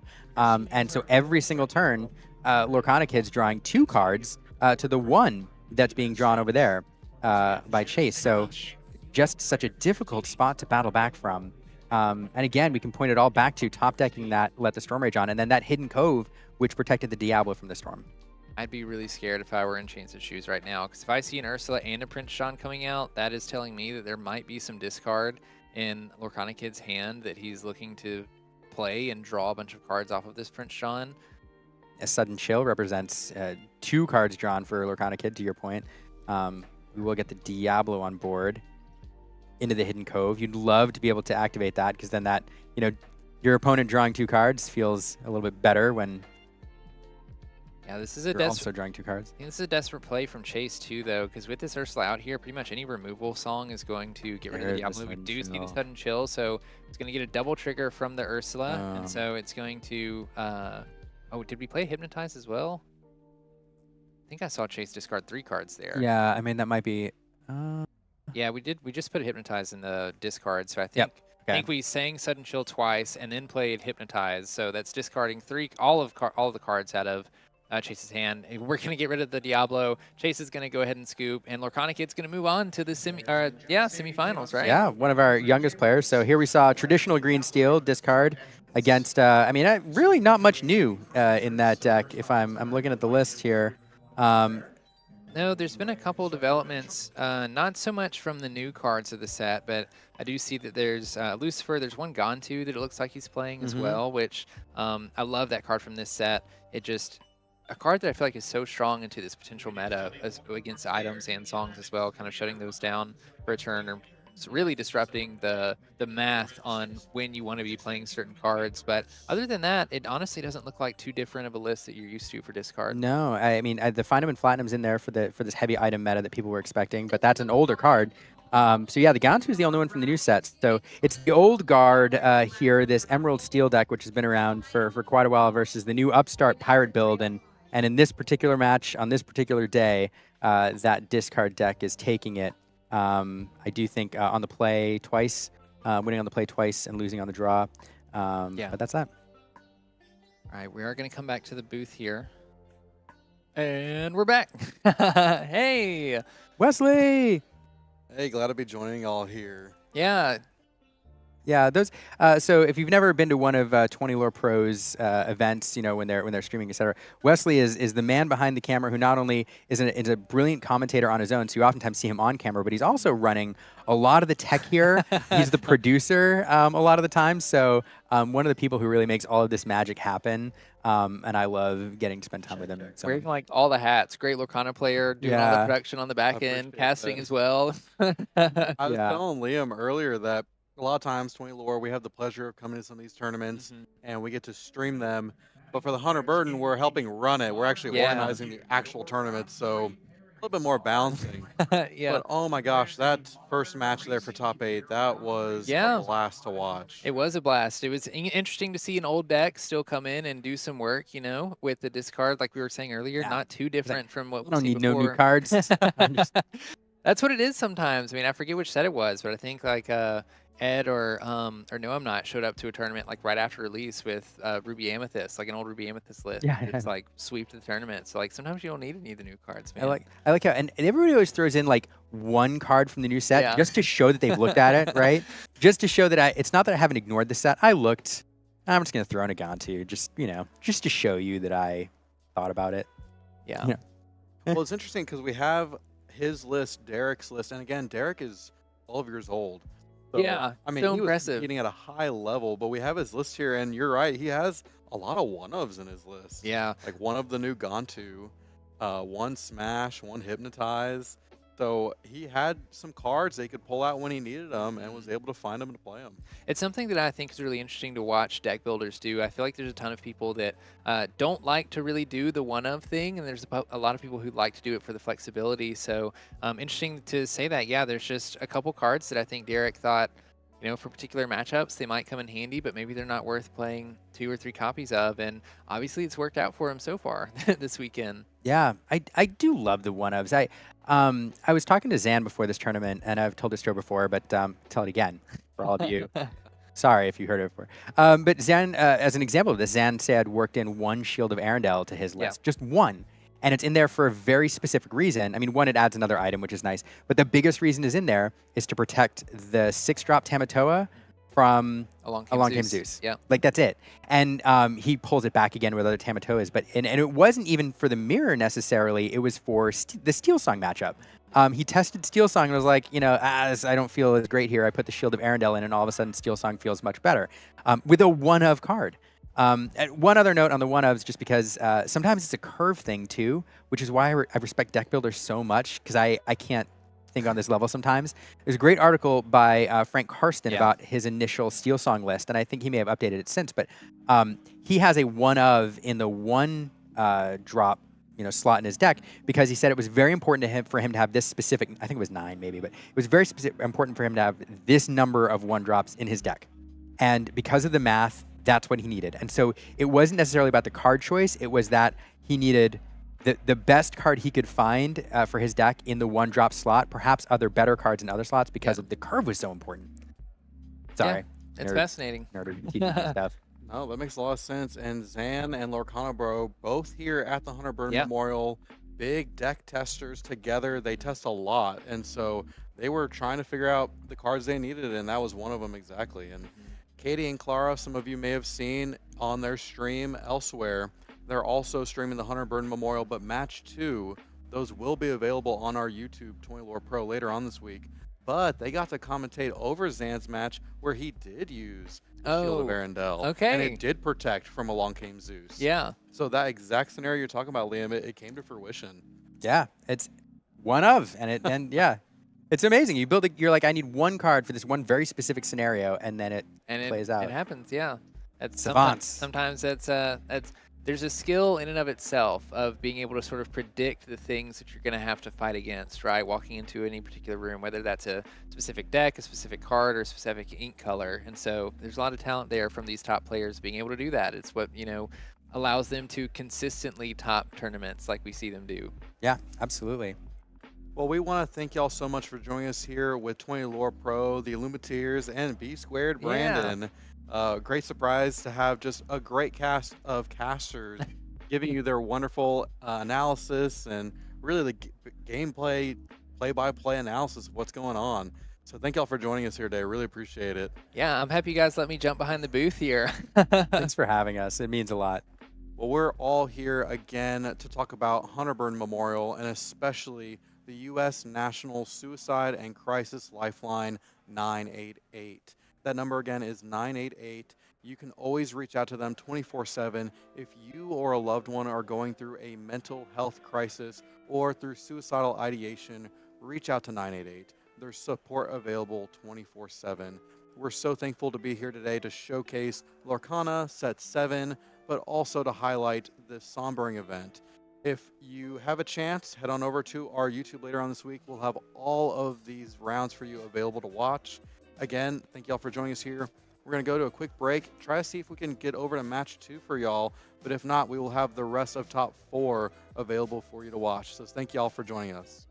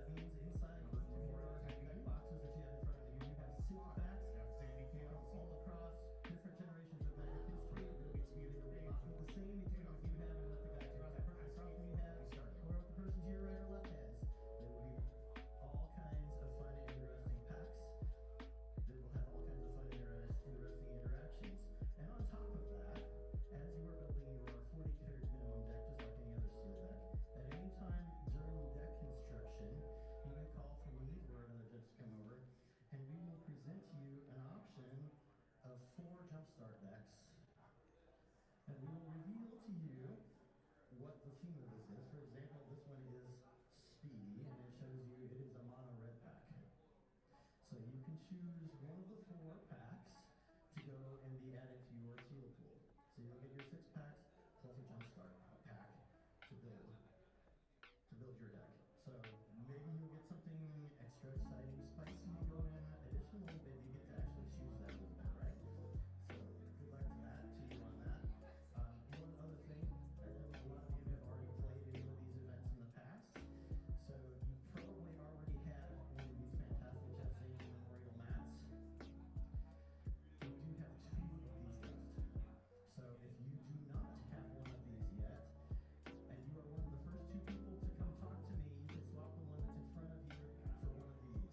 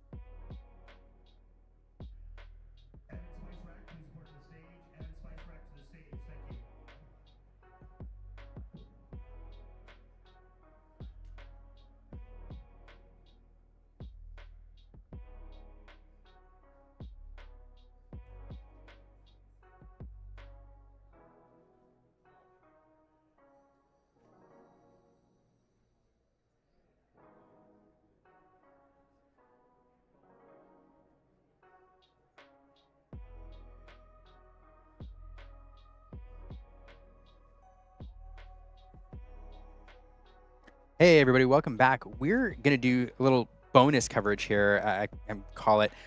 This is the first game that's playing right now, or the first match that's playing in the top 4. This is Lorcana Kid, and from the match we just saw, playing his Emerald Steel discard deck into Steven on Amethyst Steel. We are waiting for the other match to start. While we're waiting for the other match to start, which we'll switch to, we're gonna watch this for a little while. So we may not get the full match, but I do think they're covering it over on Lore Keepers in Twitch channel, Twitch stream. Twitch something. Twitch. Twitch stream. Yeah, so when we're coming into this deck, based on the Inkwells, it looks like Steven is on the play here. It looks like his record is a little bit better than Lorcanic is as well, so probably was able to make that decision. This is the first game still. We have an Amethyst Steel versus Emerald Steel discard. We saw Lorcanic Kid last round show off the deck that we know from previous metas. But looking at this game real quick, we did see Steven play Genie on this last turn, which is relevant. Genie having evasive, allowing or lets you draw a card as well when he gets played, but specifically can counter these Diablos that get played because of their evasiveness. So it might slow down Lorcana Kid's draw engine through Diablo here. See if he decides to quest or sing anything with it. We are going to sing a Strength of Raging Fire onto this Calhoun. Banishing Calhoun, making trouble for Lorcana Kid, trying to play out cards like Hidden Cove, that I believe Calhoun was used to challenge and banish that on the last turn as well. Yeah, as you pointed out, though, Diablo here probably not likely to stick around very long, susceptible to that Genie challenge. But looking at the hand size here, you know, normally this green steel deck, we saw it be very aggressive actually with discard in the previous match. Clearly hasn't managed to put enough pressure on Steven to slow him down. Plenty of cards over there, plenty of gas to keep him going. We do see the Prince John established over there, though, on Lorcana Kid's side last turn, so could get some extra draw if he starts moving into the discard route here. But right now, looking at what I'm looking at, I would say the Emerald Steel deck, I'm sorry, the Amethyst Steel deck, probably a little bit of an edge here. With what's on board and what's in hand. So let's see. White Rose being played. That'll give a lore to Steven. So I have 2 ink available. It looks like we're going to play out another Calhoun. Calhoun, a card that I love from previous sets. When she challenges and banishes a character in a challenge, you gain 2 lore? 1 lore? I don't actually remember. 2 lore. Oh yeah, it's like the Robin Hood. Yeah, it turns her from, you know, normally she represents 1. You have to start having to do a little bit of math because when, especially in the end game when you're calculating up what's available, she represents 1 lore on the board, but 2 lore on the challenge. So, yeah, extra threatening there. Makes it especially difficult for Lorcana Kid to utilize one of the mechanics in Emerald Steel discard that they showcase so well, which is singing, being able to sing the removal actions as well as the discard actions. To sort of get this Prince John going and deplete your opponent of resources. We're going to see a morph enter the Inkwell here. Prince John is going to go ahead and sing. Is it a... Oh, nope. Yep. Thought about it. Kaneki taking his time, figuring out what he wants to do. This is the top 4, so be very careful about your plays. Looks like he is just going to pass the turn, decide not to do anything. Go over to Steven. I believe that was a Cobra that was just drawn, a new card from Arcasia's Island. You play it, you can discard 2 cards, or discard 1 card and gain 2 lore, excuse me. But here, serving as ink to play that dock, discarding, I think, a hand of 0 cards, if I saw correctly, to draw 2 more. Was that 0? I think the goat. I think you may have had 1 card in hand. 1 card in hand, so discarding the goat to draw 2 cards. It's interesting, you know, Amethyst Steel is a deck that's been around for a bit, not necessarily tier 1, although some very good players piloting it. I think most people consider it just right below, but it's been around for a while.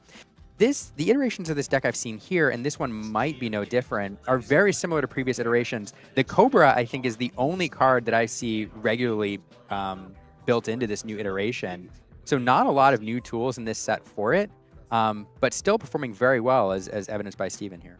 Yeah, as Amethyst has developed as an ink, they've gotten more and more resources that essentially allow you to just gain lore immediately without having to use characters to quest. And so Amethyst Steel has sort of turned into a deck that it's a bit mid-rangey, and then you're able to sort of get close enough to 20 to matter, and then you have cards like Goat, the White Rose. There's a couple new cards from this recent set that allow you to gain lore, like the Cobra. I think there's also an action that lets you draw a card and gain a lore.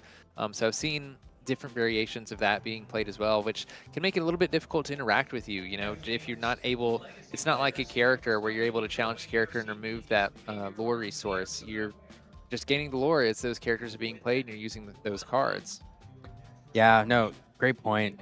On Steven's side, now push to 8 lore. That board looks a little scary, but Lorcana Kid managed to establish a bit of a board here that could swing things a little bit. If that Ursula Deceiver all sticks around, is able to double sing a song that's either 2 cards drawn, a double damage action, or even a sudden chill. Now, as I say that, it does not stick around. Steven, recognizing the threat, sings Strength of Raging Fire, removes that Ursula, but even a sudden chill there could have forced a double discard into a double draw with Prince John, which really radically could have changed the game state. Unfortunately, we don't see what Lorcana Kid would have had planned with it, as it is gone at this point. Yeah, as we mentioned in the last game, Emerald Steel Discard manages to apply pressure through multiple characters that need to be answered. But one of the things that Steel decks do in general, or one of the things they're good at, is answering those threats. And that's no different for the Amethyst Steel player here. We see Steven building out a very wide board, something difficult for Emerald Steel to deal with because they don't have any cards like Be Prepared. And they're usually not running any Grab Your Swords. We looked at Derek or Lorcana Kid's deck list earlier, and he wasn't playing any either. So we're going to pass over to Steven up at 12. Huge lead. Bunch of lore on board. 1, 2, 3, 4, 5, 6 lore. Could go up to 18. Something as simple as a goat bounce would be enough. I don't think we have it, though. We're going to play a broom. Also a Calhoun as well. We're going to go ahead and banish the broom. Trying to find something. We do see a cobra. Okay, Is that a cobra? I think it's a cobra. We don't have anything to discard. We can set ourselves up for game on the next turn. All we have to do is draw a card that we can then discard. Looks like we're going to go up to 16. Yeah, a fun little interaction I'll point out too. Definitely kept the gas going over on the Amethyst Steel side by using that dog very effectively. Not only did we use it once to draw 2 cards when it was played, but then bouncing with the Fox, drawing 2 cards, keeping the momentum going. A really fun use of that card, which then allowed us to develop the Smee as well on Steven's side of the board. So great turn a couple turns ago. Lorcana Kid using that Ana to banish one of Steven's characters. We're also going to develop a Diablo on board. Yeah, and it looks like Steven has game on board, so they're going to scoop and move on to game 2. Yeah, fascinating. Hard to know exactly where that game turned. We didn't see the opening of the first 3 turns, whether or not the Diablo shift came out right away. But you know, from when we tuned in, you know, Lorcana Kid fought back a little bit, had a little bit of removal, but Steven managing to use that dock very effectively to draw numerous cards, just keep going wide with his board, and just way too much for Lorcana Kid to deal with. This can be a somewhat difficult matchup for Emerald Steel Discard, I think, as well, because Amethyst Steel specifically is really good at just sort of cycling their cards. If the cards that they're playing aren't gaining lore, they're usually drawing a card, and so when you're playing cards like Genie, potentially Rabbit, Trenabog's Followers, Magic Broom, Luminary Keeper, all of those cards are replacing themselves in your hand, and so one of the primary ways of attacking through that Emerald Discard is trying to do is by discarding your hand, and that makes it especially difficult. On top of that, Amethyst Steel also is playing like relatively beefy mid-range characters. A lot of them are like 3/3s, for example, which can be a little bit difficult for Emerald Steel to deal with because a lot of their characters are a little bit understated because of how strong their abilities are, like Diablo, Prince John, Ursula Singer, things like that. So I believe Steven was on the play on the last game. Obviously, Lorcana Kid will get to be on the play this game if he chooses to do so, but I've never once had a Lorcana player deny being on the play when given the option. Yeah, I see. You know, somebody in the chat asking, "Wait a second, this is the top 4, and there's no Sapphire decks here." That's right. In the top cut, if you missed it, out of the top 8, there were 2 blue steel decks, only 4 green steel decks. And actually, both of those blue steel decks were different. One with the Kiwi kind of mid-range aggro version, and the other the item synergy version. So yeah, Sapphire, to that commenter, Sapphire not as well represented here in the top 8 as a lot of us might have expected, given the zeitgeist of the last few weeks. We also aren't sure what the other 2 decks are in the top 4, I believe. We're still waiting on the other top 8 game to be finished up. And we'll bring you that top 8 game. I think we're going to switch over to it as soon as that is live. So we're just waiting for that. One of those games in the top 8 went extra long. And so they're moving the pace here as quickly as they can. It's been a long couple days here for everybody. So trying to move along to the finals as fast as possible. Looks like both players have finished their altering. They're shuffling up their decks. We'll soon get into this top 4 game. I admittedly don't know a whole lot about Steven, but one thing that I do think is cool, we talked about Lorcana Kid being a younger person, making it this far into a tournament, I think is really cool. I was talking to him a little bit earlier as he was practicing with some other players, and I think he's been to a couple DLCs as well. I think he went to DLC Seattle, and supposedly did pretty good over there as well. It is always wonderful seeing, the next generation of Lorcana player coming up here. The future of the game are these younger players, people, 18 and younger, who are going to be the ones that carry this into the, in the next decade. So, so I'm getting a note here from Aaron's been walking around the floor getting some notes. Apparently, the Lorcana Kid is also a former competitive chess player as well. So gaming definitely in his background. And Lorcana can be like chess in a lot of ways. Yeah. Yeah. Yeah, I think so. I mean, a lot of times, especially as the meta evolves, you end up finding there's a lot of openings you can learn, similar to chess, where in chess you have different openings based on black and white and which moves each player takes in the first couple turns. It can be kind of the same thing for Lorcana when there's a couple decks that get established in the meta, playing against each other. And part of being good is sort of knowing what the most optimal plays are between those two decks, and so very similar to chess in that fashion. Interesting opening here, though. We had the Diablo on turn 1. No turn 1 play from Steven. Unexpected there. And then back over Lorcana Kid, we don't have the shift, it looks like. Or we're taking our time with it. Questing with the Diablo there. And then passing back over, is that? Yeah, when we looked at Steven's hand earlier, I believe we saw an Illuminary, a Magic Room Illuminary Keeper. But I believe we didn't play it in fear of the Diablo shift happening, potentially with a Storm, because, okay, so we do have a 2-drop. I knew we had a Madam M Snake in there as well. I wondered if we just didn't have anything to play out. But it does look like we have the Mr. Smee to play. We're going to pass over to Lorcana Kid, inking we don't talk about Bruno. Follow it up with a Prince John.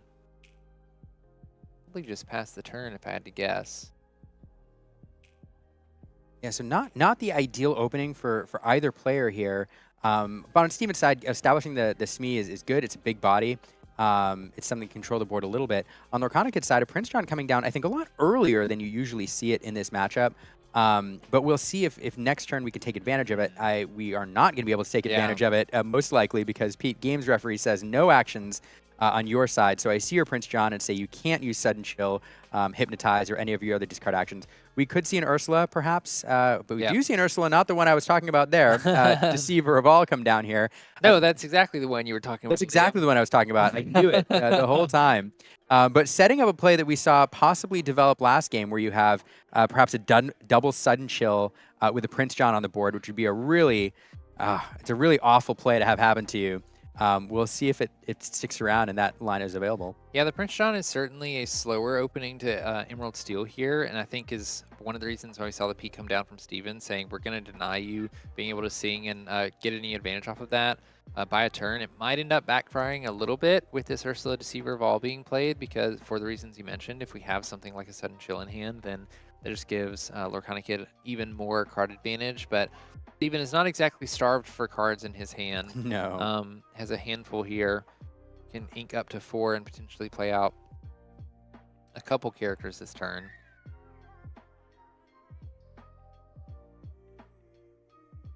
Maybe looking for a way to, if we have, I do see a Strength of Raging Fire in hand. One of the great things about Pete is because your opponent can't play actions on the next turn, he's almost a guaranteed singer on the next turn. So probably looking to play a character here, sing Strength of Raging Fire onto this Ursula to deny any removal actions being played next turn, or discard actions to get those Prince John triggers. Calhoun, a really good character here. And then Strength into the Ursula, as you suggested. Great card to establish here. This board feels a lot better now for Steven. Getting that Ursula off the board, really, really critical to prevent a big swing play there. Yeah, and Steven's setting up a board that makes it really difficult for Lorcana Kid to do a whole lot, because you have that Calhoun in play. You don't want to be exerting any of your characters to sing songs or even quest, challenge, anything, because you don't want the Calhoun to gain lore off of those challenges. We also have The Smee available to us here that's questing, sort of tempting Lorcana Kid to challenge into it, that we don't have anything to banish it on his side of the board anyway this turn. We're going to pass it over to Lorcana Kid. We have 4 ink available, could go to 5. Starting 3, what will we see? A Storm being played onto this Mr. Smee here. That draw a card. Ink into the Sudden Chill. Okay, so force a discard here, draw a card off the Prince John. All right, fun little series. The board looks a little bit better now, and eating into the hand size just a little bit, getting another card. So not a terrible sequence there. That Prince John can be such an annoying card. With Ward, he just sits there all game with his static ability, and then late game you can quest for 2. So also a threat on the board in that regard, but.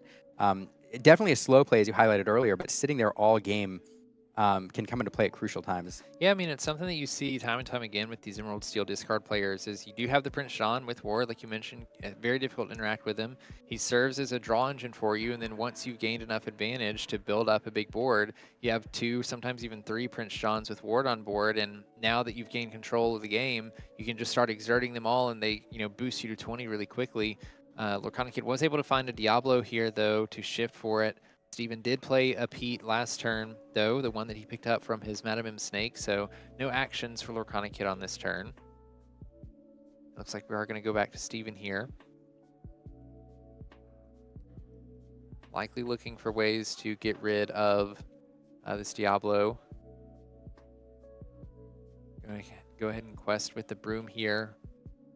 Probably see a character be played to banish it. We're going to see the Madam M Snake come down, pick up that Pete again, banishing the Broom so we can draw a card, also giving us another opportunity to play the Pete, which we see here, just keeping Lorcana Kid off of the songs that he might be wanting to play.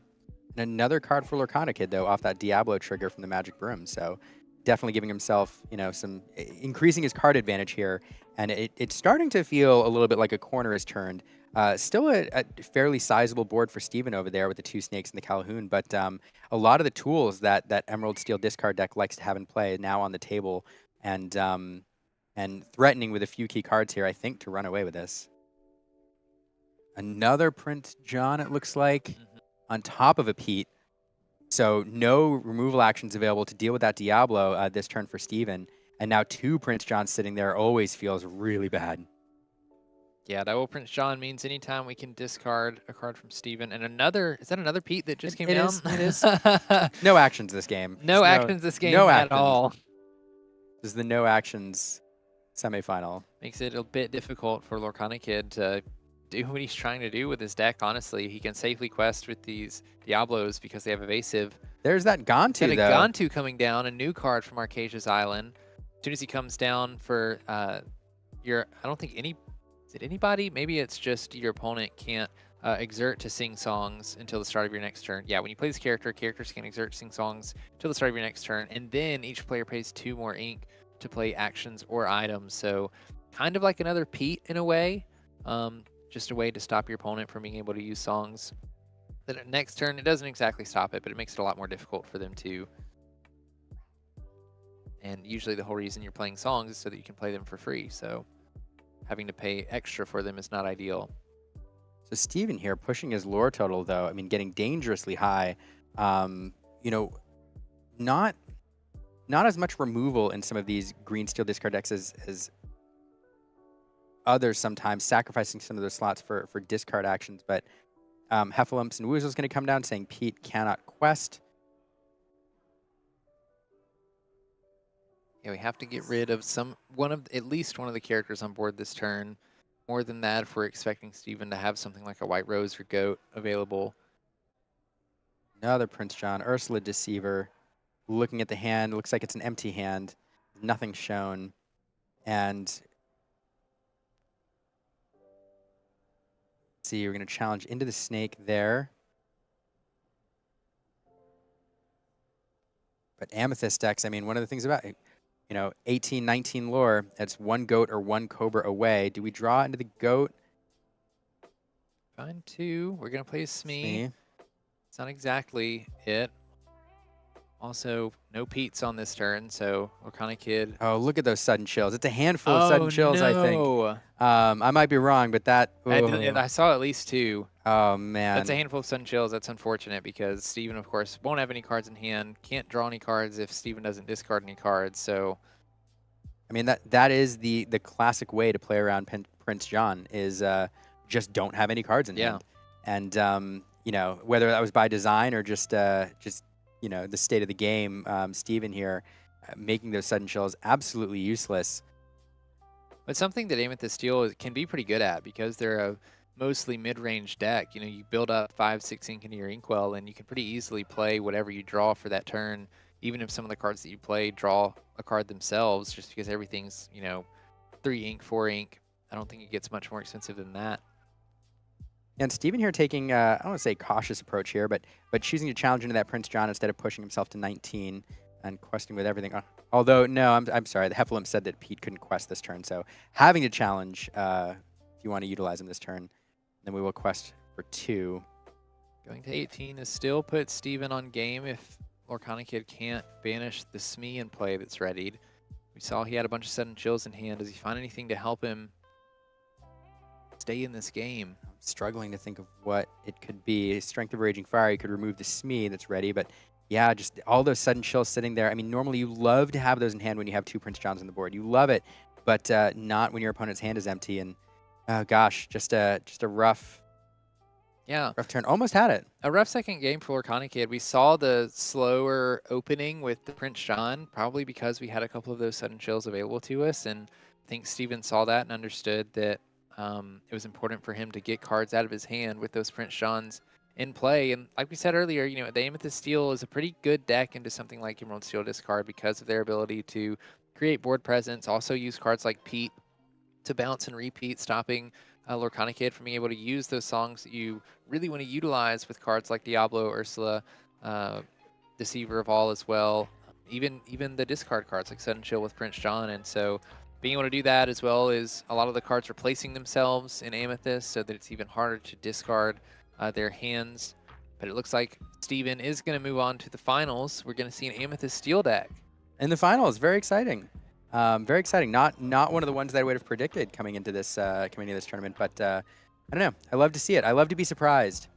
Yeah, and Chad pointing out the Pete train. I am excited to go back and watch this match because we did. I don't know how many Petes were played that game. I think on either side, but I think Steven replayed the same Pete like 3 times and then played another one, which is wild. And so I didn't take a look at if the sudden chills were made like useless by the Pete, and there were turns where they could have been effective, but for sure that added to the misery of having those sudden chills stuck in Lorcana Kid's hand. So yeah. Definitely. I'll be eager to hear what has been happening at the other tables to see who's made it into the other semifinal match. Yeah, let's see if we can get that answer here shortly. As well as maybe who else is going to meet Steven in the finals. Yeah, 1 second. We're going to see what's going on in the other match here and taking a look.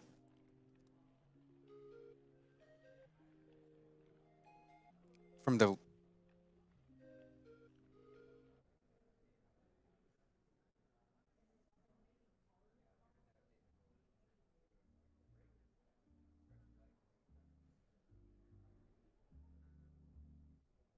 All right, so we're getting update, everyone.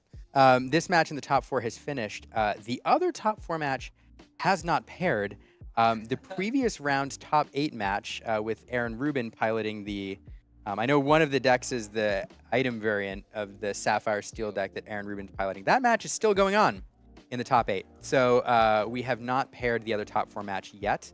We'll bring that to you shortly as soon as that is available. So don't go anywhere. We have the last top 4 game, and then the finals to show you a lot of really talented players here. I don't know. What do you think we're going to see in the finals, Brandon?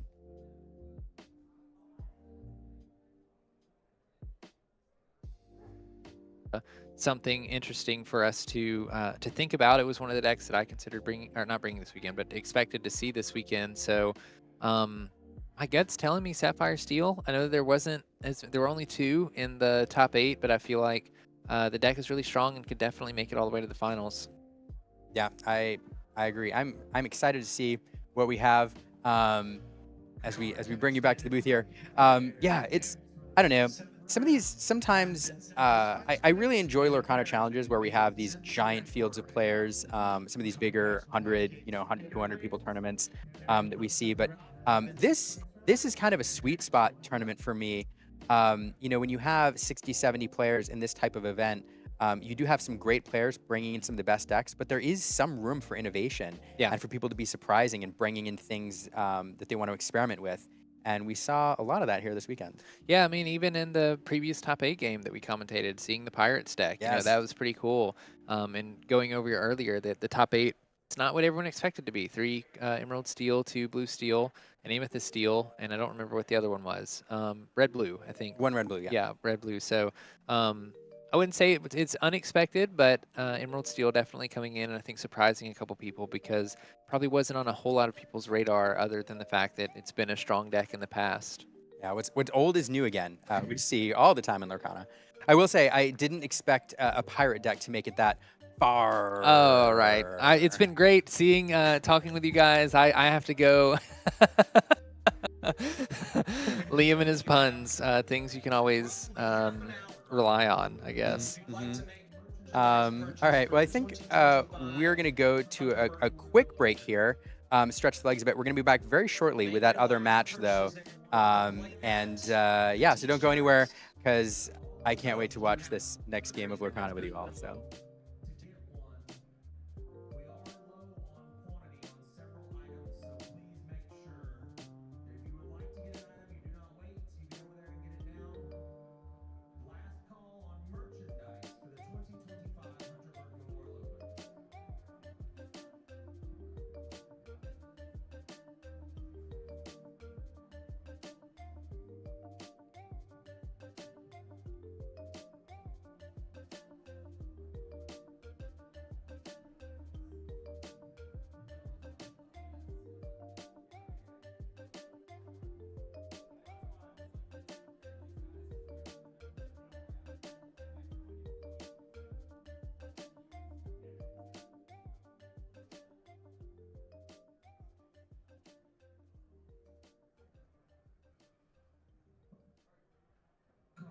Standard 5K players.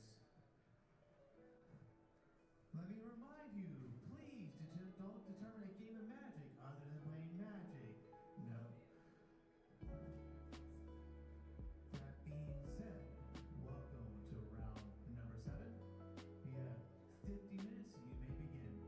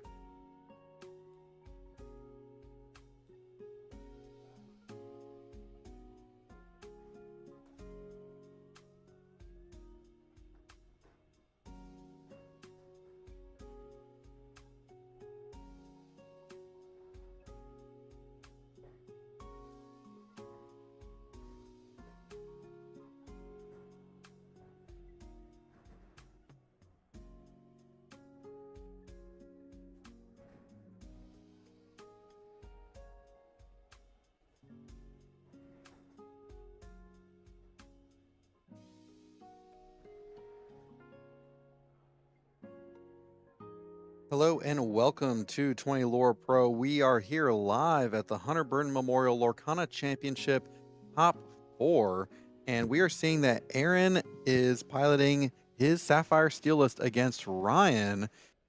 Aaron was able to win, I believe, against Max, who was piloting a Ruby Amber, sorry, Ruby Sapphire list Ruby Sapphire list, yeah. against Aaron, and he was able to get that match win. And so we are here in the top 4, game 1, seeing a mirror match. Yeah, I mean, so many storylines at play here. First, that was the longest Lorcana game I've ever seen in the top 8 there. Aaron, like, grinding it out against that Ruby Sapphire item deck. And here, piloting a mirror, but not a true mirror. From what I understand, Ryan is piloting it's often referred to as the Kiwi version of this deck. It's more a mid-range / aggressive version of Blue Steel. It plays cards like McDuck Manor, those Alices that you see there, the Plutos that you see there, which are not run in the item variant of this deck. And so Aaron's deck, very different, built around heavy item synergy with cards like Oswald, and even the Queen being worked in this time around. So mirror in colors, like a lot of people expected Blue Steel to do very well, but in reality, these are two very different decks with just a few similar cards. Yeah, I'm just really excited to see kind of these two great players come to the top 4 here and to compete. We have Ryan's list here available to look at. Those are also on the 20 Lore Pro Discord. They've been posted in the general chat, and this is really great to see because he's got 4 Plutos. I mean, that Bodyguard is such a great card. Great body on it, able to just really prevent you from challenging in early. This is going to be tough, though, because a lot of great removal in these Sapphire Steel lists and strong characters. Yeah, this is, gosh, such a fascinating match. So Aaron's deck, the inevitability here is with this item deck, I think. It's a card that runs, the Tamatoas, the Lucky Dimes, and the end game, this deck can close things out very quickly. And so the longer it goes and the more resources get built up, the more combo pieces on Aaron's side of the board, that's who's going to win this game. And so the key for Ryan here is to try to control the board, but push the lore total, get closer and closer to victory. One of the things I want to point out too, because it may come into play later, is oftentimes in these decks we talk about reach, cards which allow you to gain lore instantly without having set up a character and a quest on the board. We often see this reach happen in Amethyst with the Goat, or now the Giant Cobra. You also have versions in other deck with cards like Go-Go Tamago, in Emerald giving you that reach. But here in Sapphire, there's a card called Gleam that came out in set 4, which Ryan is running in his deck. It's a card that banishes chosen item, but its player gains 2 lore. A card which you can use for item removal, but you can also use it to put yourself over the top. So Ryan here, one of his game plans is going to be to race ahead, get up to 15, 16, 17 lore, and then if Aaron does gain control of the board, perhaps draw into that Gleam and have an item on board to be able to close out the game without having to establish anything. Gosh, this is a strong combination of cards on Ryan's side of the board here with this Cogsworth and this Alice. I mean, this Alice just having ward, but also giving support, ward to another character. Cogsworth already has ward, but this is a strong combination of cards that really can support other characters on your board. Yeah, 2 characters there, not able to be chosen by anything because of that ward ability. But over on Aaron's side, we are getting this item synergy running. We do have the Flavisham there, which can eat items. Tamatoa pulling 2 items back upon play, but able to play an item for free when it quests. There are, when Zan Syed, one of the creators of this deck, with Aaron Rubin, talked about this deck, he talks about how he thinks of it as a combo deck. What he's trying to do is string together 2-3 cards, which allow you to do many more inks worth of things in a turn than you normally would be allowed. Tamatoa is an example, using it to quest and play an item, or using an Oswald, immediately hitting a Lucky Dime on the top deck, or perhaps getting a 4th item in play so you can then play a Scrooge McDuck to then search for another item. There's lots of plays where you can string together 2 or 3 of those cards to really have really impactful turns. And that's what Aaron is trying to do here, to build up that big endgame play. This is, I mean, at a board state that you're at 9-1, but like you're saying, once you can get these Tamatoas out, get these items out, try to either get your Lucky Dime or the recursion ability for them to come back, you can gain as many resources as you need in your hand, but also the ability to try to gain a ton of lore. So even though Aaron is behind right now on the lore total, that does not mean that he cannot come back very quickly in a short amount of time. There's that McDuck Manor. I love this card. Saw it a lot played last set, but just that 9 willpower. I mean, that is strong. Very difficult card for this deck to deal with. McDuck Manor rises in popularity every time cards or decks like Ruby Sapphire or really Emerald Steel get more popular. Ruby Sapphire or any Ruby deck does have things like Maui, which you can pair with other cards to increase its strength to deal with McDuck Manors quickly. But most of the time in these control decks, these control item decks, McDuck Manors become very effective counters, and you start to see people work McDuck Manors in to deal with the mirror. But here, look at that. Scrooge McDuck coming into play, looking at the top 4 cards of the library, finding a lucky dime there in the top 4, so we'll add that to the hand.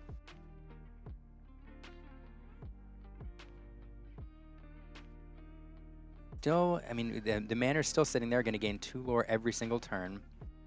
Ryan clearly the beatdown at this point. And that Tamatoa, is it a 4/5? Let me go back. That is a strong challenger because it'll help you get there with that Scrooge McDuck and an extra Tipo or an extra 1. Anything to help you in addition to get rid of that McScrooge Manor.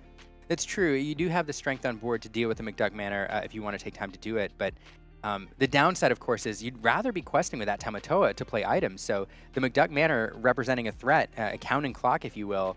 And to deal with it, you're going to have to spend use characters to take care of it, which you'd rather be using for other things. Oh gosh, Aaron here does have 2 of those Scrooge McDucks on board. Is Scrooge McDuck a card that you really like to play for free in this deck by building up those items and then stringing it into an item off the top of your deck? Here, though, allowing you to dig a little bit, find cards that you need. And I don't think any items in play to take advantage of that. Well, no, we're sending everything into that McDuck Manor right now. Oh, look at Aaron there, pointing out he was gaining 2 lore off of that McDuck Manor, kind of helping his opponent remember. We love that sportsmanship and that gameplay.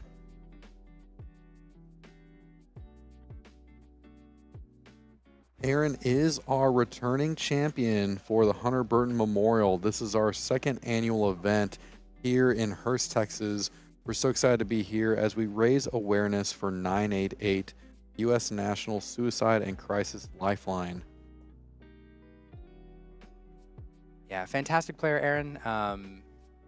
Fantastic player, fantastic deck builder. And not surprised with the amount of work I see him put into the game to see him here as a returning champion, making it into the top 4. And if we make it through this match, playing again for the championship.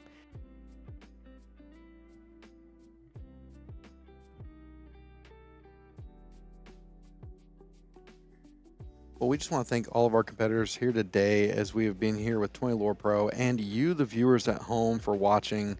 We appreciate y'all's support as we try to bring y'all the latest in competitive Lorcana.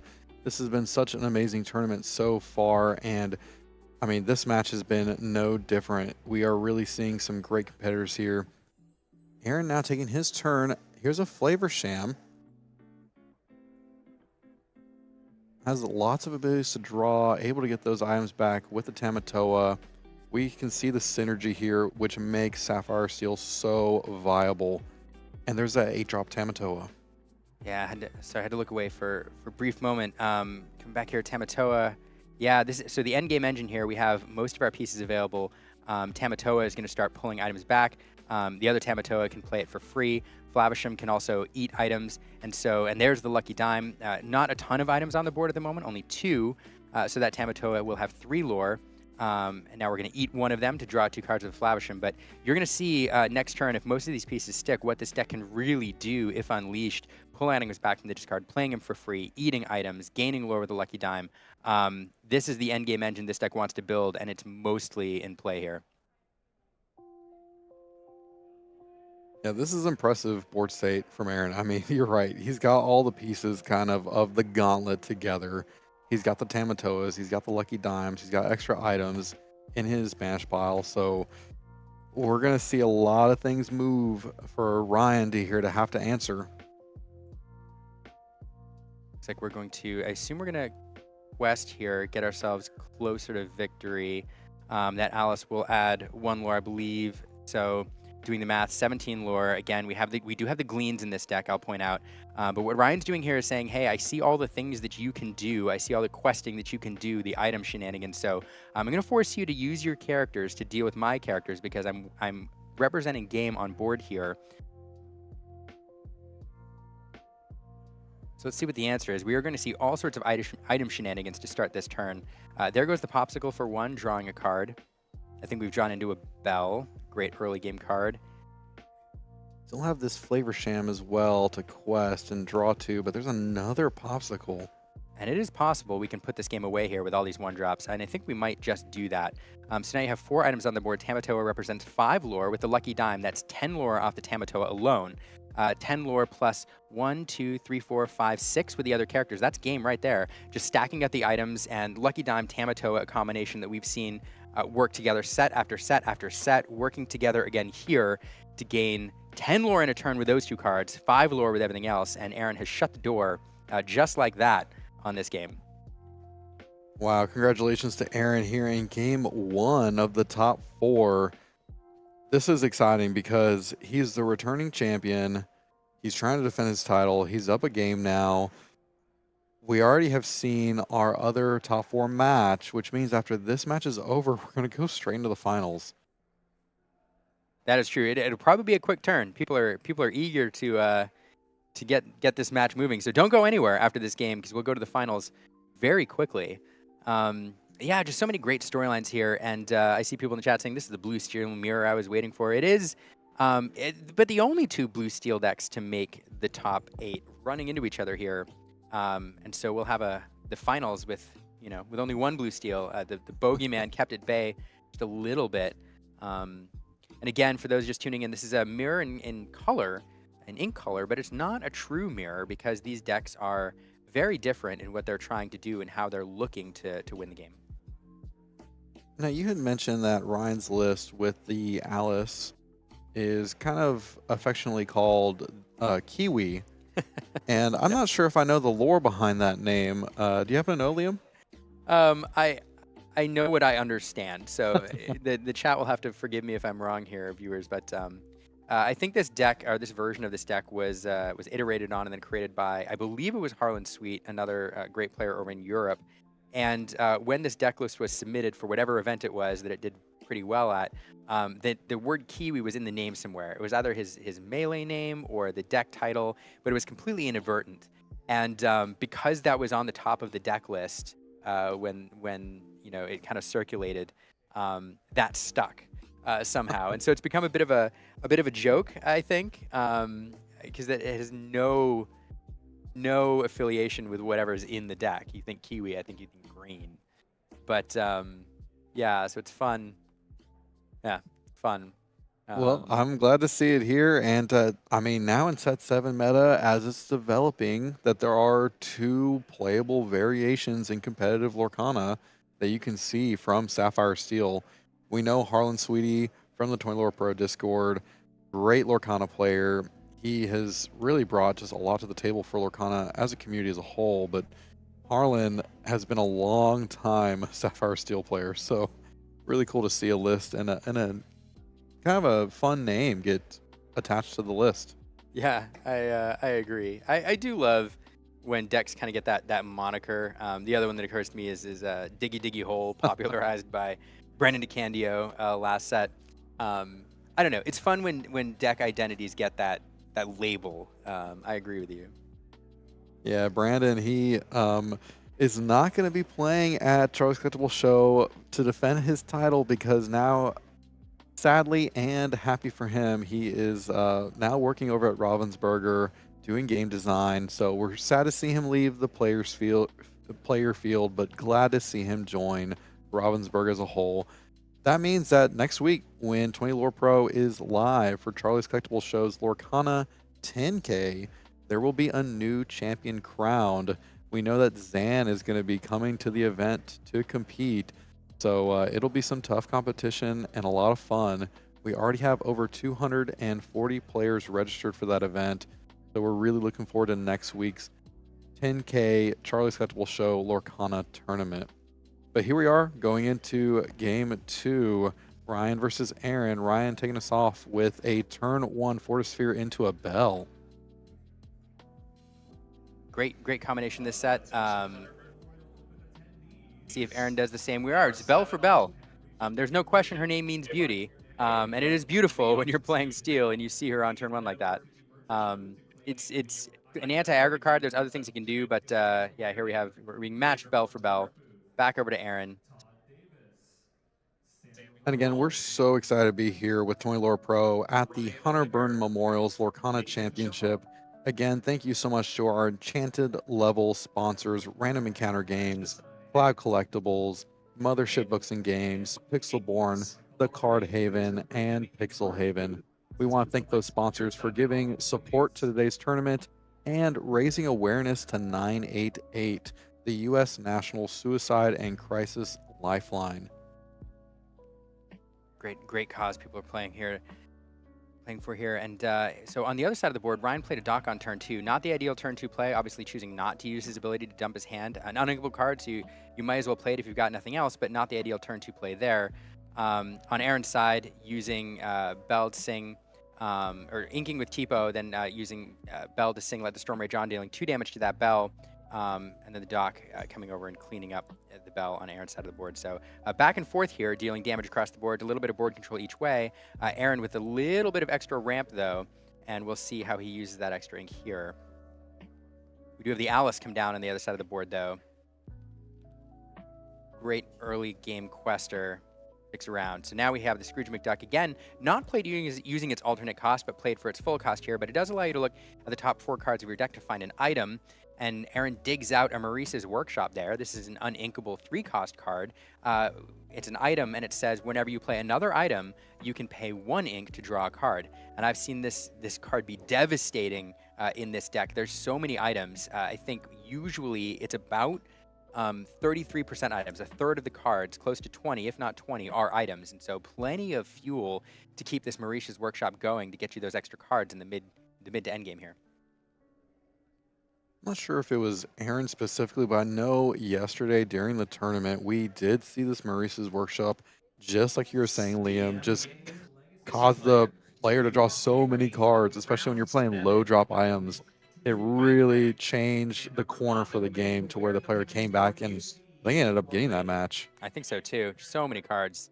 So many cards. Popsicle played here, drawing a card.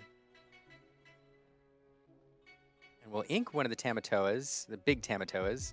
Clarify now. And a Queen coming down. This is a card I know that Aaron and Zan added into their list for this tournament. At the very last minute, it was teched in. It wasn't played previously. This card was really put in here for the mirror match, looking for a way to gain an edge on other Sapphire Steel, particularly item builds. This card is from Ursula's Return, so it's been around for a while and seeing competitive play here. At the Hunter Burton Memorial Tournament. You can exert it to look at the top 4 cards of your deck, reveal an item card, and put it in your hand. If it costs 3 or less, you can play it for free. And in a deck with plenty of 3-cost or less items, you can see how this can give you an advantage and allow you to do... I talked about combos earlier. This is one of the combos that you're looking for in this deck, is leveraging the Queen to play things for free and then comboing that into other cards. So fun card here, and I'm willing to bet a lot of people are trying to scoop up a couple of those if they don't have them at this point. Pluto Bodyguard, as I was talking about the Queen, Pluto played on the other side in Bodyguard position. It's a 1/5. That's a 5/5 as long as it's not damaged. Yeah, what a great character to protect that Alice. Aaron forced, good point, forced to send 2 cards into that Pluto, clean it up. But Pluto effectively protecting that Alice there, letting her quest give Pete an extra lore there too. And now we see the Workshop come into play. Fortisphere. And we'll see if we'll trigger the Workshop. We will. Extra ink, draw another card. So 2 cards off the Fortisphere. I wish to remind you all that the outcome of this match should be determined by a matchup magic, an intentional draw, or an intentional concession. Do not attempt to randomly determine a winner or improperly do so. I'm not sure if you have plenty of events going on behind us. It feels like a convention here. It's called a tournament, but so many different events and games going on. It really is a fun place to be. Shield of Arendelle into the Inkwell. Popsicle will heal Scrooge McDuck. And it looks like passing of the turn. And we've talked about the Shield of Arendelle, just the power that it can have, especially against Along Came Zeus and protecting your Tamatoa. But in this case, when you're trying to gain more ink and you need to continue to increase the count that we can play multiple cards a turn, having it sent to the Inkwell, not a bad choice. No, definitely the right call here. Back over to Aaron, and the boards are looking a little sparse now that Alice hanging around over there. No characters on Aaron's side of the board, but managed. I mean, Aaron is in the part of the game now where this deck wants to be, accumulating quite a bit of ink. We've got we've got Maurice's Workshop on the board. We're gonna get that Oswald into play, and a Pete saying no actions on your next turn. Oswald card that allows you to play items for free off the top of your deck. Man, a card that has been around again for a whole set that not a lot of people played initially, not terribly valuable for Legendary, and all of a sudden burst onto the scene a couple weeks ago. Very, very popular in this item build, and it can do some crazy shenanigans. Of course, every single time a card is inked, and if you ink more than one card a turn, you can activate it more than one times a turn. So, fun card here. And I'm interested to see. I love the roulette wheel every time it's used, seeing what we get off the top, because it could be nothing. It could be a 1-cost popsicle, or it could be a 7-cost lucky dime. Well, I like this state right here because you have that Oswald that can help you get cards off the top, but then you have the Maurice's Workshop. So if you do have an item that you can play an extra ink on, it'll allow you to draw. That's right. I mean, you can trigger the Workshop off the Oswald, and again, the combo deck in action here. So let's take a look. We'll draw a card here. Before we ink anything, we're going to play the Flavisham, eat the Fortisphere. Not as tasty as a popsicle, but it'll do just fine for 2 cards. Drawing 2. And let's see, I'm excited for this Oswald when it's used. Shield of Arendelle coming into play. Triggering the Workshop, drawing another card. And I believe that's the second and the last copy that Aaron is playing in his list. Yeah, they started at 1. I think you're right. I think they are at 2.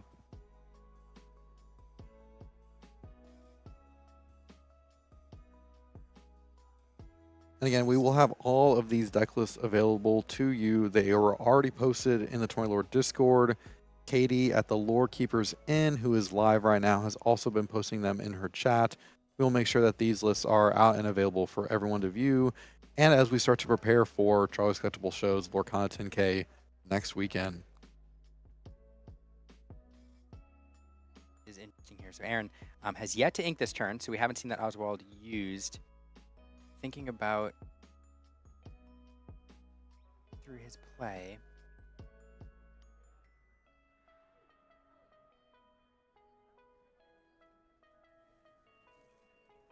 Okay, we're going to singlet the Storm Rage on, damaging Mickey Mouse. Mickey Mouse, affectionately known as Sticky Mickey, because he sticks around with his resist 1.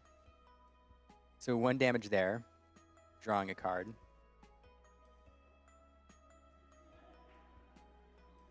And no ink that turn, unless I missed it, which I may have.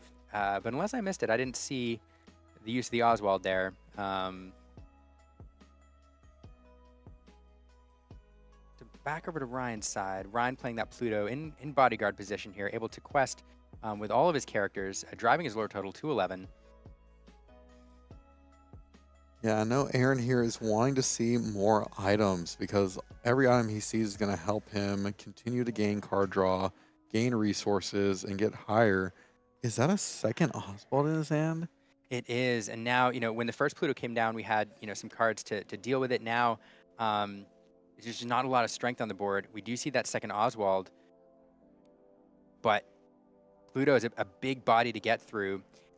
Alice, of course, with Ward, giving other characters wards, so targeted removal doesn't really work to remove some of those characters over there. So just a lot. I mean, we're still a couple turns away from winning here, but Aaron's going to have to deal with that board state pretty well. Flavisham now eating the Maurice's Workshop to draw 2 cards.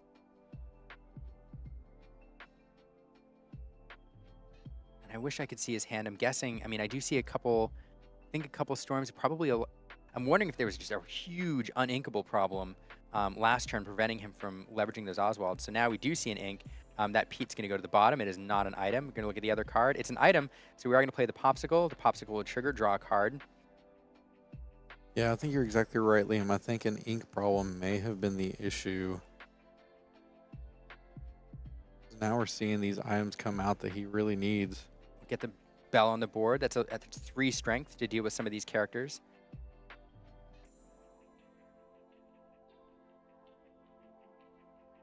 Okay, we will sing Strength of Raging Fire. We've established 5 characters on the board, and we're going to run several of them, the Oswald and the Pete, into the Pluto, remove that from the board. So we've done a little bit of damage control here. Clear off the board, back over to Ryan with 3 lore showing on the board.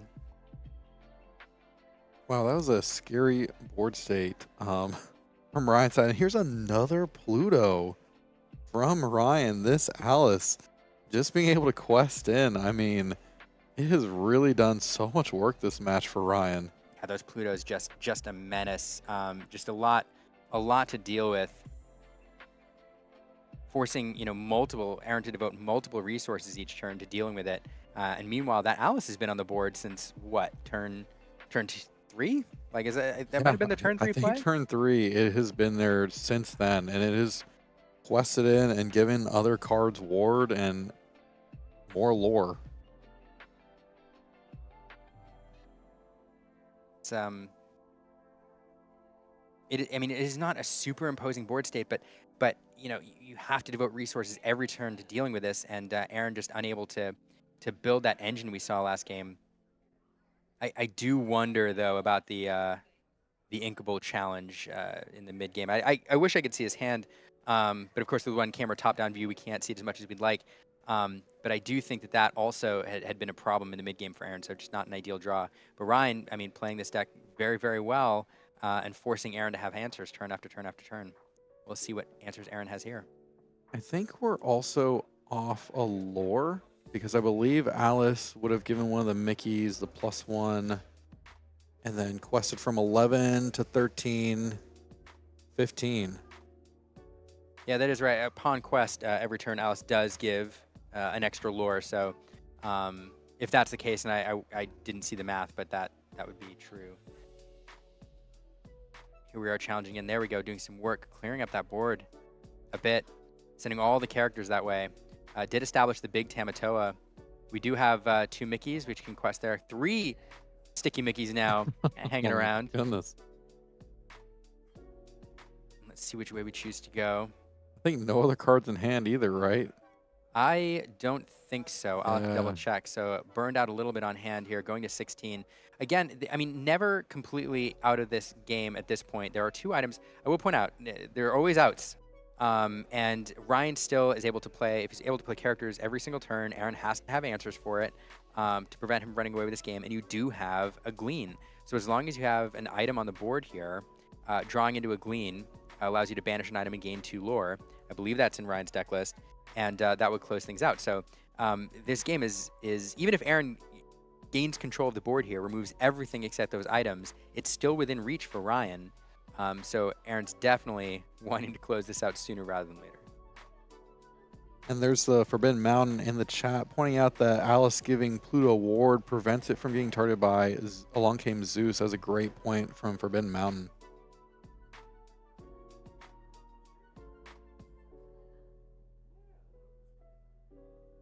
So we're here at 16. This is close. Yeah, it's such a Aaron really, really has to push this game here. We do play the Fishbone Quill. Looks like we're questing with the Tamatoa. Pull the Popsicle back. We're going to eat another Popsicle with a Flavisham upon quest. Draw 2 cards. This is the engine we know from the last few sets clicking. With the Tamatoa pulling items back, Flavisham eating them. Getting that card advantage. Popsicle's back onto the board. Draw another card. So Aaron really cycling through his cards here.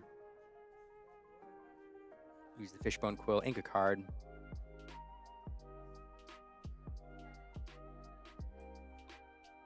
But you do have to think about those cards on the board over there. Popsicle used to heal Pete, heal Bell, sending him to those 2 Mickeys, clearing those off, left with 1 Mickey.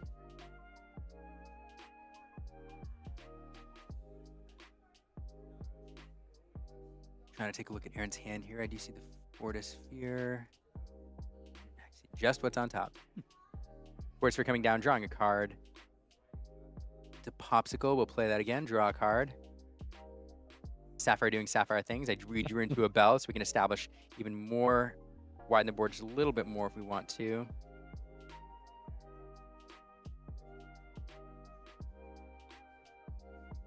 It is the Oswald. Second Oswald, or really the third one this game. Third Oswald, yeah, I think. And the bell into the inkwell to reveal the top card, send it to the bottom. One thing I learned on the Oswald, you know, Zan made the point talking to us recently that a lot of people, when they're watching his streams or watching him play, count the number of times the Oswald misses and says, oh, you missed, 15 times or whatever. You only hit this percentage of the time. So Oswald clearly not paying off for you. And Aaron points out, or Zan points out that it is, even though you miss and you're sending cards to the bottom, you're giving yourself information.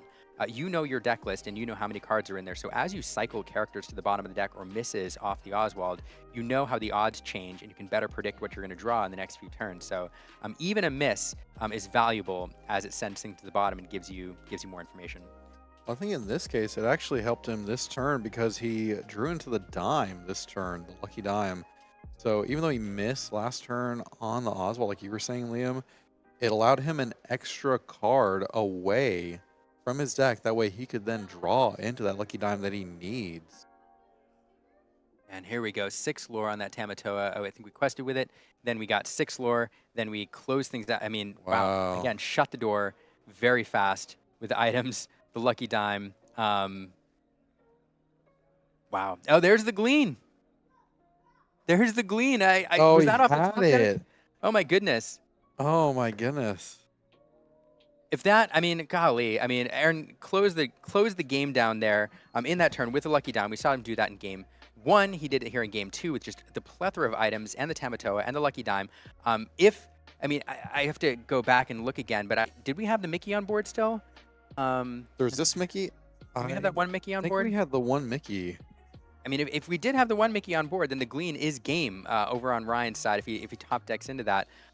What a interesting finish here. Talk all game about how that could make the difference. Here we're at 17 lore, drawing into that Glean with one other character allows Ryan to steal that game against a really imposing board state, but Aaron managing to shut that down with that lucky dime at the right time. I mean, a really, really great game played by both players. Lots of synergy going on there between the Alices and the Ward and the Plutos, able to quest, all the way up to 17 before Aaron manages to build his engine and shut things down. But a lot of fun there. And we do have now the reigning champion of the Hunter Burton Memorial Lorcana tournament heading into the finals, where he'll face off against Amethyst Steel. And in some ways, this is a deck that we have seen the last few sets, not very many changes. This Amethyst Steel deck, just working in a few new cards, with a item synergy deck that is significantly different than the previous iterations of that deck. So it's kind of the new bogeyman versus an established older player in this Amethyst Steel deck. The reigning champion against the challenger. Really interesting storyline here. Excited for it. I'm really excited to see this. I mean, we've been talking with Lorcana Bro all weekend. He's been excited to come to this tournament. He's pretty busy the rest of this month, so he can't travel to these other tournaments. So he's like, I've got to defend my title. And I'm so glad to see him and here in the finals. And again, you, the viewers at home, we want to thank you all so much for coming here to the Hunter Burton Memorial, for watching live here on 20 Lore Pro. And Liam, for you for joining us. I mean, it's great to have the Illuminateers here. You and Aaron have been great. We've got interviews from Aaron that we'll make sure that we have posted, but it's been a great time having you here. Aaron and I both appreciate it so much. It is right up the road from us, and you asking us to commentate here this year and last year has just been really special. Anytime that we get to be a part of, at any event, bringing a Lorcana game, like top-level competitive Lorcana, to you at home, and being part of that link is really special for us. We enjoy it. We love connecting with you all. And when we get to do it with 20 Lore Pro and you, Wesley, it's even more special. They're a wonderful organization. I know all of you who interact with them on a day-to-day basis on their Discord or whatever, knows that. But behind the scenes here at these events, they're just as awesome. And you all are doing a great job, bringing the Lorcana community together and I don't know, building something special. No, I appreciate that, Liam. That means a lot. And we've been talking about this all throughout the tournament, throughout the event, the beginning speech that we gave, and education over 988. But finding a community, a group of people that you find that you can share life with, that you can enjoy, you can de stress from work, from the things that bring you pressure from a day to day is so important. Find those self care things, those hobbies that can help you just put that energy into something that's healthy and can really restore you from what you're going through is so important. And so Lorcana is that for me. It's like that for so many others. So we're so thankful to be a part of Hunter Burn Memorial, to bring to life and to notice that 988 is available to help you if you are going through suicidal ideation or through a mental health crisis. So again, that number is 988. They are available 24/7 to help you if you are a person who struggles with mental health or are going through suicidal ideation. Again, we want to highlight that to you that's available. And thank you all so much for joining us here for the Hunter Burn Memorial Lorcana Championship. Thank you, Liam. And we're going to have the finals here in just a little bit. I think it's going to happen very quickly because the other top four match already happened. And so we're going to pair these players up very quickly. So you'll see me and Liam here in just a little bit. And I can see off screen that they're already getting them paired. So we'll take a short break and we will be back here with you in just a moment. Very short.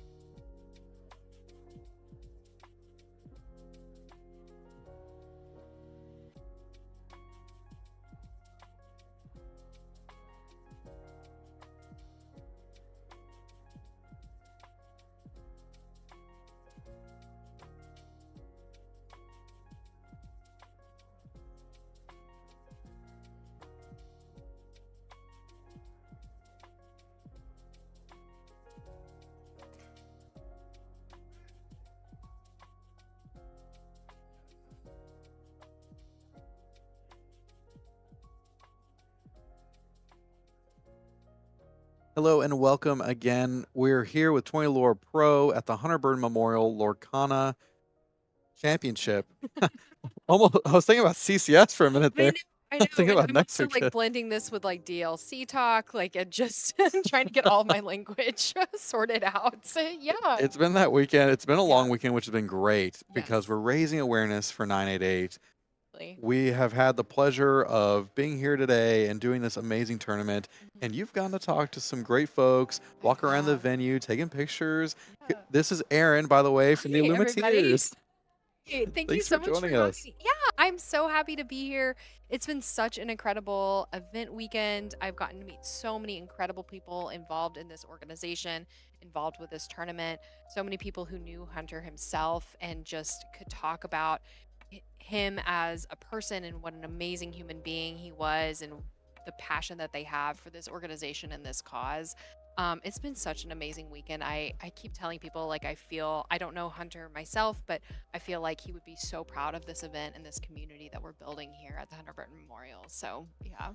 Well, I'll tell you, I never met him either, but the stories I've heard from people who did know him, he was a competitor. Yeah. He was cutthroat. So he would get to the top and be playing as hard as he could to get the wins. And so that's what we're having here today with Lorcana Bro in the finals, defending his title I know, second year in a row. It's amazing. We're back at it again. and first seed versus second seed. Yeah. So I mean, they've been cutthroat competitive. They're going for it, but we've seen Aaron do great. He's been doing wonderful, and so very excited to see him in the finals. And you know Yeah. Aaron pretty well. Yeah, no, I've had an opportunity. Sorry, our child is running around.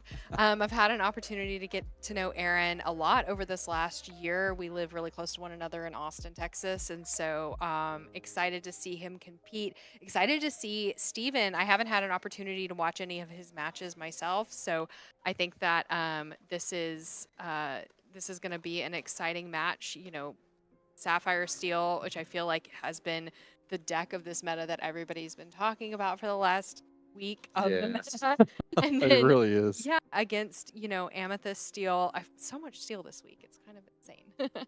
It is, and I mean, Zan and Aaron both working together to modify this list, fine tune it. Yeah. We're seeing it come to fruition. Yeah, absolutely. It is obviously an incredibly powerful list, but we're getting into the first game of this final match. So exciting. I'm sitting here and I'm like, I feel odd. I feel like I need to turn the headset over to my incredible husband for all of his insights and analysis. I know that that's what all of you watching at home love to hear. So I am actually going to hop off comm and turn it over to the amazing Liam Cosma. I'm incredibly biased, but I get to say it. So anyway, I hope Liam's y'all great, but you are enjoy great the as well. match. Thank you for joining us, Thank you for Aaron. having me. I appreciate it. I loved getting to say hello to everybody. So thank you so much, and And thanks for hosting us. We'll have those interviews available on YouTube for everyone to see, and we thank you again for doing those interviews for us. Gosh, thank you You're so so much. amazing. It's wonderful. Well, let me turn this over to Liam, and I hope y'all enjoy the match. Well, here we are going off in the finals of the Hunter Burn Memorial Lorcana Championship. We are here with defending champion Lorcana Bro, Aaron Rubin versus Steven. Steven's piloting his Amethyst Steel list versus Aaron piloting a Sapphire Steel list that he collaborated with Zan to create. So we are off to the races. I want to say, Erin, my wife, Erin, is the better half of the Illumineers. So she's always here supporting me, supporting the team, and it's a family game for us. So yeah, she's been off camera dealing with Elena, our daughter, here all weekend. But to your point, to the matter at hand, we are here in the finals. How do you get ahead of a deck that has inevitability? You be aggressive early and go wide, and that's what Steven's done here with his first few turns, building up a wide board state and going even wider here with the one-drop Maleficent. This is a set one card that was popular way back in the day, popular in some hyper aggro decks, but making an appearance here again. And representing 2 lore on the board. Calhoun there, another card with resist 1, making it not susceptible to removal like the 2 damage, let the storm rage on. So Aaron, though, doing his own version of going wide, dropping 2 Oswalds, on board here. It's going to start doing some item shenanigans off the top of his deck. But Steven definitely out to a strong start here, trying to run underneath. No item there. That looks like a Scrooge, and no item there. That's 2 misses off the Oswald. Again, you have about a 33% chance in this deck of hitting an item and whiffing there twice. That's unfortunate for Aaron.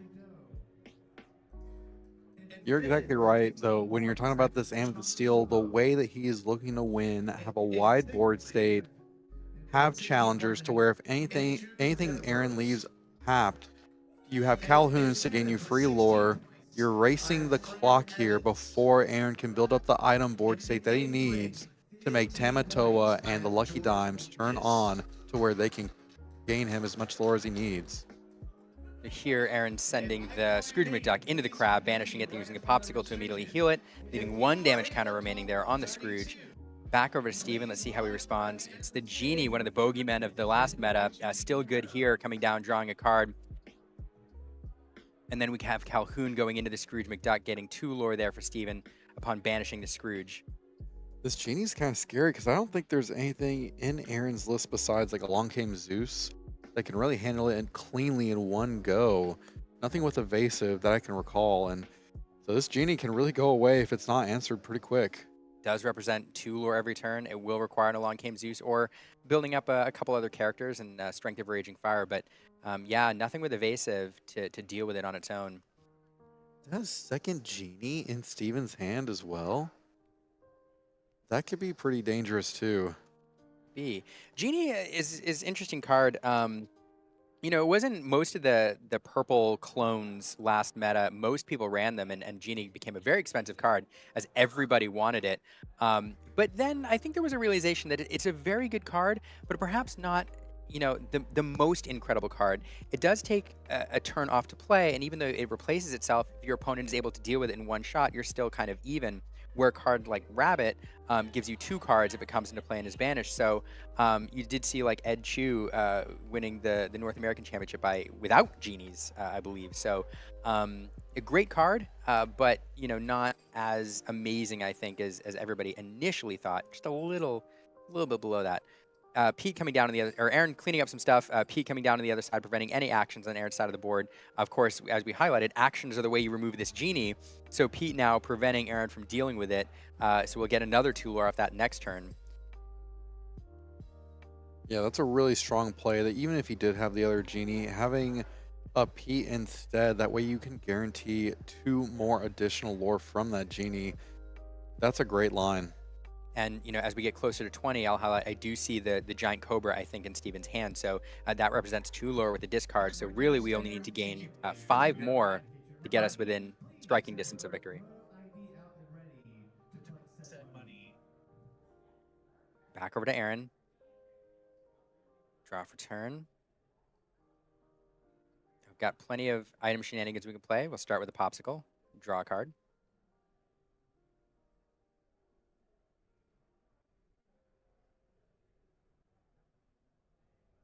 Thinking things through. Things are getting a little dicey for Aaron. Knows that Genie is going to go to 15 next turn with goats and cobras around. That's a scary place to be. Trying to figure out how do we develop the board while dealing with maybe at least the P, trying to remove that 1 lore. See, we're going to trigger. We're going to ink, trigger the Oswald, get the popsicle for free off the top of the deck. That'll draw another card. You're right. This is so early that Steven has really developed his lore count. I mean, it's been pretty quick for him to do this, to get to 13. What he wants to do, definitely, you can tell his plan here was to be aggressive. Working those queens, or the Maleficents rather, the 1 drop with 2 lore into this list tells me that the plan with this deck in this meta is to be very aggressive, rather than, you know, leaning more towards mid-range. It's not an aggro deck. It is like a quick mid-range deck, but yeah, this Maleficent indicating really the game plan here is to run underneath a lot of the control decks we expected to see. Questing with the Tamatoa there will allow us to play an item for free. Don't see anything played. We'll move back over to Steven though. We'll see how close we get to winning the game here on this turn. I do the Fox, so we could protect perhaps a line here. We quest, we protect the Genie again by bouncing the Pete and playing the Pete again. So there it is, no more actions. That Genie's safe for a whole other turn, likely. And then that would be a game with the Cobra in hand. Yeah, And that is Aaron's it. seeing it. Yeah, Yep. gosh. Golly, so the power of Pete, just a phenomenal card. We saw him revealed, last set, and everybody said, this is a way to shut down some of these action-heavy decks. But comboed here, in several games that we've seen, it's one of the reasons that Steel is such a popular color now. Not only do you have the damage-based removal, but Pete allows you to really interrupt your opponent's game plan.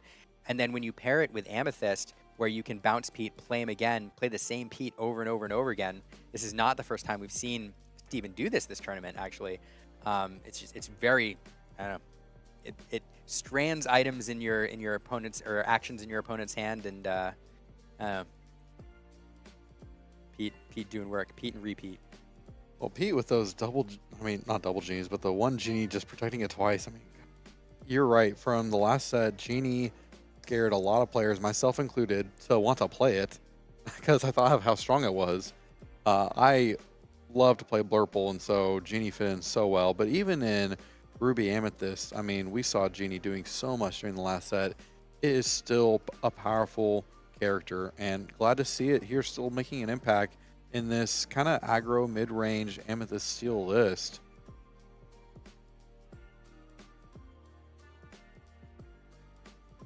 Here we are. We are getting ready here for Game 2 of the Hunter Burton Memorial Lorcana Championship. We're here in the finals. Very excited to be here. I'm Sir Ashtown, and joining me today is Liam from the Illumineers. They are doing mulligans right now. And again, we just want to thank our Enchanted Level sponsors. We have Mothership Books and Games in Austin, Texas. We have Cloud Collectibles here in Dallas-Fort Worth, the Pixel Haven near UT campus. We have Pixelborn and the Card Haven. We want to thank them so much for their support. If you or a loved one are struggling with suicidal ideation or mental health crisis, head on over to 988 where there is support 24/7. Let's head on over into the finals here as we're going into Game 2. They're finishing off their mulligans right now. And thanks for mentioning that again, Wesley. You never know, like, the one time that you talk about this when it's going to resonate with somebody and have an impact. And it only takes once for somebody, the right person to learn about 988 at the right time to make a real huge difference. So definitely something that I'm glad that we're talking about, and it's just a great event. No, we're so glad to be here. This is the second annual Lorcana Championship. They've done a ton of tournaments here. They've done Flesh and Blood, Pokemon, Magic the Gathering. And we're off to the races here. Aaron having that turn 1 Force Sphere, turn 2 Tipo. We're seeing kind of some classic lines here. Didn't see the turn 1 Bell, though, but... No, and I'm willing to bet that's a card that Aaron really wanted to have here, knowing that Maleficent was available to come down turn 1, and that Steven's plan is to be aggressive. Getting that Bell on the board not only allows you a bigger body for the early game to deal with stuff, but also allows you to sing several removal actions. And probably something Aaron was looking for pretty aggressively, but didn't find. So unfortunately, that's not available. But we do have the Tipo to ramp a little bit, and propelling into the mid game. But yeah, not having that Bell could be impactful here. Yeah, what a play it would have been to turn 1 get a Bell, and then turn 2 let the Storm Rage Dawn that Maleficent. I mean, we're going to see that lore gain happen here pretty quick from Steven, especially with these 1-drops coming down in the form of Chernobog and Diablo. Yeah, we do have the Tipo who can clean up that Maleficent, so there is that. But Steven going wide here with other threats. There we go. Tipo, ages ago in set 1, we used to play, 1 jump ahead or other actions that allows you to get extra lore. There's also Sail the Azurite Sea, but people value Tipo for this reason, because you do get the extra ink, but it gives you a body to clean up little things, to do little things with, and showing the effect here, getting rid of that 2 lore Maleficent. Followed up by a Flavisham here, eating that Fortisphere, crunching on that steel item, and drawing 2 cards for Aaron. Back over to Steven, who's going to quest with Chernobog's followers, banish it upon the quest to draw a card. We'll see what comes out now. I do see a Pete in hand there. It's available. Probably won't see that just yet. Instead, Giant Cobra going into the Inkwell. And we do see the Pete. It establishes a 3-3 on the board, prevents any actions. Send it back over to Aaron. I think there's other things Stephen would love to play in this scenario. Calhoun, some other cards establish maybe another 2-1 drops, but in those not available, Pete coming out. Aaron coming down with his own Pete, preventing actions on that side of the board. Then we're going to challenge that Diablo to give Stephen an extra card. Just seems like Stephen's probably not on his ideal draw here. Yeah, looking at Steven, I was just thinking of how many Merlin crabs he runs. He does have 3 because that is like a sweet spot with those Diablos where you can then turn them into challengers, get to draw a card off of it while banishing an opponent's character, but didn't see that quite happen. We will play the Genie here. Draw a card, get that dangerous, evasive quester on the board, but definitely vulnerable to a Long Came Zeus at this point, or even Strength of a Raging Fire if we establish another character. Pete's going to quest there, go up to 5, back over to Aaron.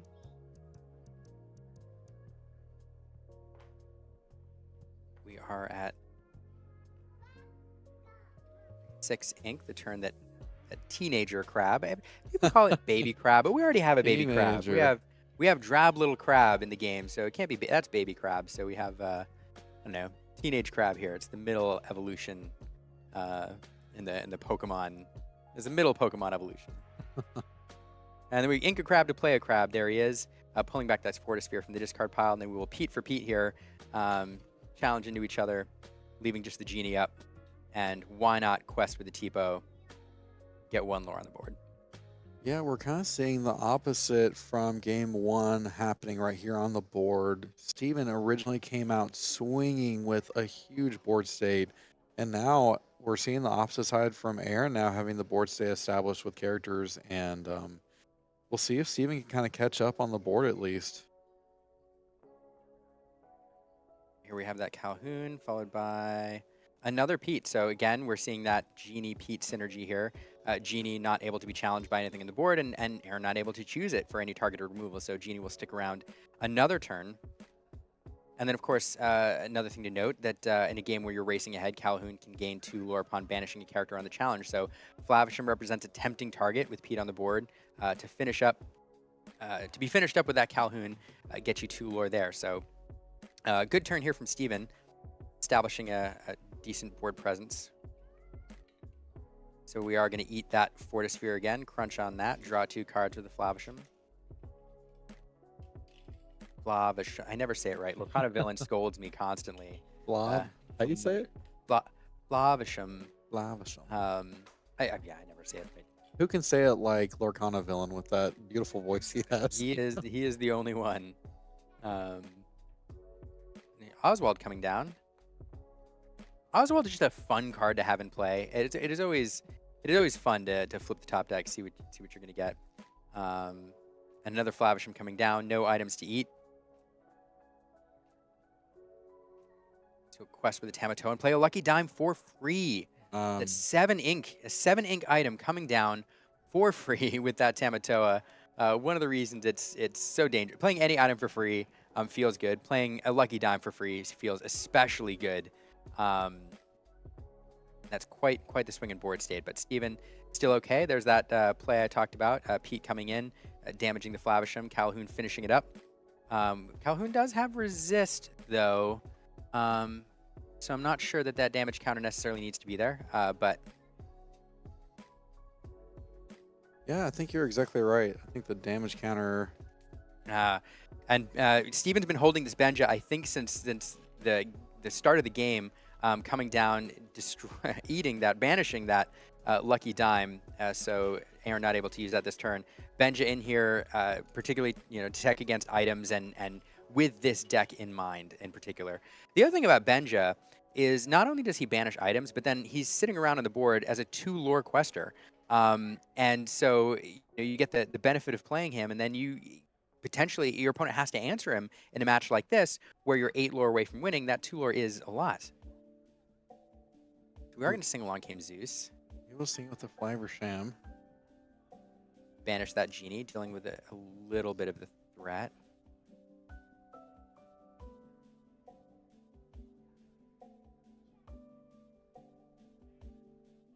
Wow, this is great for say from both sides. I mean, Steven being at 12 here, we see the white roses, the Binja, we see lore on the board.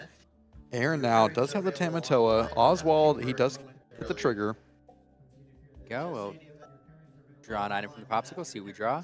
Like to draw into some removal. Love a Strength of Raging Fire. Would be delightful here to deal with that Benja.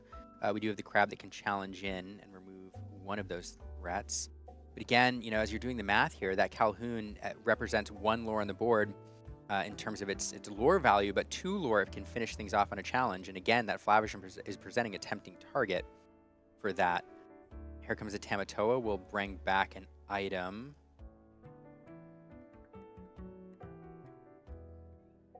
So that Oswald. Now, again, Calhoun, correct me if I'm wrong, Calhoun does have resist 1.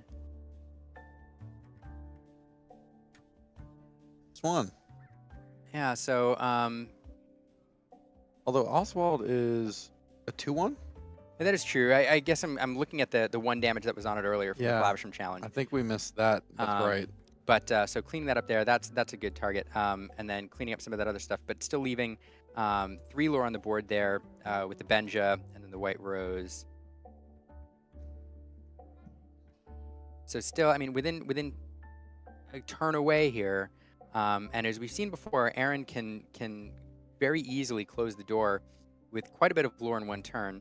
Losing the lucky dime didn't help, though. That Benja play there, crucial to prevent Aaron from running away with this really quickly. I guess Aaron here does have the Tamatoa, which could get back the lucky dime, but really at this point we don't have as many items on the board. Instead, opting to get cards like the Force Sphere or Popsicle so you can draw, establish those items, and then get the lucky dime when you need it. That is true. One of these crabs is great on their own. They're really great when working in tandem, when big Tamatoa can scoop the lucky dime out of the discard pile, for example, and then the teenage Tamatoa can quest and play that item for free. The problem is, at this point, as you mentioned, there's not a lot of items on the board.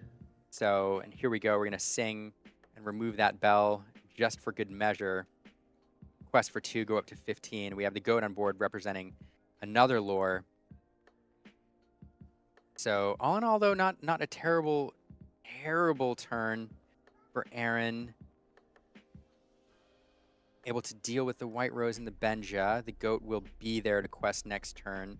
But again, we do have Cobras as well. So Steven getting within striking distance here. Aaron's going to have to start building up his item base again.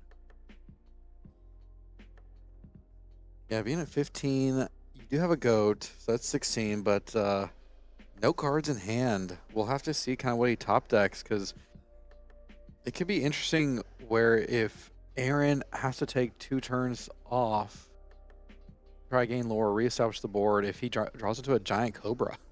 To really see what happens here. Yeah, it's a tough thing. Aaron would love to be able to do some crabby shenanigans here and start, manipulating items, pulling things out, putting items in play to kind of build his engine. But those are his big challengers. And so, trying to figure out, I'm sure if there's a way that he can remove some of those other characters without having to use his crabs and do other things with them. We'll see. So let's start by drawing 2 cards, seeing what we get, getting, full information here.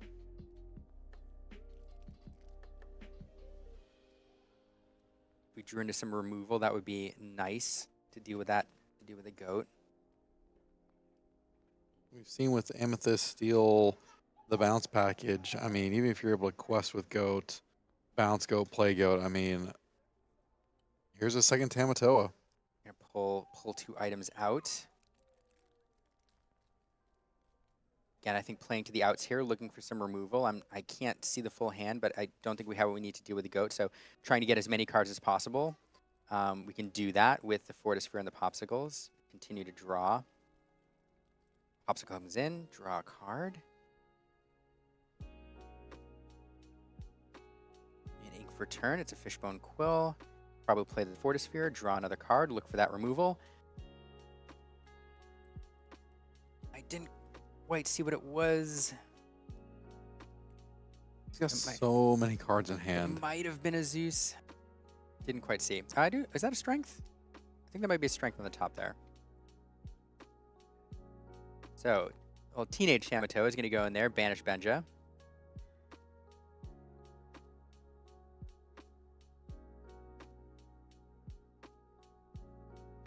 And unfortunately, if nobody left to sing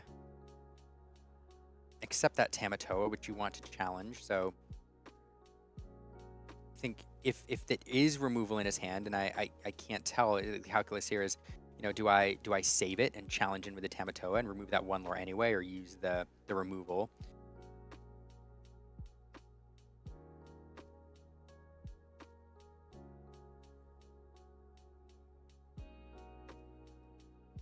Yeah, this is a critical turn because even though Aaron does have a great board state, Steven's characters present problems, and we never know with Amethyst what he can randomly just gain off of free lore to try to close it in. Look at this. So Aaron doing the math here and saying, I'm going to go for it. I'm going to present game probably next turn with Big Tamatoa, the ability to drop items. So now saying, I'm not challenging in. I'm not going to remove this rose.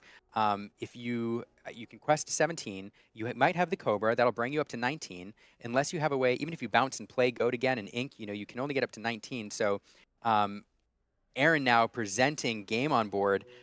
Here we were, looking at this, trying to think about how can Aaron prevent Steven from winning next turn and buying another turn. And instead, Aaron dropping enough items, doing the math, questing out, and saying, you answer me. I'm the beatdown now. And that's exactly what this deck can do. So, yeah. It's a great point. Making yourself saying, I think that shows how seasoned of a player Aaron is. Saying, you know what, I see what I have on the board. Instead of trying to work around what you're doing because you're close, I'm just going to get me within range. Even if you take out one or two, I'm still going to get there because of your resources that you have to have. No cards in hand. I think Aaron saw, because of his experience, that was the best route to go. Yeah, fantastic play. And I think both decks played pretty well here. I will say again, I don't think Aaron had the ideal draw. I think he would have wanted to have the Bell in this matchup, but it didn't matter in the end. Steven also, I think, not on his ideal draw. We did have the turn 1 Maleficent, but I think he would have liked to go into perhaps a turn 2 Calhoun, and rather than waiting and playing Pete. So did go a little wide, but not, I think, the ideal draw for him. But nevertheless, very, very close to closing it out. And man, it was a nail biter for me. I don't know about you, Wesley. I was edge of my seat there in the middle game. Especially after we watched game 1, how fast Steven kind of came out of the gates, just going to the races. This game felt more like, okay, we're having some card games going back and forth here, and I'm glad that we get a game 3. You said this earlier, but as much as I'm cheering for these players and I'm looking forward to the matches, I want a game 3 because I love the nail biter, and that's what we're getting here in the championships for the Lorcana Hunter Burton Memorial Championship. Here in the finals, we have Aaron versus Steven. Excited to be here with you, Liam. I'm excited to be here too. This is it. I mean, this is competitive Lorcana at its finest, in a big moment on stream with the world potentially watching. One thing I'll point out too, and somebody mentioned this in chat, but these players are tired. This is a. I'm feeling tired, and I'm just sitting here talking. For these players, they've gone through multiple Swiss rounds yesterday. Probably got an okay night's sleep. Then coming in here tomorrow, playing, 3 more Swiss rounds, and now the quarters, the semis. It's a lot of Lorcana, and your brain gets fatigued a little bit. 68 players in this tournament, I believe. That's right. 68 players. 68. Very, very on the skill level, very skilled players. Multiple, I think 4 or 5 continental North American championship players that we saw. 2 Worlds qualifiers playing here, Zansid, Mo Shamblin. And so on the top end, very, very stacked. But then we also had a lot of younger players, a lot of newer players. Yeah, we saw Derek get into the top 4. I mean, he's 12 years old, and he was in the top 4 here. He even beat out, I want to say, was it Mo that he beat during the tournament? I think Um, so. He went through some pretty he went, pretty tough field. yeah, he didn't. It wasn't like he just played just anyone. He played tough players to get to that point. So, congratulations to him on making it so far. And really, for everyone here at today's tournament, it has been a great time. And so glad that we could be here for the Hunter Burden Memorial to highlight 988 and to talk about that resource that's available to anyone who's going through suicidal ideation or a mental health crisis. 988 is that number again. And you're talking about players being tired. I know for sure Aaron last night was playing games until late, testing and just preparing for today. But here we are in the finals of the Lorcana Championship. Game 3. And we are off to the races. Turn 1 play for Steven here with the Magic Broom, followed over back over to Aaron for the Popsicle. And again, no bell. One of the cards that we've come to expect on turn 1 from Sapphire decks here. So nothing in play to answer that Broom. Yeah, I guess we also aren't seeing a Maleficent from Steven or a really quick. I mean, we obviously see 2 characters right here, maybe a Chernobyl Diablo follow up, but we didn't see the quick lore gain. No, and no turn 2 play, unless I'm mistaken here as they passed it back over. So yeah, I mean, especially on the play, that's where Maleficent is especially deadly. You know, that 2 lore 1 drop. So didn't have that on turn 1. Don't have a turn 2 play here, unless yeah, it's back over to Aaron. So oh my goodness. So unfortunately for Steven, not the ideal start. So back over to Aaron though, and looks like we'll probably see a Tipo or an Oswald. It's the Oswald. So that card is going to be every turn now. We're going to see that card do some item shenanigans. And Aaron, perhaps, you know, feeling a bit of breathing room as Steven hasn't been able to apply the early game pressure that he wants to. So able to establish that Oswald and perhaps do a lot of item shenanigans. Yeah, that is a. See, he had a Merlin Crab, man. That gosh, they could have challenged into something and helped trade off, but didn't need to. Wasn't able to. So now instead we see a Benja here taking out the Popsicle, and a little bit of a slower start, but we do see a Benja who is able to quest for 2. True, it is a strong quester, and then Steven, of course, making use of that Brooms as well, indicating to me that Steven is looking for something, not in his ideal draw, wants to see more cards. So we see that leave the board. Aaron does play the Pete. I missed the Oswald proc, but I don't see any items in play, so clearly we didn't hit what we needed to. That's something we'll have to see is how many times, like you were saying, Liam, how many times he's going to miss. But see an extra card so that way he can get to those items because there's no items currently on the board. So Aaron must be wanting to see them. We are in turn 4 here. This is the turn Genie becomes available. I do think it feels pretty good to play the Genie in this scenario against the empty board. There it is, drawing a card, inviting an answer from Aaron. And let's see if we will quest with Benja. It does make it vulnerable to the Pete, but even again, trying to race ahead and close this game out. So happy to do that. Back over to Aaron. Yeah, let's see this Oswald trigger as Aaron is about to ink. Oswald triggers are so fun. They seem easy to forget too as a player. They are. So there we do trigger it. And it's the one. That's the card you want for the Genie. So you hate to see it go to the bottom, but at least Aaron knows that card's not available now. Now we'll look at the top 4 cards, though. Try to find an item. It is a Fortisphere. And, oh, the Along Came Zeus going to the bottom just feels bad. You're 1 card away that turn from drawing into the card that can deal with the Genie. So Pete will clean up the Benja. 2 damage counters there on him. And I think we'll go back over to Steven and the lone Genie. That's sometimes how it happens, though, when you're cycling through your deck and you're looking. Sometimes hit cards away that you didn't want to.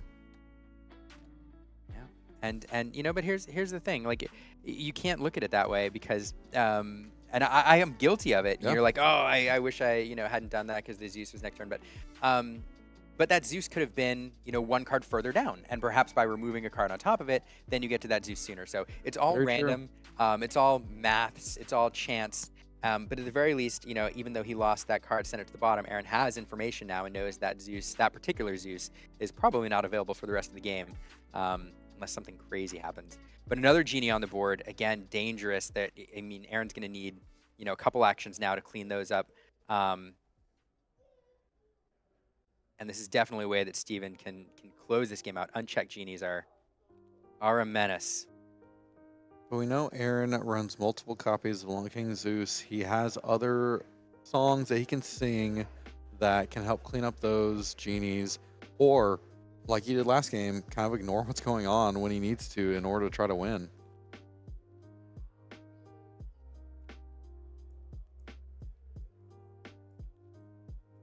And over there still thinking.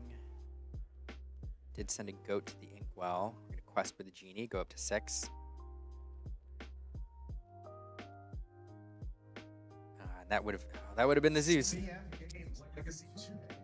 That would have been the Zeus with the Scrooge. Would have been great. Fortisphere now. Drawing a card.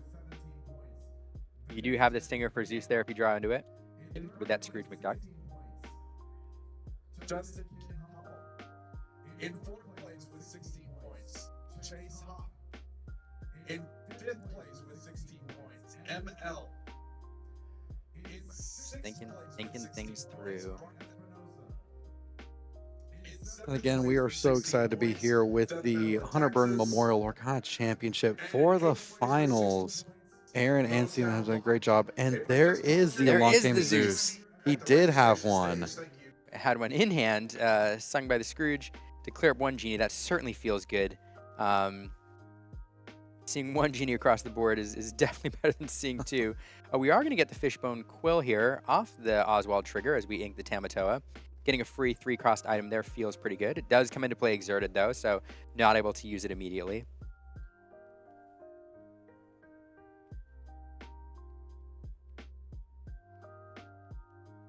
That's another thing, too, though, is that having too many Along Came Zeuses sometimes when you don't need to see them all can be a problem. This is great. Oh, go ahead, Liam. No, go ahead. I was going to say, this is great to be here in the finals. Again, we want to thank our Enchanted level sponsors for supporting the Hunter Burn Memorial and 20 Lore Pro. We want to thank Random Encounter Games, Cloud Collectibles, Pixel Haven, Pixel Born, The Card Haven, and Mothership Books and Games. Without them, this tournament would not be possible, and they are big supporters of the U.S. National Suicide and Crisis Lifeline 988. That number again is 988. If you are going through a mental health crisis or struggle with suicidal ideation, head on over to 988. We're so thankful to be here and to enjoy our hobby as a community as we watch the finals here today. And that free Fishbone Quill did not stick around for very long. Benja coming down, eating it quickly. One thing I'll note last turn, Oswald there quested for a couple lore, was protected by the Bodyguard Scrooge. Aaron banishing the Fortisphere to give Scrooge Bodyguard, meaning that Genie could not challenge into and remove that Oswald. But again, that Pete here used to great effect paired with the Genie. That Genie able again to quest with impunity, Pete preventing any actions, any more Along Came Zeus shenanigans this turn off Aaron's side of the board. We'll see what happens here. We will ink. Trigger the Oswald. We get a Maurice's Workshop. Not a terrible item to hit off the top deck. Not only does it net you extra cards, but you can use it even though it's exerted if Aaron has any other items. Instead, we're going to play the Teenage Tamatoa, Mid Tamatoa. Get 2 items back, the Popsicle and the Fortisphere. When paired with those Maurice's Workshop, represents some significant card draw. And we're just going to quest. Talk about board development on Aaron's side. He is starting to see the pieces that he needs in order to gain the resources to get to the end game. Because now that he's got that Maurice's Workshop on, he's got Tamatoa available. This is the start of a point to where Aaron can really start drawing cards off of all the items he's getting off of the Oswald, the Tamatoa from Maurice's Workshop. Yeah, and that Oswald, an interesting choice to quest here, but it is a very weak character. It's going to go down very easily to a challenge, and you'd love to protect it and continue to gain advantage of that that free item off the top deck, especially when paired with the Workshop. But every lore here matters, and Aaron's looking at Steven's side of the board and saying, I see 5 lore on your side of the board that brings you up to 13. So every character that Steven devotes to challenging is reducing that lore total by 1. And so Aaron's saying, look, I'm going to drive my lore total higher. I'm going to make that lucky dime even more threatening if I get it to play and can use immediately. But at the same time, if you're challenging into my Oswald and removing it, I don't like losing it, but I certainly don't mind that you're not questing with your Pete or your Benja or whatever else is challenging in. Yeah, so definitely trying to force Steven into a response role here. It does also make to where this already damaged Pete, that if it follows up and does have to challenge and finish off a Pete or a Benja, whatever did quest or challenge, not a bad way to use a damaged Pete that wouldn't stay along for very long anyways.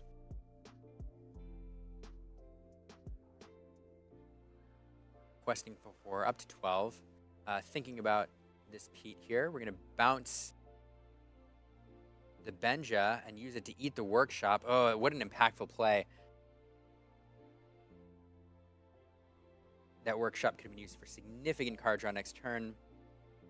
So an interesting choice here too, because we could have used the snake rather than bounce the Benja to bounce the games referee instead, playing Pete again, preventing any actions. But here, Steven more worried about the card advantage gained by the workshop, or perhaps being eaten by Flavisham, but that item synergy than Aaron's removal. And so the Pete will stick around. I kind of like that line of thinking and play because it really prevents Aaron from having more time to get answers if he doesn't already have them. And so you're preventing Aaron from having the ability to be able to gain card advantage and continue forward with the game. And the other consideration here, I'll point out, is Benja is a 2 lore quester. So when you get to a point where you're trying to scratch out, your last 8, 6 to 8 lore, especially when you have cobras and goats and everything else, what he's effectively doing too is protecting his 2 lore quester by leaving the Pete vulnerable here and not the 2 lore Benja. But here we are drawing 2 cards, one with a popsicle, one with the Fortisphere. That workshop no longer around to provide that extra card draw.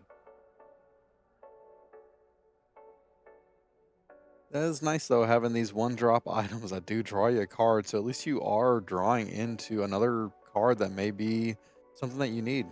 But that workshop, I mean, Aaron needs to clear off that genie, wants to draw into another Long Came Zeus, and that workshop would have represented another 2 cards. And so if Aaron is searching for removal answers for those ready characters or that evasive character, that workshop doubles the cards you can draw effectively. So removing that really, really stings. Yeah, just like you're saying, Liam, that Steven's play of opting to use the Benja, protect it, get rid of the Maurice's workshop. Strong play by Steven. See, we do have singers on board, so if we're able to draw any more cards on Aaron's side, those singers are available. Really have to think about, I mean, you'd love to get that genie off the board. You'd love to get Benja off the board. It's certainly not over yet. We do have the lucky dime come down. We're using it on the baby Tamatoa. Get another 2 lore out of that. We're up to 11 now. And so Aaron's presenting, 6 lore on the board now for next turn. And that's pre-questing this turn. So this is a knife's edge here. So goodness gracious, we play the queen. No interplayability on the queen. But at this point, it's 1 more lore. So Scrooge is going to challenge into the Pete, get that lore off the board. That's important. His 5 lore puts Steven at 17. And 18 is 1 Cobra away from winning the game. So that should keep it out of reach this turn. But Steven now doing the math and trying to figure out what Aaron's showing over there. So again, let's do the math here. Publicly, you have the teenage Tamatoa with 2 lore. You have another 2 lore paired with the Tamatoa off the dime. So it's 4, 5, 6, 7 lore. Puts you up to 18. And that's... Ooh. Now, unfortunately, you'd love to be able to pair a big Tamatoa with that dime, perhaps, but not enough ink to play and use the dime. So it's still a bit of a stretch. We're gonna heal up that Scrooge there. Yeah, unfortunately, The baby Tamatoa doesn't have that, that really, the big Tamatoa ability. The items, number of items don't matter. So it's I say within reach, but Yeah, with Steven with 4 cards now, he still has a lot to play.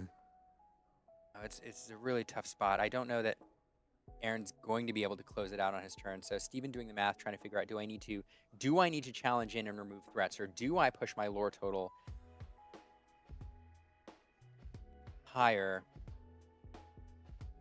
and force things? Gosh, even if he just quests with Benja and Genie, that's 4 lore. Having a Madam Mim to challenge in and clean up something on his side, on Aaron's side of the board. Available there. If we have another Mim, we can do some more Benja shenanigans. Really shut things down. We do have another Genie that represents another big threat. This is a tough spot. Now, so I'm trying to think if there's anything Aaron can draw to close this. I don't.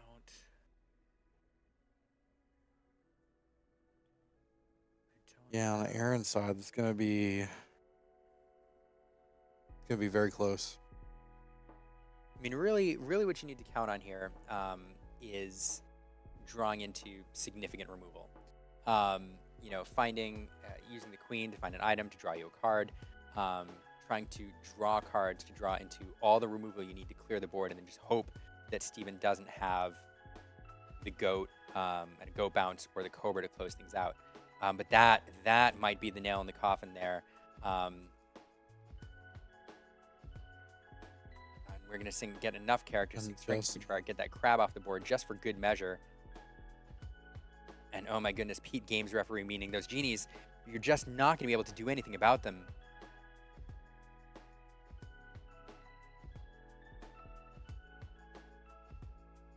Going to be difficult. Let's see how this plays out here, but this is a tough spot to come back from.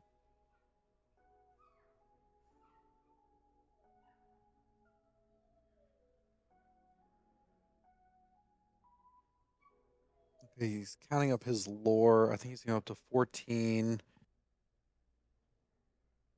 14. So now what he's presenting. Okay, we're going to remove the Scrooge. And now we're presenting between the 2 evasive genies and the ready Pete.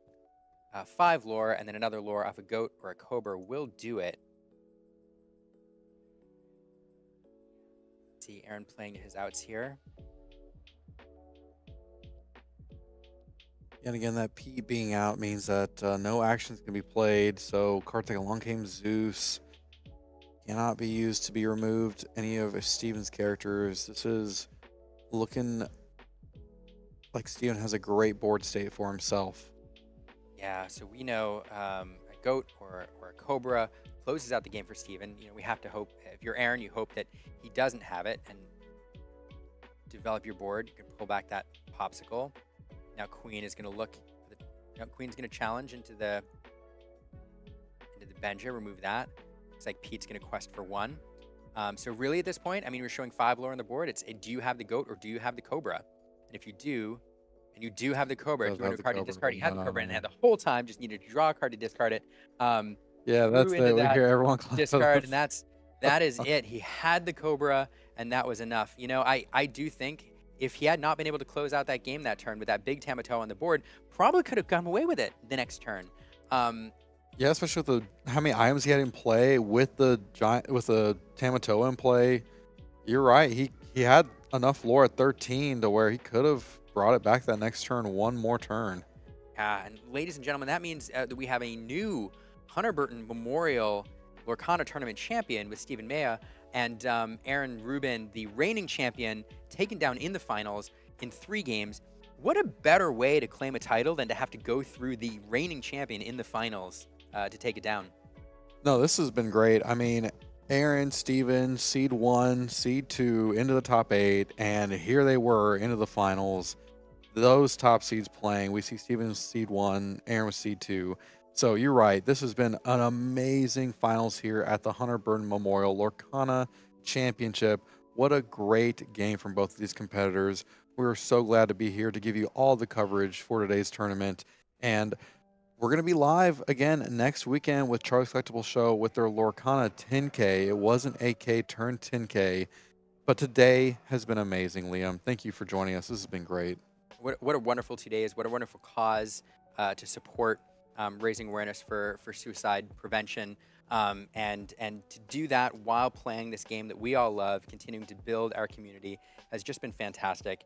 And the storylines here again are amazing. You had young players doing well. You have experienced players performing at the peak of their game. And then one of the storylines here for the finals, not only is it the reigning champion losing in the finals to our new champion, Steven, but we have the bogeyman deck of this format, the one that everybody was scared of, this Oswald item Sapphire Steel variant, being taken down by a deck that's very similar to its variant in the last meta. It's the old guard. Steven splashed in some Cobras. I think that may have been it, and said, I'm going to ride this into this meta. I'm not scared of this blue steel items deck and having to go through one of the best pilots of this deck in Aaron Rubin to win. So that deck out there that everybody's scared of, don't be scared of it. There's things that can take it down, and we saw that here in the finals.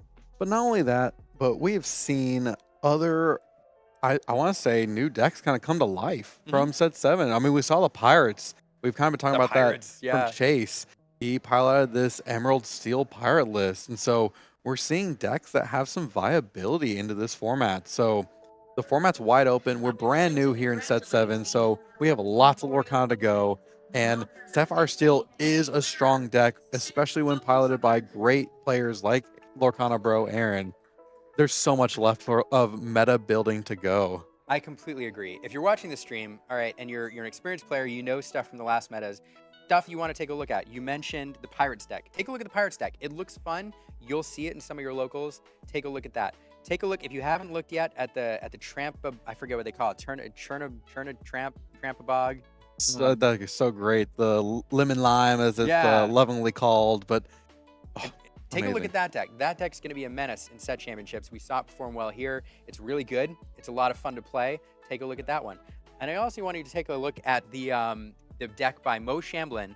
He did not make top 8, but Sapphire Emerald is a deck that we expected to do well or kind of make a resurgence here, especially with Ink Geyser being around. He built this very, very good and very interesting Ink Geyser Sapphire Emerald deck. And it's another deck that I think could do very well, even though it didn't crack the top 8 here. So if you're watching and you've been playing for a while and you're familiar with some of the old guard decks, these are 3 new ones that you should definitely take a look at, because especially if you're going to play in set champs or some of your locals or some smaller tournaments, these are decks that can do very well, and they're different. But I'm going to be joined here in a second by Steven, the new champion of the Hunter Burton Memorial Tournament. Steven, congratulations on the win. Thank you, thank you. It was a long couple days, first off, and I want to ask some questions about your deck, but first off, how do you feel right now? I feel great. I lost to Aaron twice last year, I think, in the Hunter Burton, so got a little bit of revenge there, but it's a pleasure to play him all the time. He, I think, brings out the best in me. That's awesome. I mean, what do they say? Steel sharpens steel? Exactly. And so in this instance, you had steel on steel. But it's a great storyline. So twice last year, he ended up taking it. You had to go through him in the finals. Fantastic. No, so you brought in this Amethyst Steel deck. I looked at it a little bit. It looked very similar to last set's deck. What changes did you make? It's I think the only change is the giant Cobra. And it's not even really great into this matchup, but into other ones. But other than that, pretty vanilla, just doing consistent stuff. So, yeah. So why bring that? And I saw you took kind of an aggro build with the Maleficent 1-drops. Why into this particular meta now did you choose to bring this deck in? Yeah, I just figured with the new set, we'll be seeing a lot of blue steel, which was the case throughout the day. So, you know, you just try to get under them before they can get their items and dimes set up, and that's the hope and prayer. So that's your game plan into the control matchup. Just run under them, get those high lore questers out. Maybe play a Benger or 2. Yeah. That card used to great effect. It was here. and got to bounce it even. So yeah, definitely. When you can, you bounce the Pete or bounce the Benger, whatever's more beneficial at the moment. we saw you make that choice there in the finals. You had the choice between the Benja and the Pete, picking the Benja in that instance. But yeah, getting these interplay abilities twice, super great, and you showcasing what Amethyst Steel does really well there. Did you see any other? So I was telling our viewers here, since you got to play a lot more of the field and see a lot more than I did, about some of the new decks we saw. Any decks surprise you? Any Yeah. new builds that you thought are exciting and you want to highlight? Yeah, there was local friend named Chase who was on a green steel Pirates deck with a new Pete and locations with John Silver, so that was really interesting to play against. And I played against a few green steels this weekend actually, which going into testing, I was performing pretty poorly with my friends, so I was definitely not wanting to play those, but it just happened to work out. Well, I actually saw that deck a couple times, and it's bonkers. Like when it goes off, it is scary, and I want to play it just because it looks fun, and it also just happens to be good. So that's a lot of fun. I do want to ask really quick about I want to ask a little about you and your background, and then your future. Yeah. What's your TCG background like? Have you played in challenges? What's your Lorcana history like coming in here? I was able to go to one challenge, Vegas, but that's about it. And this is my first TCG. Are you serious? I found a great group of friends to play with. I'd like to shout them out, the Incredibles. So that's my team. They helped me test. They helped me practice. They helped me get so much better than I ever would be otherwise. That's incredible. First TCG. One of the things that I know we talk about in Lorcana all the time is how it's bringing new people into the gaming space, into the TCG world. Perfect example here. You know, Aaron Rubin, of course, you're familiar with him. You know he's a Magic pro. Of course, yeah. And so years of TCGs, and you coming in here taking him down, that's incredible. What are you doing next? Any other tournaments coming up? So one of my teammates is actually hosting a fun event next weekend called the Diet Coke Invitational, which entry fee for that is only a 12-pack of Diet Coke. So we have a lot of entrants already, so it should just be a really fun time. They have some custom merchandise and cards, so it's going to be, great time. Other than that, we don't have any DLCs on the horizon, but hopefully once they get announced, we'll start planning. I'm actually really excited to follow that Diet Coke Invitational. Oh, it's going to be great. A lot of great players in the Dallas area. I know they talked about streaming it, so I hope that streams so we can follow it because, a lot of great players here, and you're certainly one of them after really crushing the competition here. Thanks so much. So no, that's amazing. Incredibles. I want to make sure everybody sees the logo. A fantastic team to follow in Dallas here. It's a little dark, but thanks so much for the interview. Thank you for your time. It was incredible performance. I got to watch you, I think, in 2 different matches pilot this deck masterfully. How can people follow? Is there a way to follow you on like social media? Or what you're doing, your deck techs, anything like that? Yeah, I don't have a social media presence so much, but our team has an Instagram page and a TikTok, so The Incredibles. So just search us there and you can find us. We're always hoping to put out more content. Yeah, absolutely. Well, hey, if you're watching and you want to follow Steven, you want some deck ticks from him, how to follow or play and pilot this Amethyst Steel deck. We saw him take down Aaron Rubin here. Definitely follow the Incredibles on social media, on Instagram, there, TikTok, and reach out to Steven that way. I'm certainly going to be one of the people doing that. Thank you so much. Yeah, no, and thanks again. It was a treat. With that, I think we're going to come to a break real quick and then sign off. So thanks again, Steven. Congratulations. Thanks, Liam.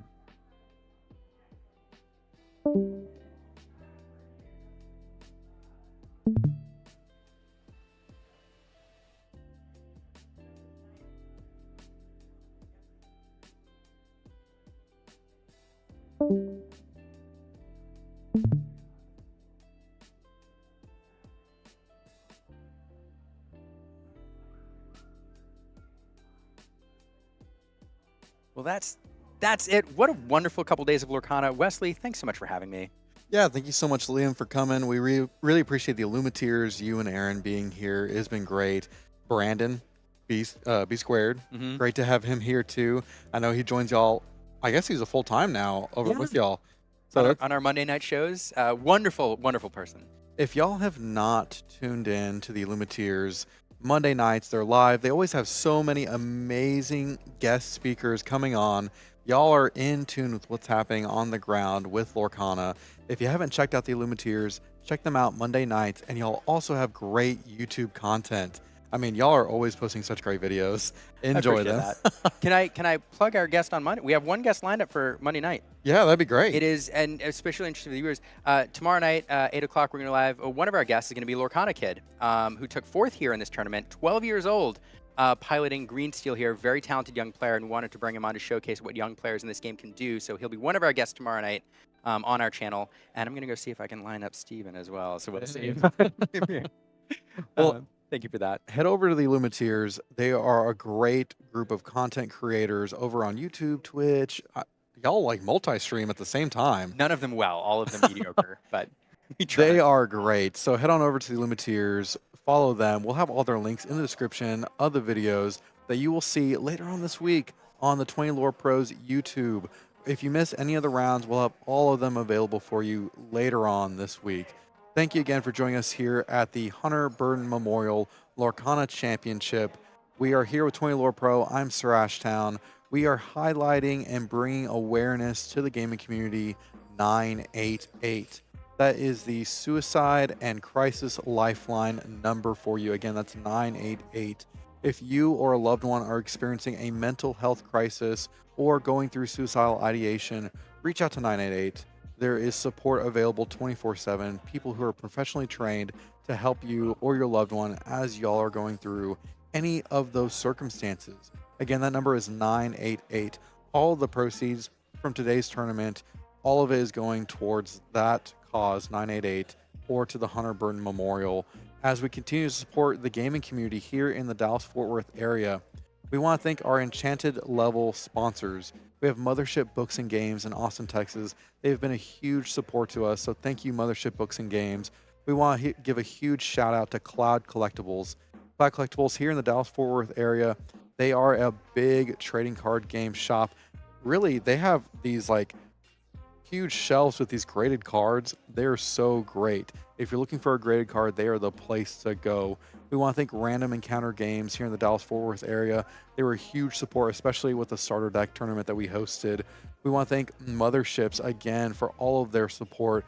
Pixel Haven in the Austin area. Thank you, Pixel Haven, so much for your support. Oh, we have another Illumiteer here. This, again, is a family-friendly event, and we are so thankful to have all of the families that we've had come and join us. Thank y'all so much for joining us here with 20 Lore Pro. We're glad to be a part of this event and to have y'all here with us today. Thanks so much. We will see y'all in the next video. The next tournament, again, is Charlie's Collectible Show's Lorcana 10K next weekend.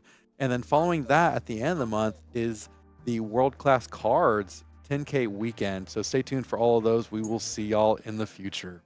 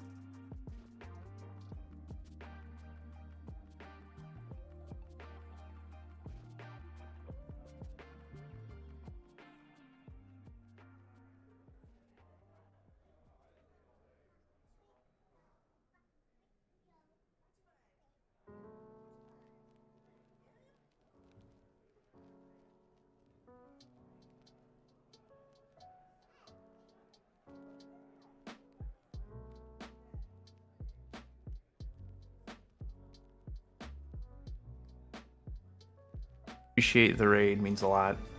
For those of you, and I've already just said this, I'll repeat myself. This is the Pretty Shiny Tournament located in Sacramento, California at store Gold Star Collectibles. It's a 32-player set champ style. These players are competing for a shiny enchanted Tamatoa, a playset of Tamatoas, a couple foiled Tamatoas, and a shiny Tamatoa playmat. So it's cool stakes.